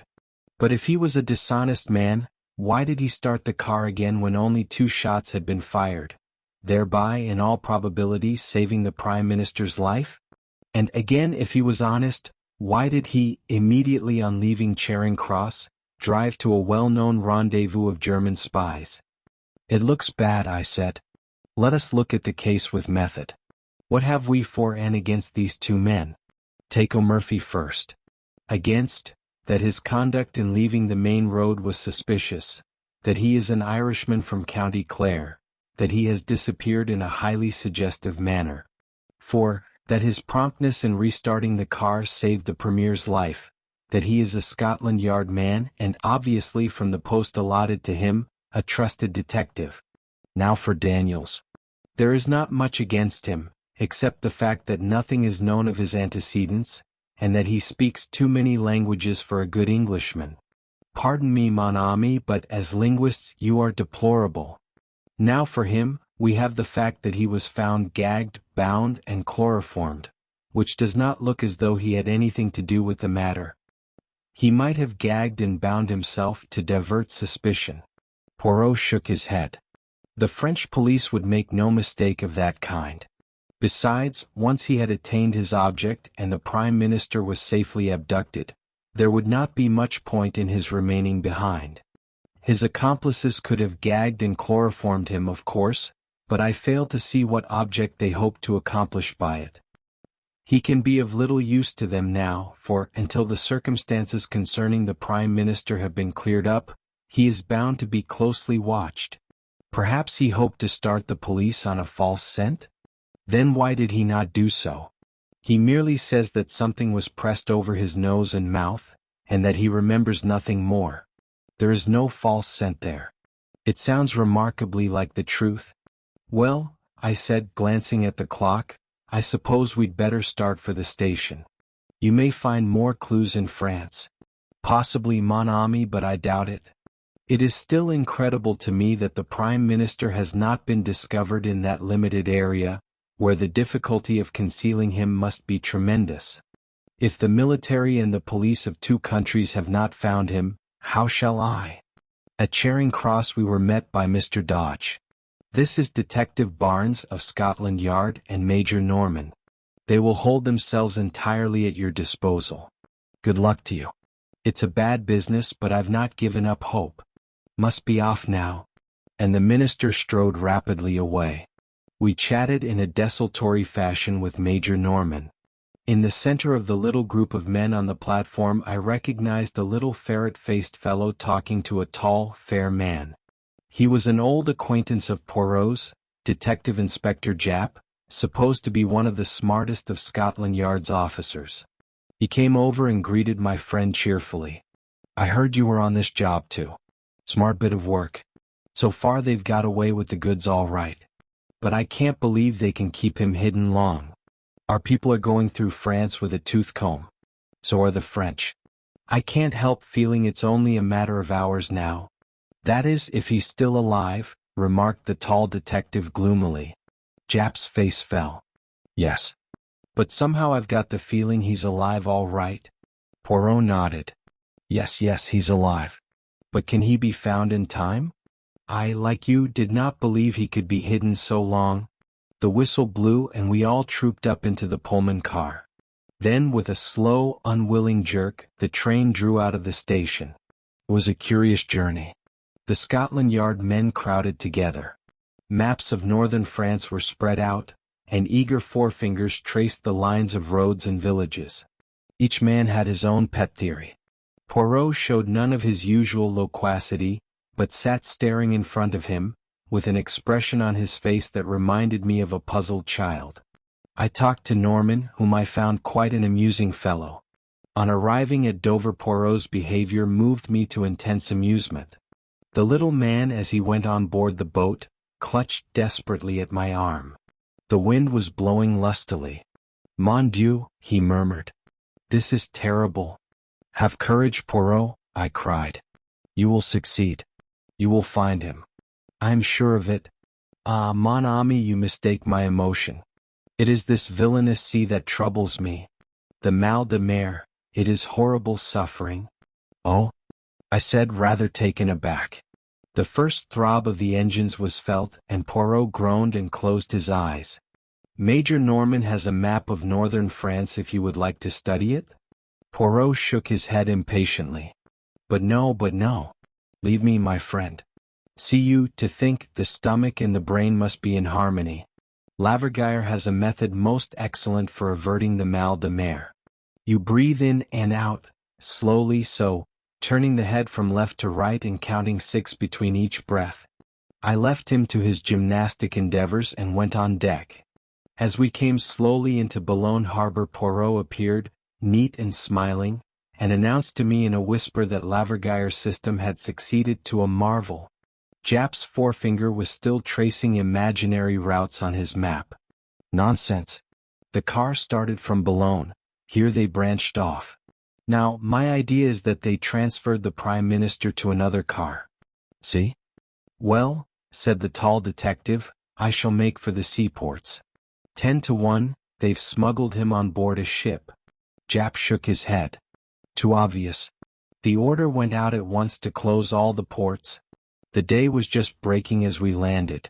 Major Norman touched Poirot on the arm. There's a military car here waiting for you, sir. Thank you, monsieur. But, for the moment, I do not propose to leave Boulogne. What? No, we will enter this hotel here by the quay. He suited the action to the word, demanded and was accorded a private room. We three followed him, puzzled and uncomprehending. He shot a quick glance at us. It is not so that the good detective should act, eh? I perceive your thought. He must be full of energy. He must rush to and fro. He should prostrate himself on the dusty road and seek the marks of tires through a little glass. He must gather up the cigarette end, the fallen match? That is your idea, is it not? His eyes challenged us. But I, Hercule Poirot, tell you that it is not so. The true clues are within, here. He tapped his forehead. See you, I need not have left London. It would have been sufficient for me to sit quietly in my rooms there. All that matters is the little grey cells within. Secretly and silently they do their part, until suddenly I call for a map and I lay my finger on a spot. So, and I say, the Prime Minister is there. And it is so. With method and logic one can accomplish anything. This frantic rushing to France was a mistake. It is playing a child's game of hide and seek. But now, though it may be too late, I will set to work the right way from within. Silence, my friends, I beg of you. And for 5 long hours the little man sat motionless, blinking his eyelids like a cat, his green eyes flickering and becoming steadily greener and greener. The Scotland Yard man was obviously contemptuous, Major Norman was bored and impatient, and I myself found the time pass with wearisome slowness. Finally I got up and strolled as noiselessly as I could to the window. The matter was becoming a farce. I was secretly concerned for my friend. If he failed, I would have preferred him to fail in a less ridiculous manner. Out of the window I idly watched the Daily Leave boat, belching forth columns of smoke as she lay alongside the quay. Suddenly I was aroused by Poirot's voice close to my elbow. Mess Amos, let us start. I turned. An extraordinary transformation had come over my friend. His eyes were flickering with excitement, his chest was swelled to the uttermost. I have been an imbecile, my friends. But I see daylight at last. Major Norman moved hastily to the door. I'll order the car. There is no need. I shall not use it. Thank heaven the wind has fallen. Do you mean you are going to walk, sir? No, my young friend. I am no St. Peter. I prefer to cross the sea by boat. To cross the sea? Yes. To work with method, one must begin from the beginning. And the beginning of this affair was in England. Therefore we returned to England. At 3 o'clock, we stood once more upon Charing Cross platform. To all our expostulations, Poirot turned a deaf ear, and reiterated again and again that to start at the beginning was not a waste of time, but the only way. On the way over, he had conferred with Norman in a low voice, and the latter had dispatched a sheaf of telegrams from Dover. Owing to the special passes held by Norman, we got through everywhere in record time. In London, a large police car was waiting for us with some plainclothes men, one of whom handed a typewritten sheet of paper to my friend. He answered my inquiring glance. A list of the cottage hospitals within a certain radius west of London. I wired for it from Dover. We were whirled rapidly through the London streets. We were on the Bath Road. On we went, through Hammersmith, Chiswick and Brentford. I began to see our objective. Through Windsor and on to Ascot. My heart gave a leap. Ascot was where Daniels had an aunt living. We were after him then, not O'Murphy. We duly stopped at the gate of a trim villa. Poirot jumped out and rang the bell. I saw a perplexed frown dimming the radiance of his face. Plainly he was not satisfied. The bell was answered. He was ushered inside. In a few moments he reappeared, and climbed into the car with a short, sharp shake of his head. My hopes began to die down. It was past 4 now. Even if he found certain evidence incriminating Daniels, what would be the good of it, unless he could wring from someone the exact spot in France where they were holding the Prime Minister? Our return progress towards London was an interrupted one. We deviated from the main road more than once, and occasionally stopped at a small building, which I had no difficulty in recognizing as a cottage hospital. Poirot only spent a few minutes at each, but at every halt his radiant assurance was more and more restored. He whispered something to Norman, to which the latter replied, "Yes, if you turn off to the left you will find them waiting by the bridge." We turned up a side road, and in the failing light I discerned a second car, waiting by the side of the road. It contained 2 men in plain clothes. Poirot got down and spoke to them, and then we started off in a northerly direction, the other car following close behind. We drove for some time, our objective being obviously one of the northern suburbs of London. Finally, we drove up to the front door of a tall house, standing a little back from the road in its own grounds. Norman and I were left with the car. Poirot and one of the detectives went up to the door and rang. A neat parlor maid opened it. The detective spoke. "I am a police officer and I have a warrant to search this house." The girl gave a little scream and a tall, handsome woman of middle age appeared behind her in the hall. "Shut the door, Edith. They are burglars, I expect." But Poirot swiftly inserted his foot in the door, and at the same moment blew a whistle. Instantly the other detectives ran up and poured into the house, shutting the door behind them. Norman and I spent about 5 minutes cursing our forced inactivity. Finally the door reopened and the men emerged, escorting 3 prisoners, a woman and 2 men. The woman and one of the men were taken to the second car. The other man was placed in our car by Poirot himself. "I must go with the others, my friend. But have great care of this gentleman. You do not know him, no? Eh bien, let me present to you Monsieur O'Murphy." "O'Murphy." I gaped at him open-mouthed as we started again. He was not handcuffed, but I did not fancy he would try to escape. He sat there staring in front of him as though dazed. Anyway, Norman and I would be more than a match for him. To my surprise, we still kept a northerly route. We were not returning to London then. I was much puzzled. Suddenly, as the car slowed down, I recognized that we were close to Hendon Aerodrome. Immediately I grasped Poirot's idea. He proposed to reach France by aeroplane. It was a sporting idea, but, on the face of it, impracticable. A telegram would be far quicker. Time was everything. He must leave the personal glory of rescuing the Prime Minister to others. As we drew up, Major Norman jumped out and a plainclothes man took his place. He conferred with Poirot for a few minutes and then went off briskly. I too jumped out and caught Poirot by the arm. "I congratulate you, old fellow. They have told you the hiding place? But look here, you must wire to France at once. You'll be too late if you go yourself." Poirot looked at me curiously for a minute or two. "Unfortunately, my friend, there are some things that cannot be sent by telegram." At that moment Major Norman returned, accompanied by a young officer in the uniform of the Flying Corps. "This is Captain Lyle, who will fly you over to France. He can start at once?" "Wrap up warmly, sir," said the young pilot. "I can lend you a coat if you like." Poirot was consulting his enormous watch. He murmured to himself, "Yes, there is time, just time." Then he looked up and bowed politely to the young officer. "I thank you, monsieur. But it is not I who am your passenger. It is this gentleman here."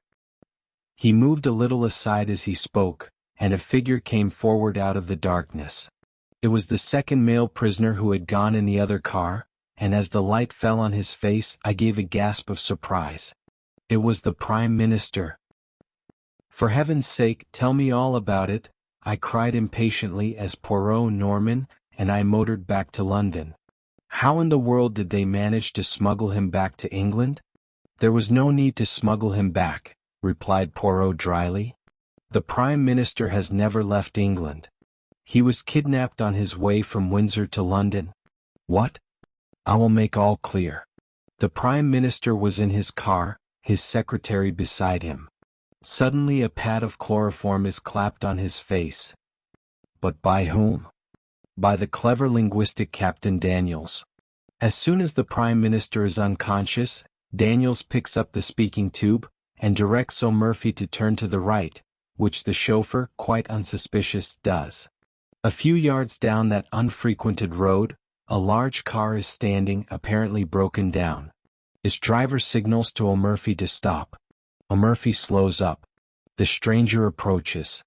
Daniels leans out of the window, and probably with the aid of an instantaneous anesthetic such as ethyl chloride, the chloroform trick is repeated. In a few seconds, the 2 helpless men are dragged out and transferred to the other car, and a pair of substitutes take their places. Impossible? Pas du tout. Have you not seen music hall turns imitating celebrities with marvelous accuracy? Nothing is easier than to personate a public character. The Prime Minister of England is far easier to understudy than Mr. John Smith of Clapham, say. As for O'Murphy's double, no one was going to take much notice of him until after the departure of the Prime Minister, and by then he would have made himself scarce. He drives straight from Charing Cross to the meeting place of his friends. He goes in as O'Murphy, he emerges as someone quite different. O'Murphy has disappeared, leaving a conveniently suspicious trail behind him. But the man who personated the Prime Minister was seen by everyone. He was not seen by anyone who knew him privately or intimately. And Daniels shielded him from contact with anyone as much as possible. Moreover, his face was bandaged up, and anything unusual in his manner would be put down to the fact that he was suffering from shock as a result of the attempt upon his life. Mr. McAdam has a weak throat, and always spares his voice as much as possible before any great speech. The deception was perfectly easy to keep up as far as France. There it would be impracticable and impossible, so the Prime Minister disappears. The police of this country hurry across the Channel, and no one bothers to go into the details of the first attack. To sustain the illusion that the abduction has taken place in France, Daniels is gagged and chloroformed in a convincing manner. And the man who has enacted the part of the Prime Minister rids himself of his disguise.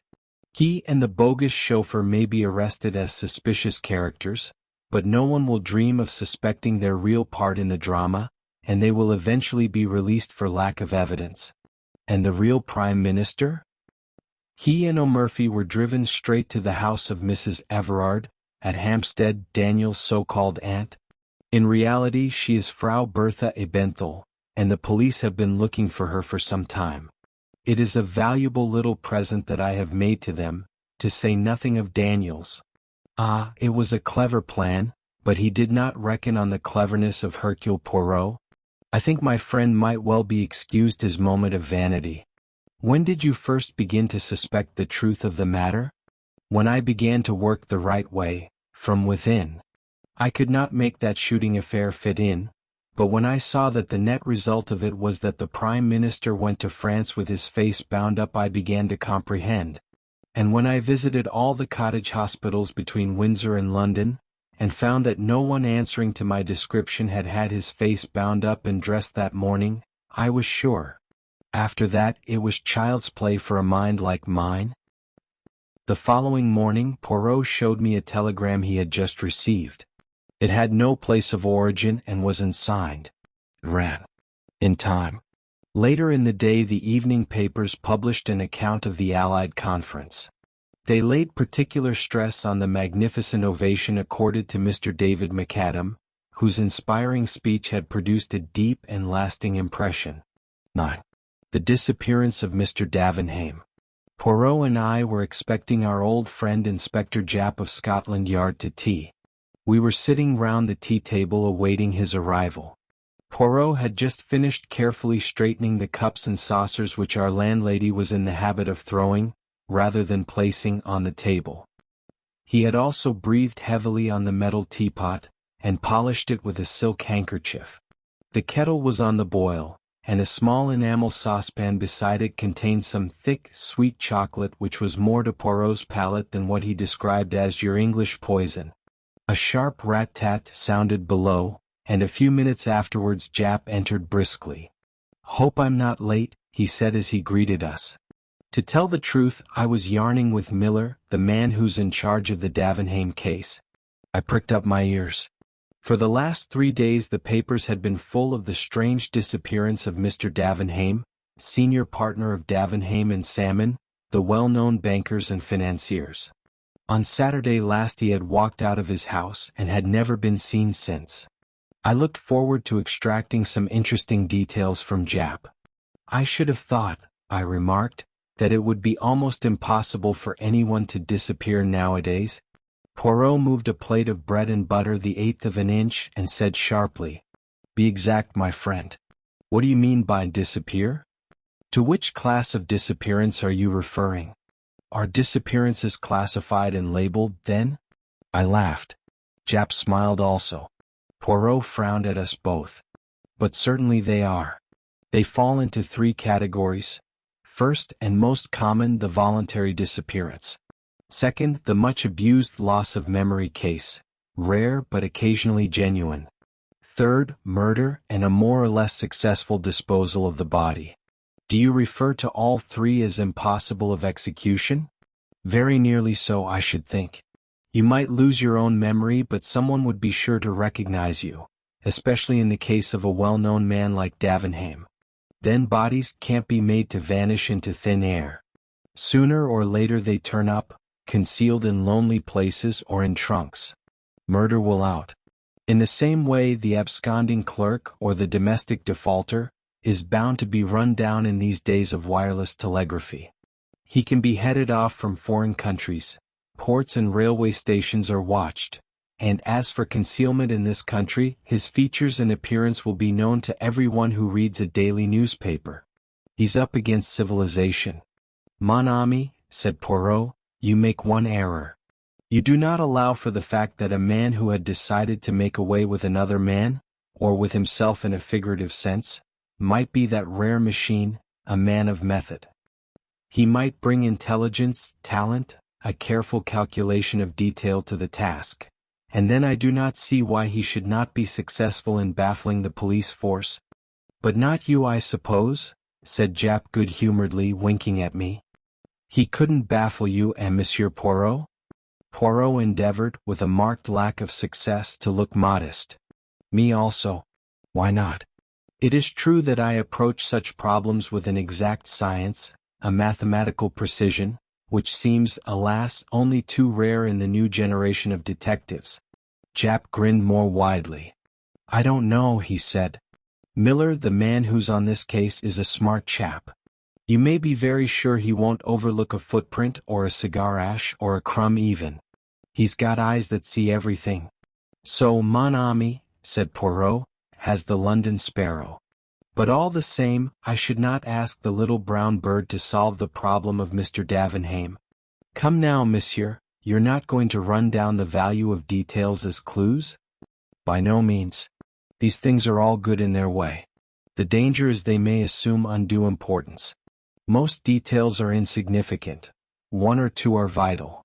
It is the brain, the little gray cells, he tapped his forehead, on which one must rely. The senses mislead. One must seek the truth within, not without. You don't mean to say, Monsieur Poirot, that you would undertake to solve a case without moving from your chair, do you? That is exactly what I do mean, granted the facts were placed before me. I regard myself as a consulting specialist. Jap slapped his knee. Hanged if I don't take you at your word. Bet you a fiver that you can't lay your hand, or rather tell me where to lay my hand, on Mr. Davenham, dead or alive, before a week is out. Poirot considered. Eh bien, mon ami, I accept. The sport, it is the passion of you English.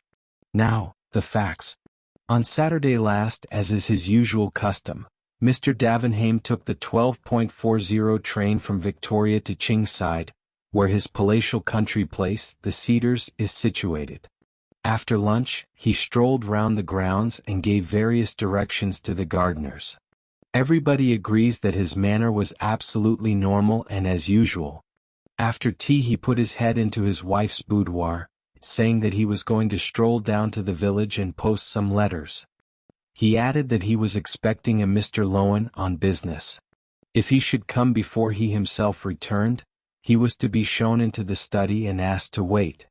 Mr. Davenham then left the house by the front door, passed leisurely down the drive and out at the gate, and was never seen again. From that hour he vanished completely. Pretty, very pretty, altogether a charming little problem, murmured Poirot. Proceed, my good friend. About a quarter of an hour later a tall, dark man with a thick black mustache rang the front door bell, and explained that he had an appointment with Mr. Davenham. He gave the name of Lowen, and in accordance with the banker's instructions was shown into the study. Nearly an hour passed. Mr. Davenham did not return. Finally Mr. Lowen rang the bell, and explained that he was unable to wait any longer, as he must catch his train back to town. Mrs. Davenham apologized for her husband's absence, which seemed unaccountable as she knew him to have been expecting the visitor. Mr. Lowen reiterated his regrets and took his departure. Well, as everyone knows, Mr. Davenham did not return. Early on Sunday morning the police were communicated with, but could make neither head nor tail of the matter. Mr. Davenham seemed literally to have vanished into thin air. He had not been to the post office, nor had he been seen passing through the village. At the station they were positive he had not departed by any train. His own motor had not left the garage. If he had hired a car to meet him in some lonely spot, it seems almost certain that by this time, in view of the large reward offered for information, the driver of it would have come forward to tell what he knew. True, there was a small race meeting at Entfield, 5 miles away, and if he had walked to that station he might have passed unnoticed in the crowd.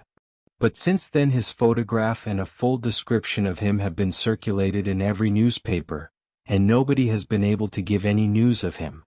We have of course received many letters from all over England, but each clue so far has ended in disappointment.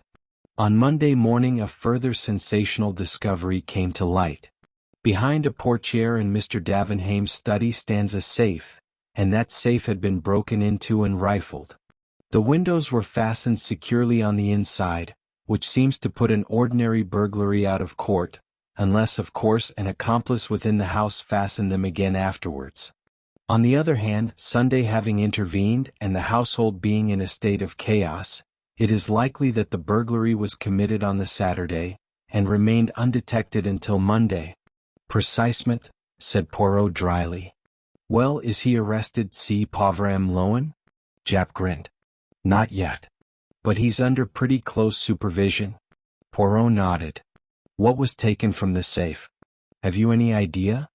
We've been going into that with the junior partner of the firm and Mrs. Davenham. Apparently there was a considerable amount in bearer bonds, and a very large sum in notes, owing to some large transaction having been just carried through. There was also a small fortune in jewelry. All Mrs. Davenham's jewels were kept in the safe. The purchasing of them had become a passion with her husband of late years, and hardly a month passed that he did not make her a present of some rare and costly gem. Altogether a good haul, said Poirot thoughtfully. Now what about Lowen? Is it known what his business was with Davenham that evening? Well, the two men were apparently not on very good terms. Lowen is a speculator in quite a small way. Nevertheless, he has been able once or twice to score a coup off Davenham in the market, though it seems they seldom or never actually met.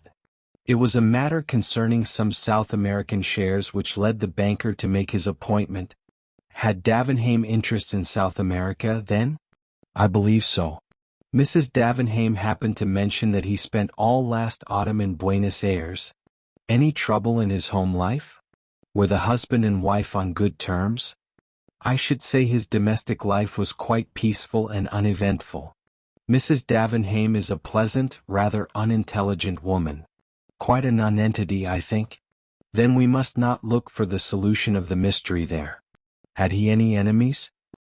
He had plenty of financial rivals, and no doubt there are many people whom he has got the better of who bear him no particular goodwill. But there was no one likely to make away with him, and if they had, where is the body? Exactly. As Hastings says, bodies have a habit of coming to light with fatal persistency. By the way, one of the gardeners says he saw a figure going round to the side of the house toward the rose garden. The long French window of the study opens onto the rose garden, and Mr. Davenham frequently entered and left the house that way. But the man was a good way off at work on some cucumber frames, and cannot even say whether it was the figure of his master or not. Also, he cannot fix the time with any accuracy. It must have been before 6, as the gardeners ceased work at that time, and Mr. Davenham left the house? About 5:30 or thereabouts. What lies beyond the rose garden? A lake? With a boathouse? Yes, a couple of punts are kept there. I suppose you're thinking of suicide, Monsieur Poirot? Well, I don't mind telling you that Miller's going down tomorrow expressly to see that piece of water dragged. That's the kind of man he is. Poirot smiled faintly and turned to me. Hastings, I pray you hand me that copy of the Daily Megaphone. If I remember rightly, There is an unusually clear photograph there of the missing man. I rose and found the sheet required. Poirot studied the features attentively. He murmured. Wears his hair rather long and wavy, full mustache and pointed beard, bushy eyebrows. Eyes dark? Yes. Hair and beard turning gray? The detective nodded. Well, Monsieur Poirot, what have you got to say to it all? Clear as daylight, eh? On the contrary, most obscure. The Scotland Yard man looked pleased.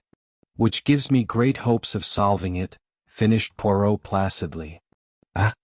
I find it a good sign when a case is obscure. If a thing is clear as daylight, eh bien, mistrust it. Someone has made it so. Japp shook his head almost pityingly. Well, each to their fancy. But it's not a bad thing to see your way clear ahead. I do not see, murmured Poirot. I shut my eyes and think. Japp sighed. Well, you've got a clear week to think in. And you will bring me any fresh developments that arise, the result of the labors of the hard-working and lynx-eyed Inspector Miller, for instance? Certainly. That's in the bargain. Seems a shame, doesn't it? Said Japp to me as I accompanied him to the door. Like robbing a child? I could not help agreeing with a smile. I was still smiling as I re-entered the room. Eh bien, said Poirot immediately. You make fun of Papa Poirot, is it not so? He shook his finger at me. You do not trust his gray cells? Do not be confused. Let us discuss this little problem, incomplete as yet, I admit, but already showing 1 or 2 points of interest. The lake, I said significantly. And even more than the lake, the boathouse. I looked sidewise at Poirot. He was smiling in his most inscrutable fashion. I felt that, for the moment, it would be quite useless to question him further. We heard nothing of Japp until the following evening, when he walked in about 9 o'clock. I saw at once by his expression that he was bursting with news of some kind. Eh bien, my friend, remarked Poirot. All goes well? But do not tell me that you have discovered the body of Mr. Davenham in your lake, because I shall not believe you. We haven't found the body, but we did find his clothes, the identical clothes he was wearing that day. What do you say to that? Any other clothes missing from the house? No, his valet is quite positive on that point. The rest of his wardrobe is intact. There's more. We've arrested Lowen. One of the maids, whose business it is to fasten the bedroom windows, declares that she saw Lowen coming towards the study through the rose garden about 6:15. That would be about 10 minutes before he left the house. What does he himself say to that? Denied first of all that he had ever left the study. But the maid was positive, and he pretended afterwards that he had forgotten just stepping out of the window to examine an unusual species of rose. Rather a weak story. And there's fresh evidence against him come to light. Mr. Davenham always wore a thick gold ring set with a solitaire diamond on the little finger of his right hand. Well, that ring was pawned in London on Saturday night by a man called Billy Kellett. He's already known to the police, did 3 months last autumn for lifting an old gentleman's watch. It seems he tried to pawn the ring at no less than 5 different places, succeeded at the last one, got gloriously drunk on the proceeds, assaulted a policeman and was run in consequence. I went to Bow Street with Miller and saw him. He's sober enough now, and I don't mind admitting we pretty well frightened the life out of him, hinting he might be charged with murder. This is his yarn, and a very queer one it is. He was at Enfield races on Saturday, though I dare say scarf-pins was his line of business, rather than betting. Anyway, he had a bad day and was down on his luck. He was tramping along the road to Chingside, and sat down in a ditch to rest just before he got into the village. A few minutes later he noticed a man coming along the road to the village, dark-complexioned gent, with a big mustache, one of them city toffs, is his description of the man. Kellett was half concealed from the road by a heap of stones. Just before he got abreast of him, the man looked quickly up and down the road, and seeing it apparently deserted he took a small object from his pocket and threw it over the hedge. Then he went on towards the station.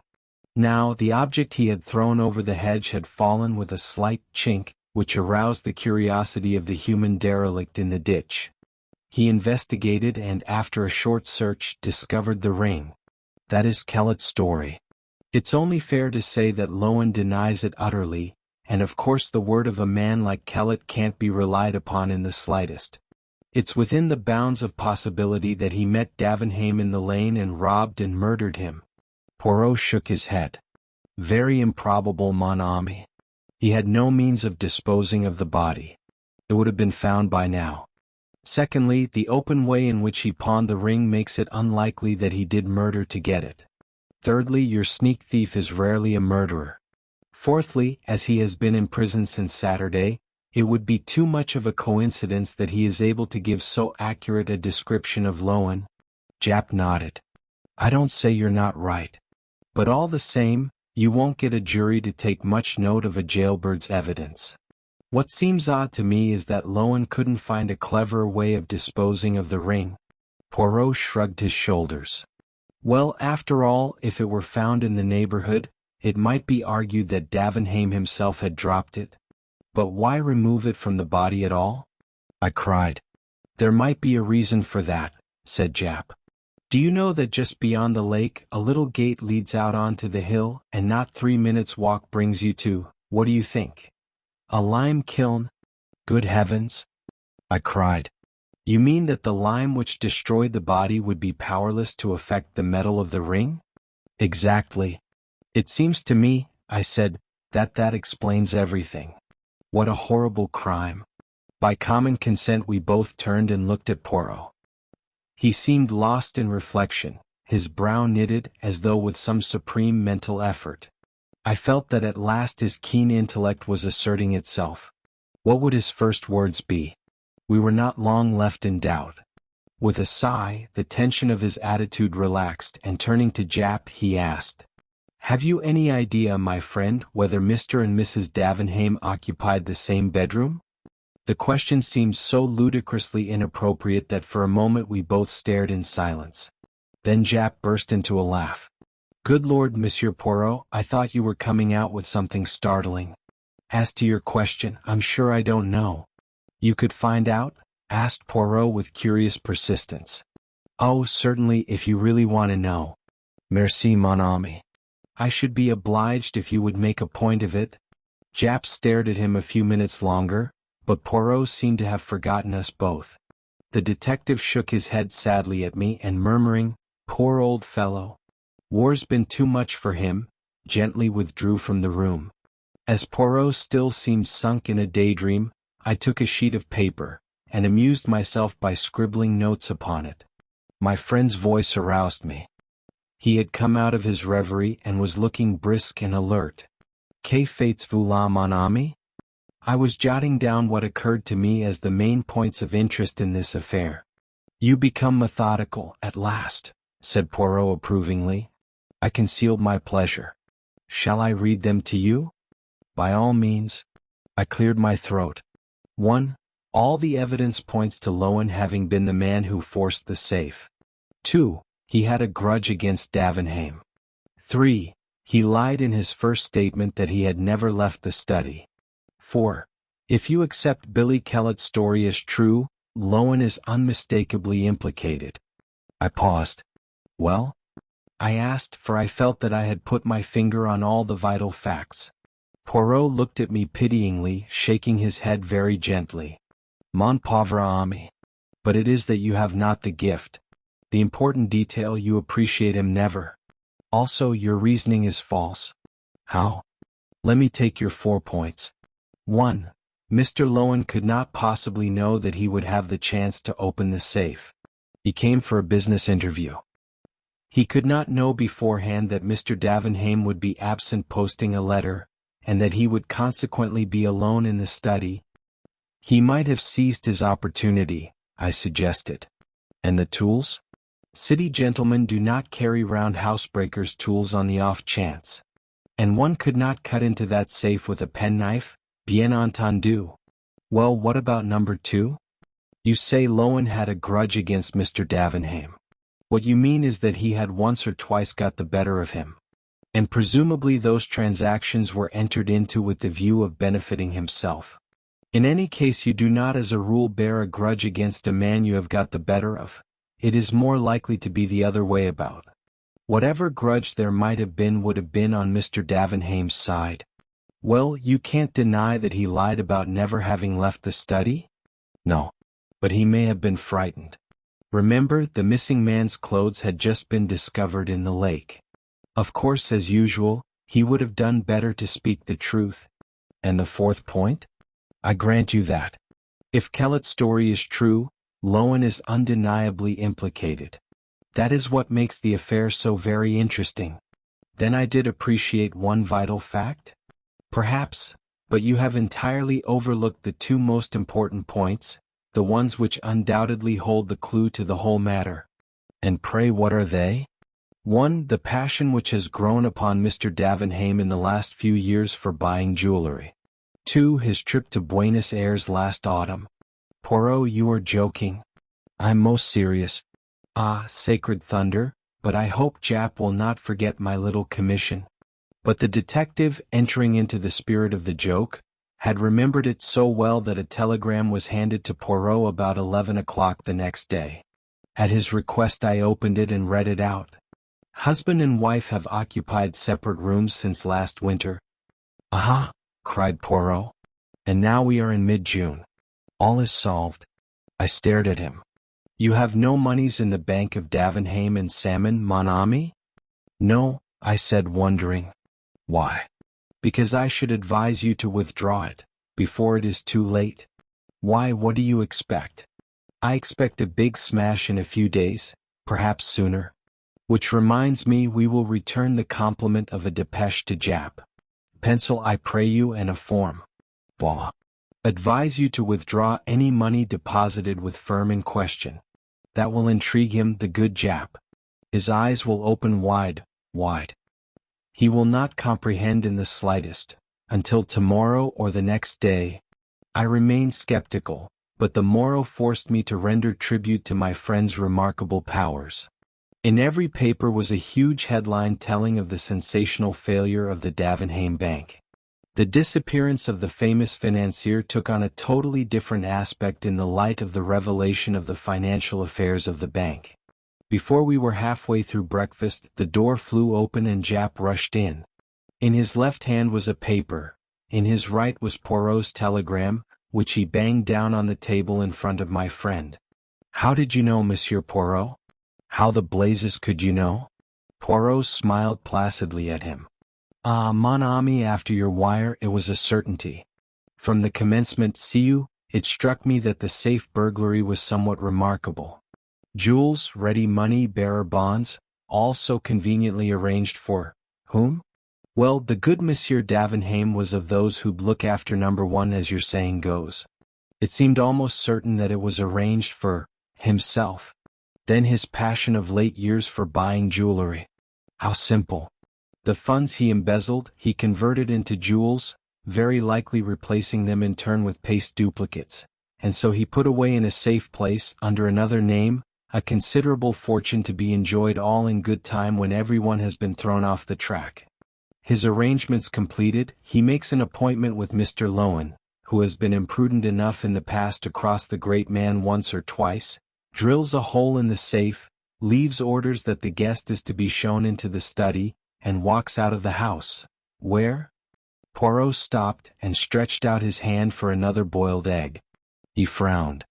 It is really insupportable, he murmured, that every hen lays an egg of a different size.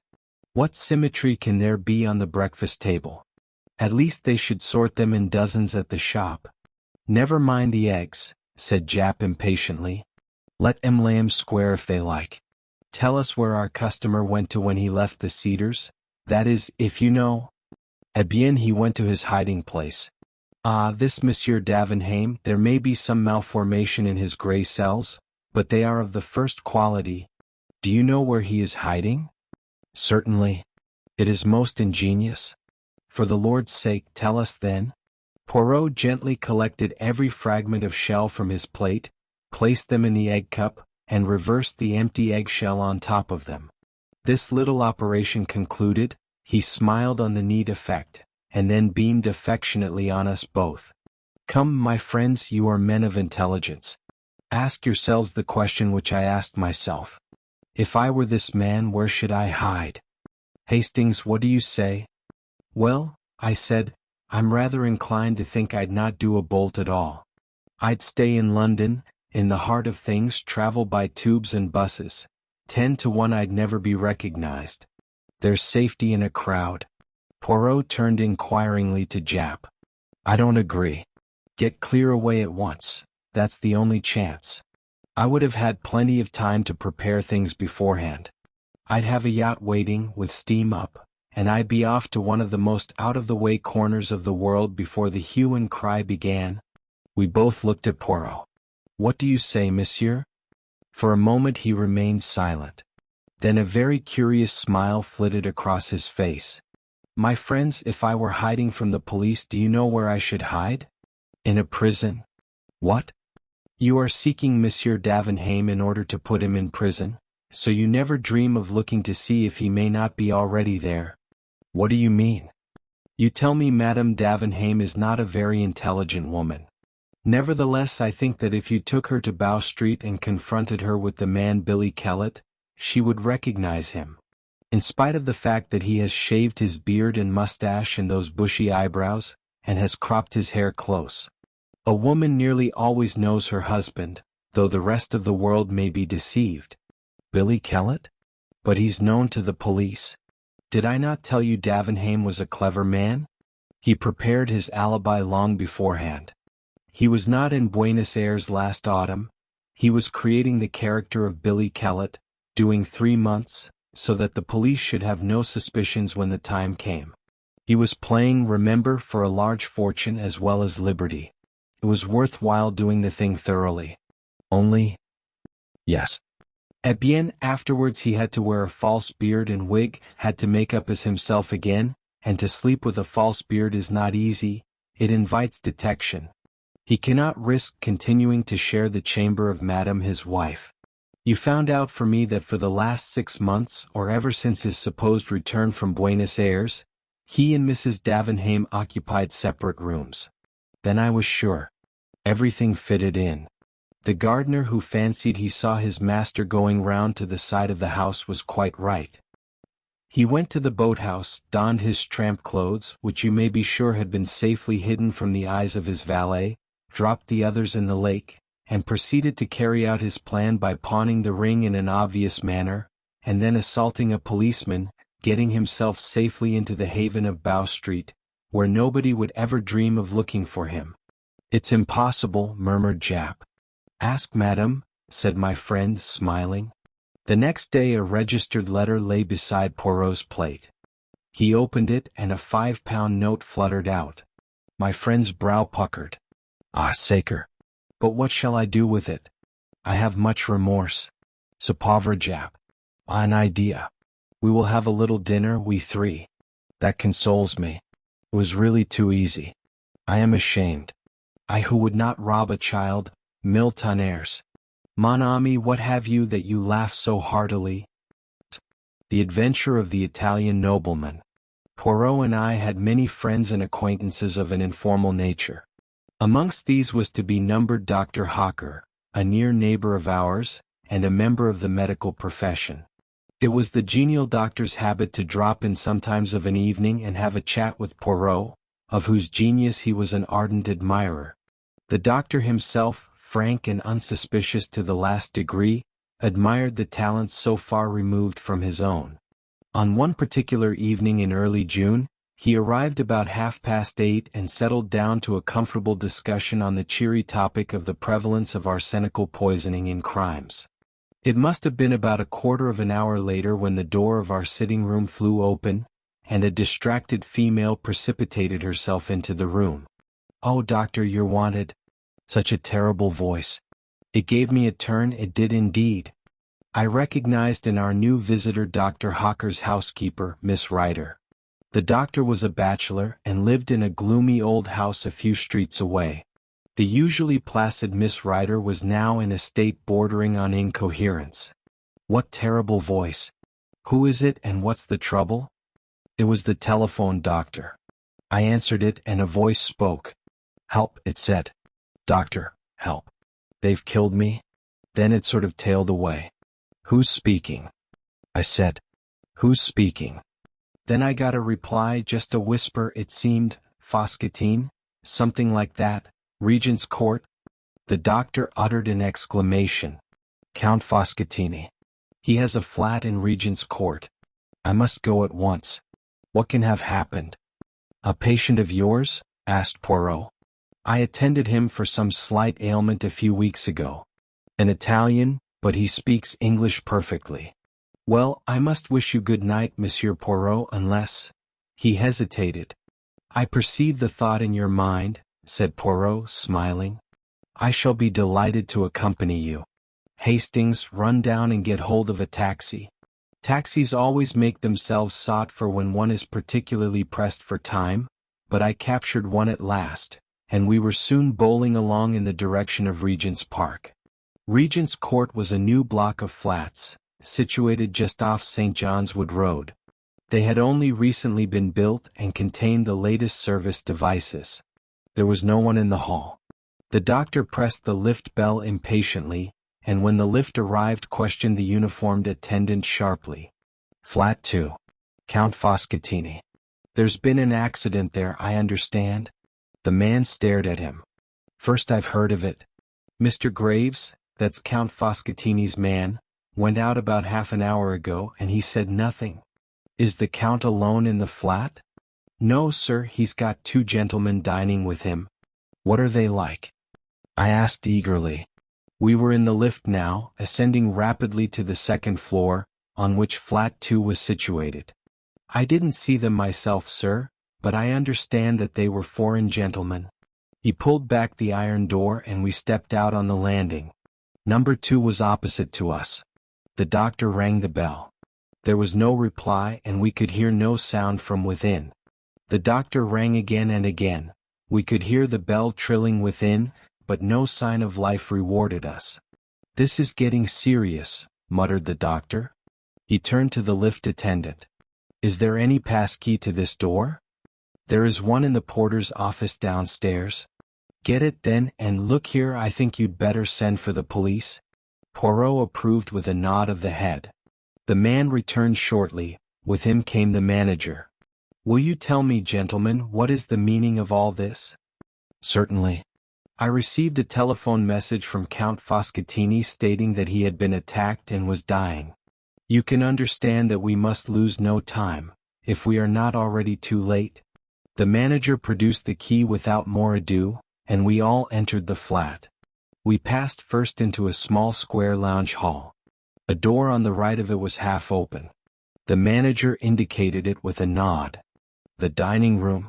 Dr. Hawker led the way. We followed close on his heels. As we entered the room I gave a gasp. The round table in the center bore the remains of a meal. 3 chairs were pushed back as though their occupants had just risen. In the corner, to the right of the fireplace, was a big writing table, and sitting at it was a man, or what had been a man. His right hand still grasped the base of the telephone, but he had fallen forward, struck down by a terrific blow on the head from behind. The weapon was not far to seek. A marble statuette stood where it had been hurriedly put down, the base of it stained with blood. The doctor's examination did not take a minute. Stone dead. Must have been almost instantaneous. I wonder he even managed to telephone. It will be better not to move him until the police arrive. On the manager's suggestion we searched the flat, but the result was a foregone conclusion. It was not likely that the murderers would be concealed there when all they had to do was to walk out. We came back to the dining room. Poirot had not accompanied us in our tour. I found him studying the center table with close attention. I joined him. It was a well-polished round mahogany table.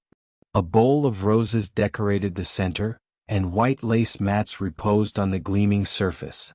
There was a dish of fruit, but the 3 dessert plates were untouched. There were 3 coffee cups with remains of coffee in them, 2 black, 1 with milk. All 3 men had taken port, and the decanter, half full, stood before the center plate. One of the men had smoked a cigar, the other 2 cigarettes. A tortoiseshell and silver box, holding cigars and cigarettes, stood open upon the table. I enumerated all these facts to myself, but I was forced to admit that they did not shed any brilliant light on the situation. I wondered what Poirot saw in them to make him so intent. I asked him. "Mon ami," he replied, "you miss the point. I am looking for something that I do not see." "What is that?" "A mistake, even a little mistake, on the part of the murderer." He stepped swiftly to the small adjoining kitchen, looked in and shook his head. "Monsieur," he said to the manager, "explain to me, I pray, your system of serving meals here." The manager stepped to a small hatch in the wall. "This is the service lift," he explained. "It runs to the kitchens at the top of the building.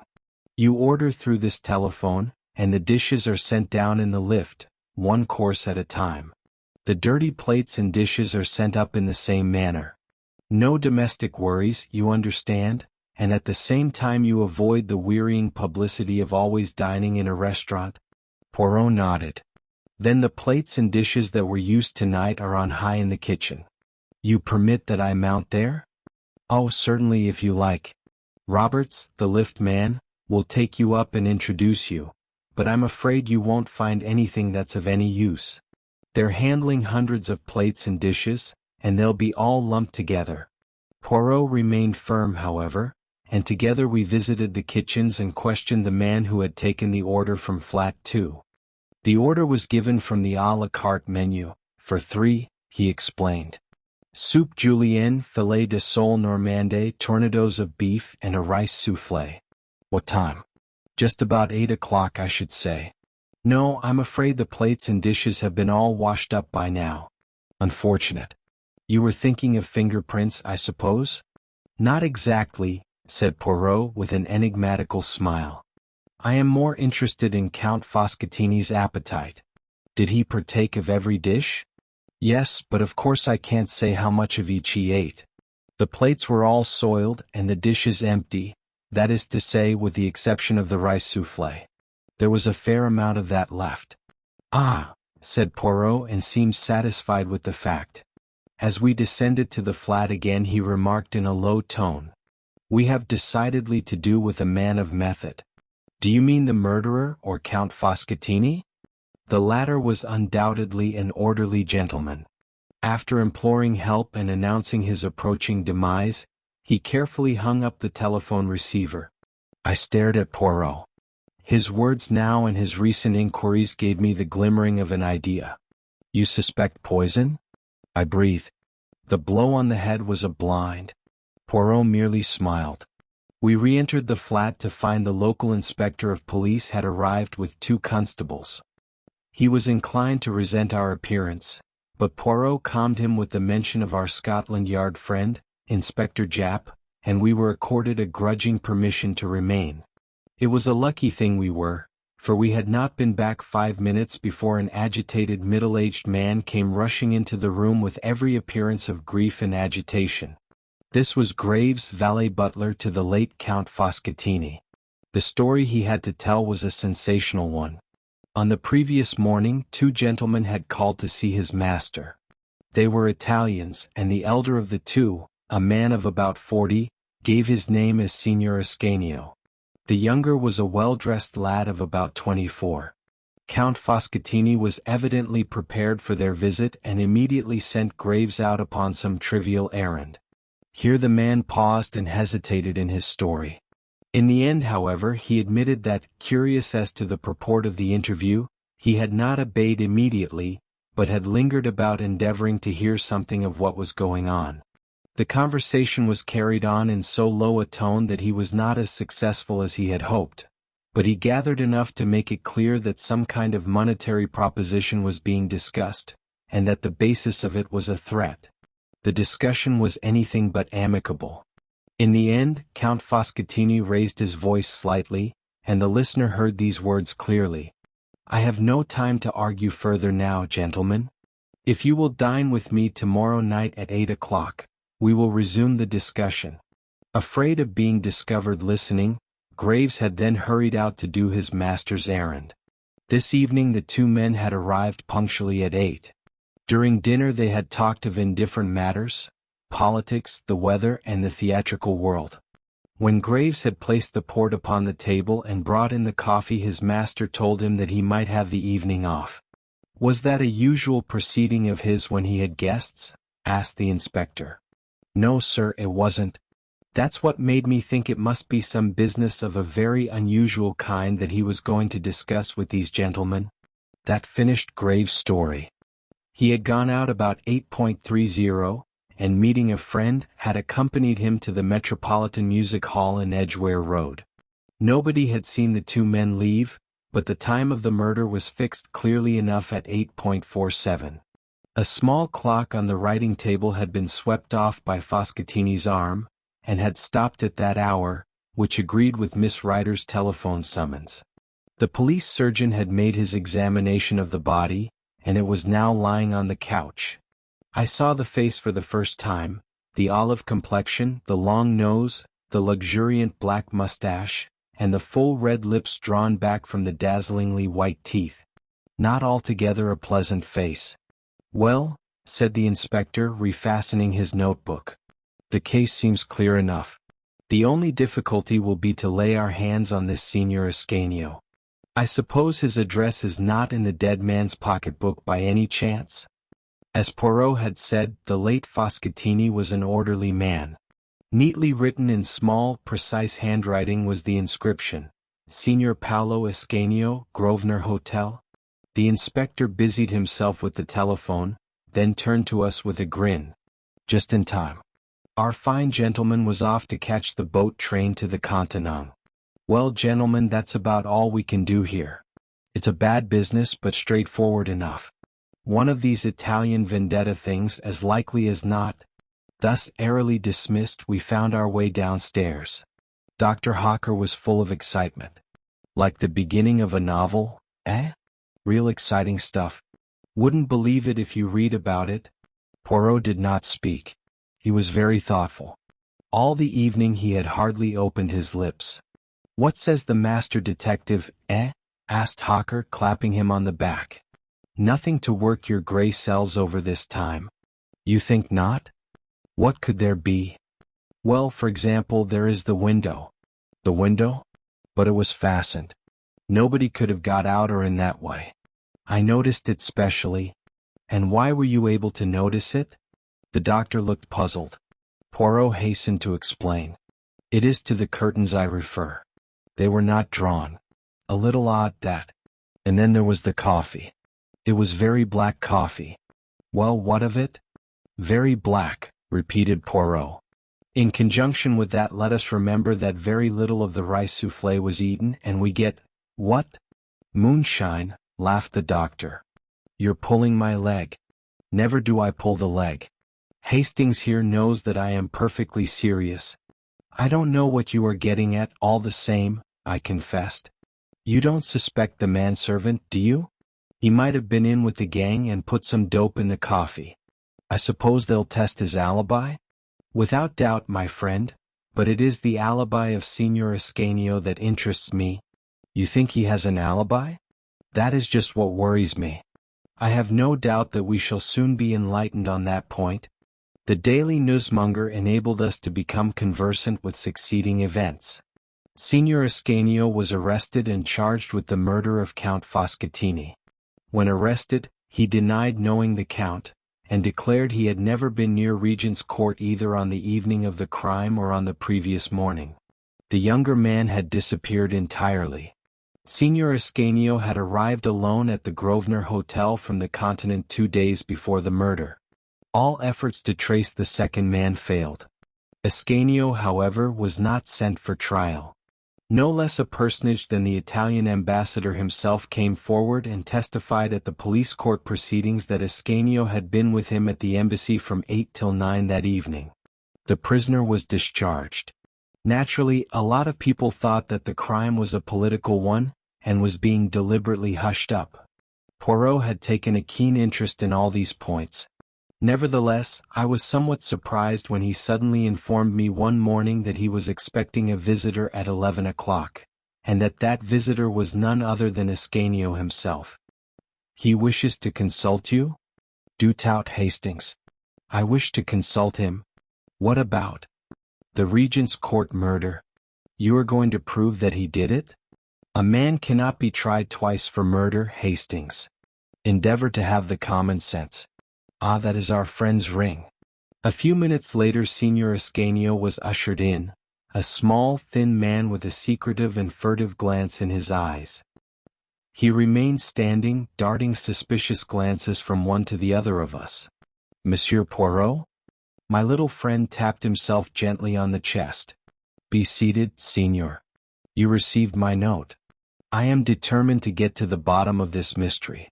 In some small measure you can aid me. Let us commence.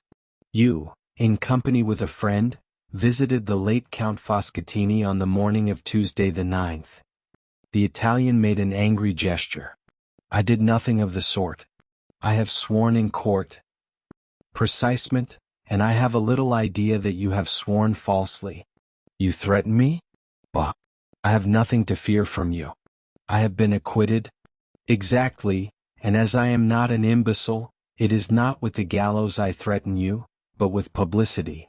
"Publicity. I see that you do not like the word. I had an idea that you would not. My little ideas, they are very valuable to me.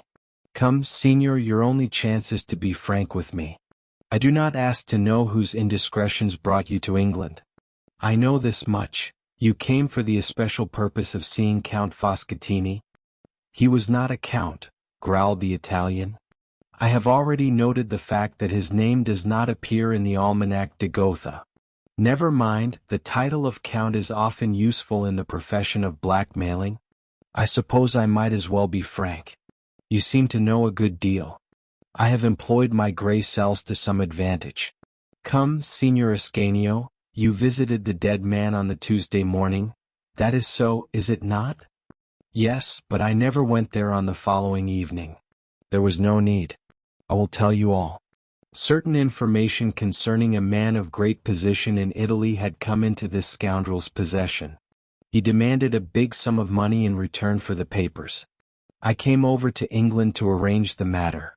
I called upon him by appointment that morning. One of the young secretaries of the embassy was with me. The count was more reasonable than I had hoped, although even then the sum of money I paid him was a huge one. "Pardon, how was it paid?" "In Italian notes of comparatively small denomination. I paid over the money then and there. He handed me the incriminating papers. I never saw him again." "Why did you not say all this when you were arrested?" "In my delicate position I was forced to deny any association with the man." "And how do you account for the events of the evening, then?" "I can only think that someone must have deliberately impersonated me. I understand that no money was found in the flat." Poirot looked at him and shook his head. "Strange," he murmured.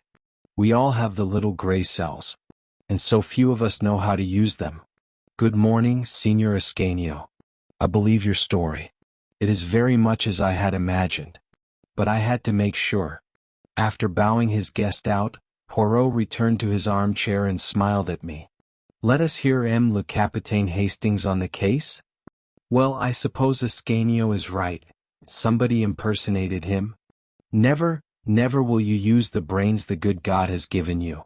Recall to yourself some words I uttered after leaving the flat that night. I referred to the window curtains not being drawn. We are in the month of June. It is still light at 8 o'clock. The light is failing by past. C'est vous de quelque chose? I perceive a struggling impression that you will arrive some day. Now let us continue. The coffee was, as I said, very black. Count Foscatini's teeth were magnificently white. Coffee stains the teeth. We reasoned from that Count Foscatini did not drink any coffee. Yet there was coffee in all 3 cups. Why should anyone pretend Count Foscatini had drunk coffee when he had not done so? I shook my head, utterly bewildered. "Come, I will help you. What evidence have we that Ascanio and his friend, or 2 men posing as them, ever came to the flat that night? Nobody saw them go in, nobody saw them go out. We have the evidence of one man and of a host of inanimate objects. You mean? I mean knives and forks and plates and empty dishes. Ah, but it was a clever idea. Graves is a thief and a scoundrel, but what a man of method. He overhears a portion of the conversation in the morning, enough to realize that Ascanio will be in awkward position to defend himself. The following evening about 8 o'clock, he tells his master he is wanted at the telephone. Foscatini sits down, stretches out his hand to the telephone, and from behind Graves strikes him down with the marble figure. Then quickly to the service telephone, dinner for 3. Comes, he lays the table, dirties the plates, knives and forks, etc. But he has to get rid of the food too. Not only is he a man of brain, he has a resolute and capacious stomach. But after eating 3 tornadoes, the rice soufflé is too much for him. He even smokes a cigar and 2 cigarettes to carry out the illusion. Ah, but it was magnificently thorough. Then, having moved on the hands of the clock to 8.47, he smashes it and stops it. The one thing he does not do is to draw the curtains. But if there had been a real dinner party, the curtains would have been drawn as soon as the light began to fail. Then he hurries out, mentioning the guests to the lift man in passing. He hurries to a telephone box, and as near as possible to 8.47 rings up the doctor with his master's dying cry. So successful is his idea that no one ever inquires if a call was put through from flat 2 at that time. Except Hercule Poirot, I suppose? I said sarcastically. Not even Hercule Poirot, said my friend with a smile. I am about to inquire now. I had to prove my point to you first. But you will see, I shall be right, and then Japp, to whom I have already given a hint, will be able to arrest the respectable Graves. I wonder how much of the money he has spent. Poirot was right. He always is, confound him. 11. The case of the missing will. The problem presented to us by Miss Violet Marsh made rather a pleasant change from our usual routine work. Poirot had received a brisk and businesslike note from the lady asking for an appointment, and he had replied asking her to call upon him at 11 o'clock the following day. She arrived punctually, a tall, handsome young woman, plainly but neatly dressed, with an assured and businesslike manner. Clearly a young woman who meant to get on in the world.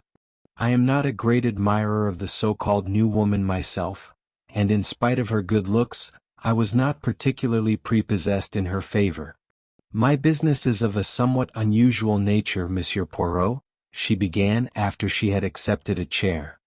I had better begin at the beginning and tell you the whole story. If you please, mademoiselle. I am an orphan. My father was one of 2 brothers, sons of a small yeoman farmer in Devonshire. The farm was a poor one, and the elder brother, Andrew, emigrated to Australia, where he did very well indeed, and by means of successful speculation in land became a very rich man. The younger brother, Roger, my father, had no leanings towards the agricultural life. He managed to educate himself a little, and obtained a post as a clerk with a small firm. He married slightly above him. My mother was the daughter of a poor artist. My father died when I was 6 years old. When I was 14, my mother followed him to the grave. My only living relation then was my uncle Andrew, who had recently returned from Australia and bought a small place, Crabtree Manor, in his native county. He was exceedingly kind to his brother's orphan child, took me to live with him, and treated me in every way as though I was his own daughter. Crabtree Manor, in spite of its name, is really only an old farmhouse. Farming was in my uncle's blood, and he was intensely interested in various modern farming experiments. Although kindness itself to me, he had certain peculiar and deeply rooted ideas as to the upbringing of women. Himself a man of little or no education, though possessing remarkable shrewdness, he placed little value on what he called book knowledge. He was especially opposed to the education of women. In his opinion, girls should learn practical housework and dairy work, be useful about the home, and have as little to do with book learning as possible. He proposed to bring me up on these lines, to my bitter disappointment and annoyance. I rebelled frankly. I knew that I possessed a good brain, and had absolutely no talent for domestic duties. My uncle and I had many bitter arguments on the subject, for though much attached to each other, we were both self-willed. I was lucky enough to win a scholarship, and up to a certain point was successful in getting my own way. The crisis arose when I resolved to go to Girton. I had a little money of my own, left me by my mother, and I was quite determined to make the best use of the gifts God had given me. I had one long final argument with my uncle. He put the facts plainly before me. He had no other relations, and he had intended me to be his sole heiress. As I have told you, he was a very rich man. If I persisted in these newfangled notions of mine, however, I need look for nothing from him. I remained polite but firm. I should always be deeply attached to him, I told him, but I must lead my own life. We parted on that note. "You fancy your brains, my girl," were his last words. "I've no book learning, but for all that I'll pit mine against yours any day. We'll see what we shall see." That was 9 years ago. I have stayed with him for a weekend occasionally, and our relations were perfectly amicable, though his views remained unaltered. He never referred to my having matriculated, nor to my B.Sc. For the last 3 years his health had been failing, and a month ago he died. I am now coming to the point of my visit. My uncle left a most extraordinary will. By its terms, Crabtree Manor and its contents are to be at my disposal for a year from his death, during which time my clever niece may prove her wits, the actual words run.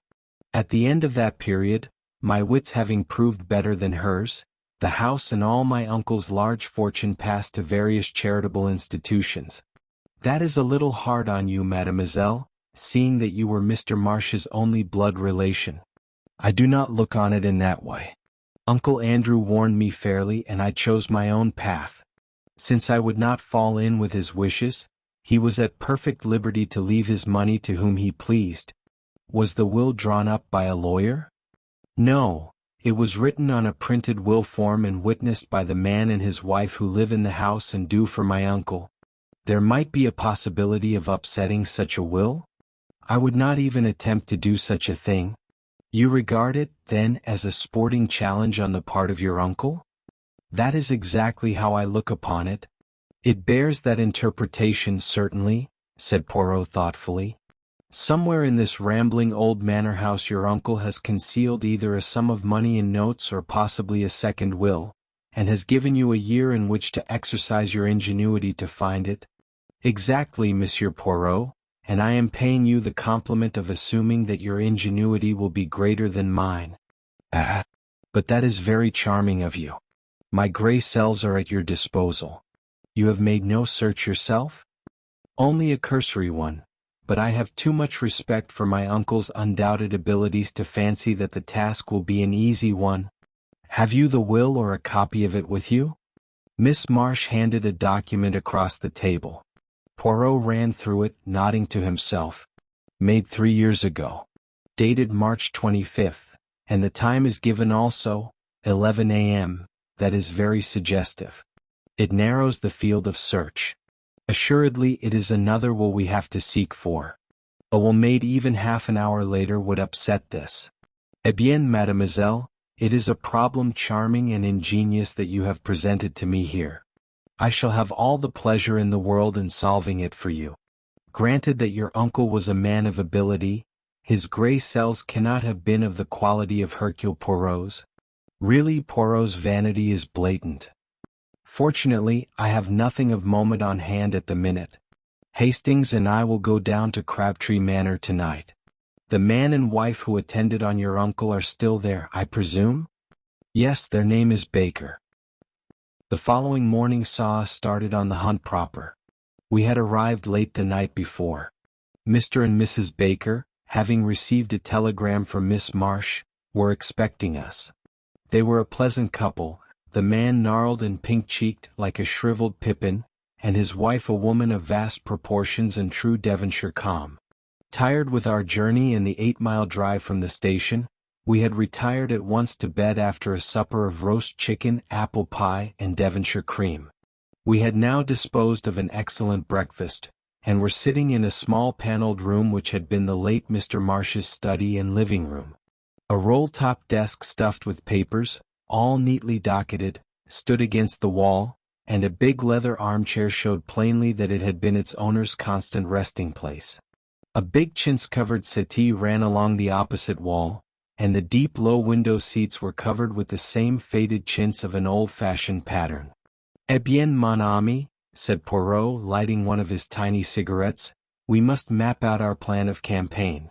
Already I have made a rough survey of the house, but I am of opinion that any clue will be found in this room.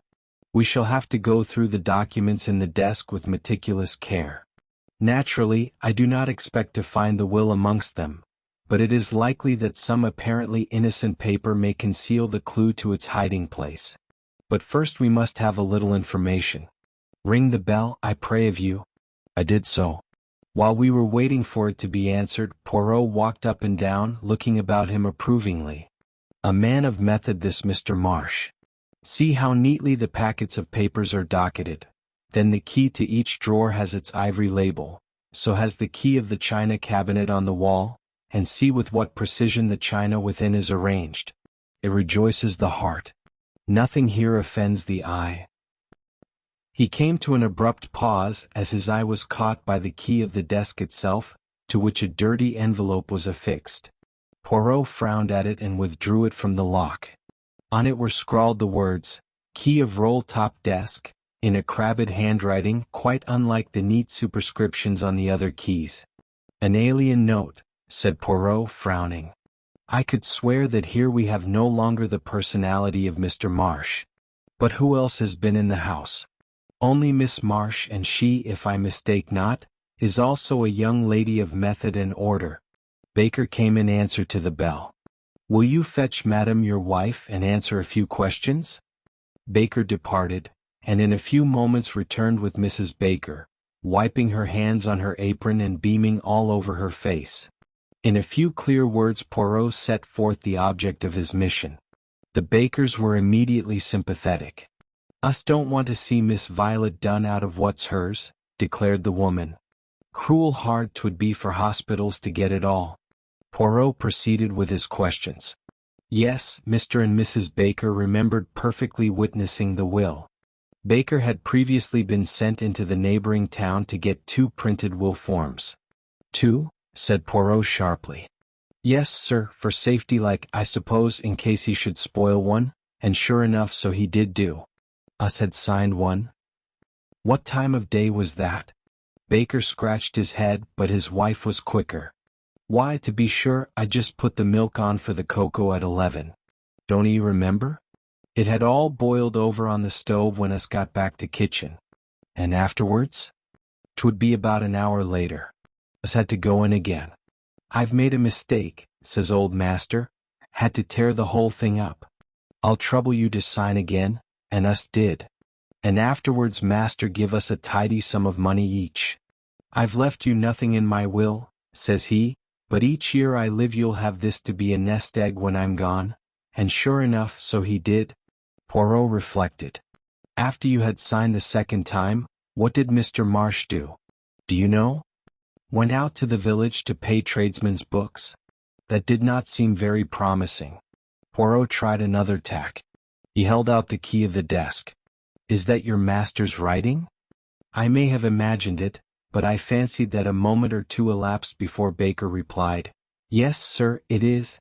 He's lying, I thought. But why? "Has your master let the house? Have there been any strangers in it during the last 3 years?" "No, sir." "No visitors?" "Only Miss Violet." "No strangers of any kind been inside this room?" "No, sir." "You forget the workman, Jim," his wife reminded him. "Workman?" Poirot wheeled round on her. "What workman?" The woman explained that about 2 years and a half ago workmen had been in the house to do certain repairs. She was quite vague as to what the repairs were. Her view seemed to be that the whole thing was a fad of her master's and quite unnecessary. Part of the time the workmen had been in the study, but what they had done there she could not say, as her master had not let either of them into the room whilst the work was in progress. Unfortunately, they could not remember the name of the firm employed, beyond the fact that it was a Plymouth one. "We progress, Hastings," said Poirot, rubbing his hands as the bakers left the room. Clearly he made a second will and then had workmen from Plymouth in to make a suitable hiding place. "Instead of wasting time taking up the floor and tapping the walls, we will go to Plymouth."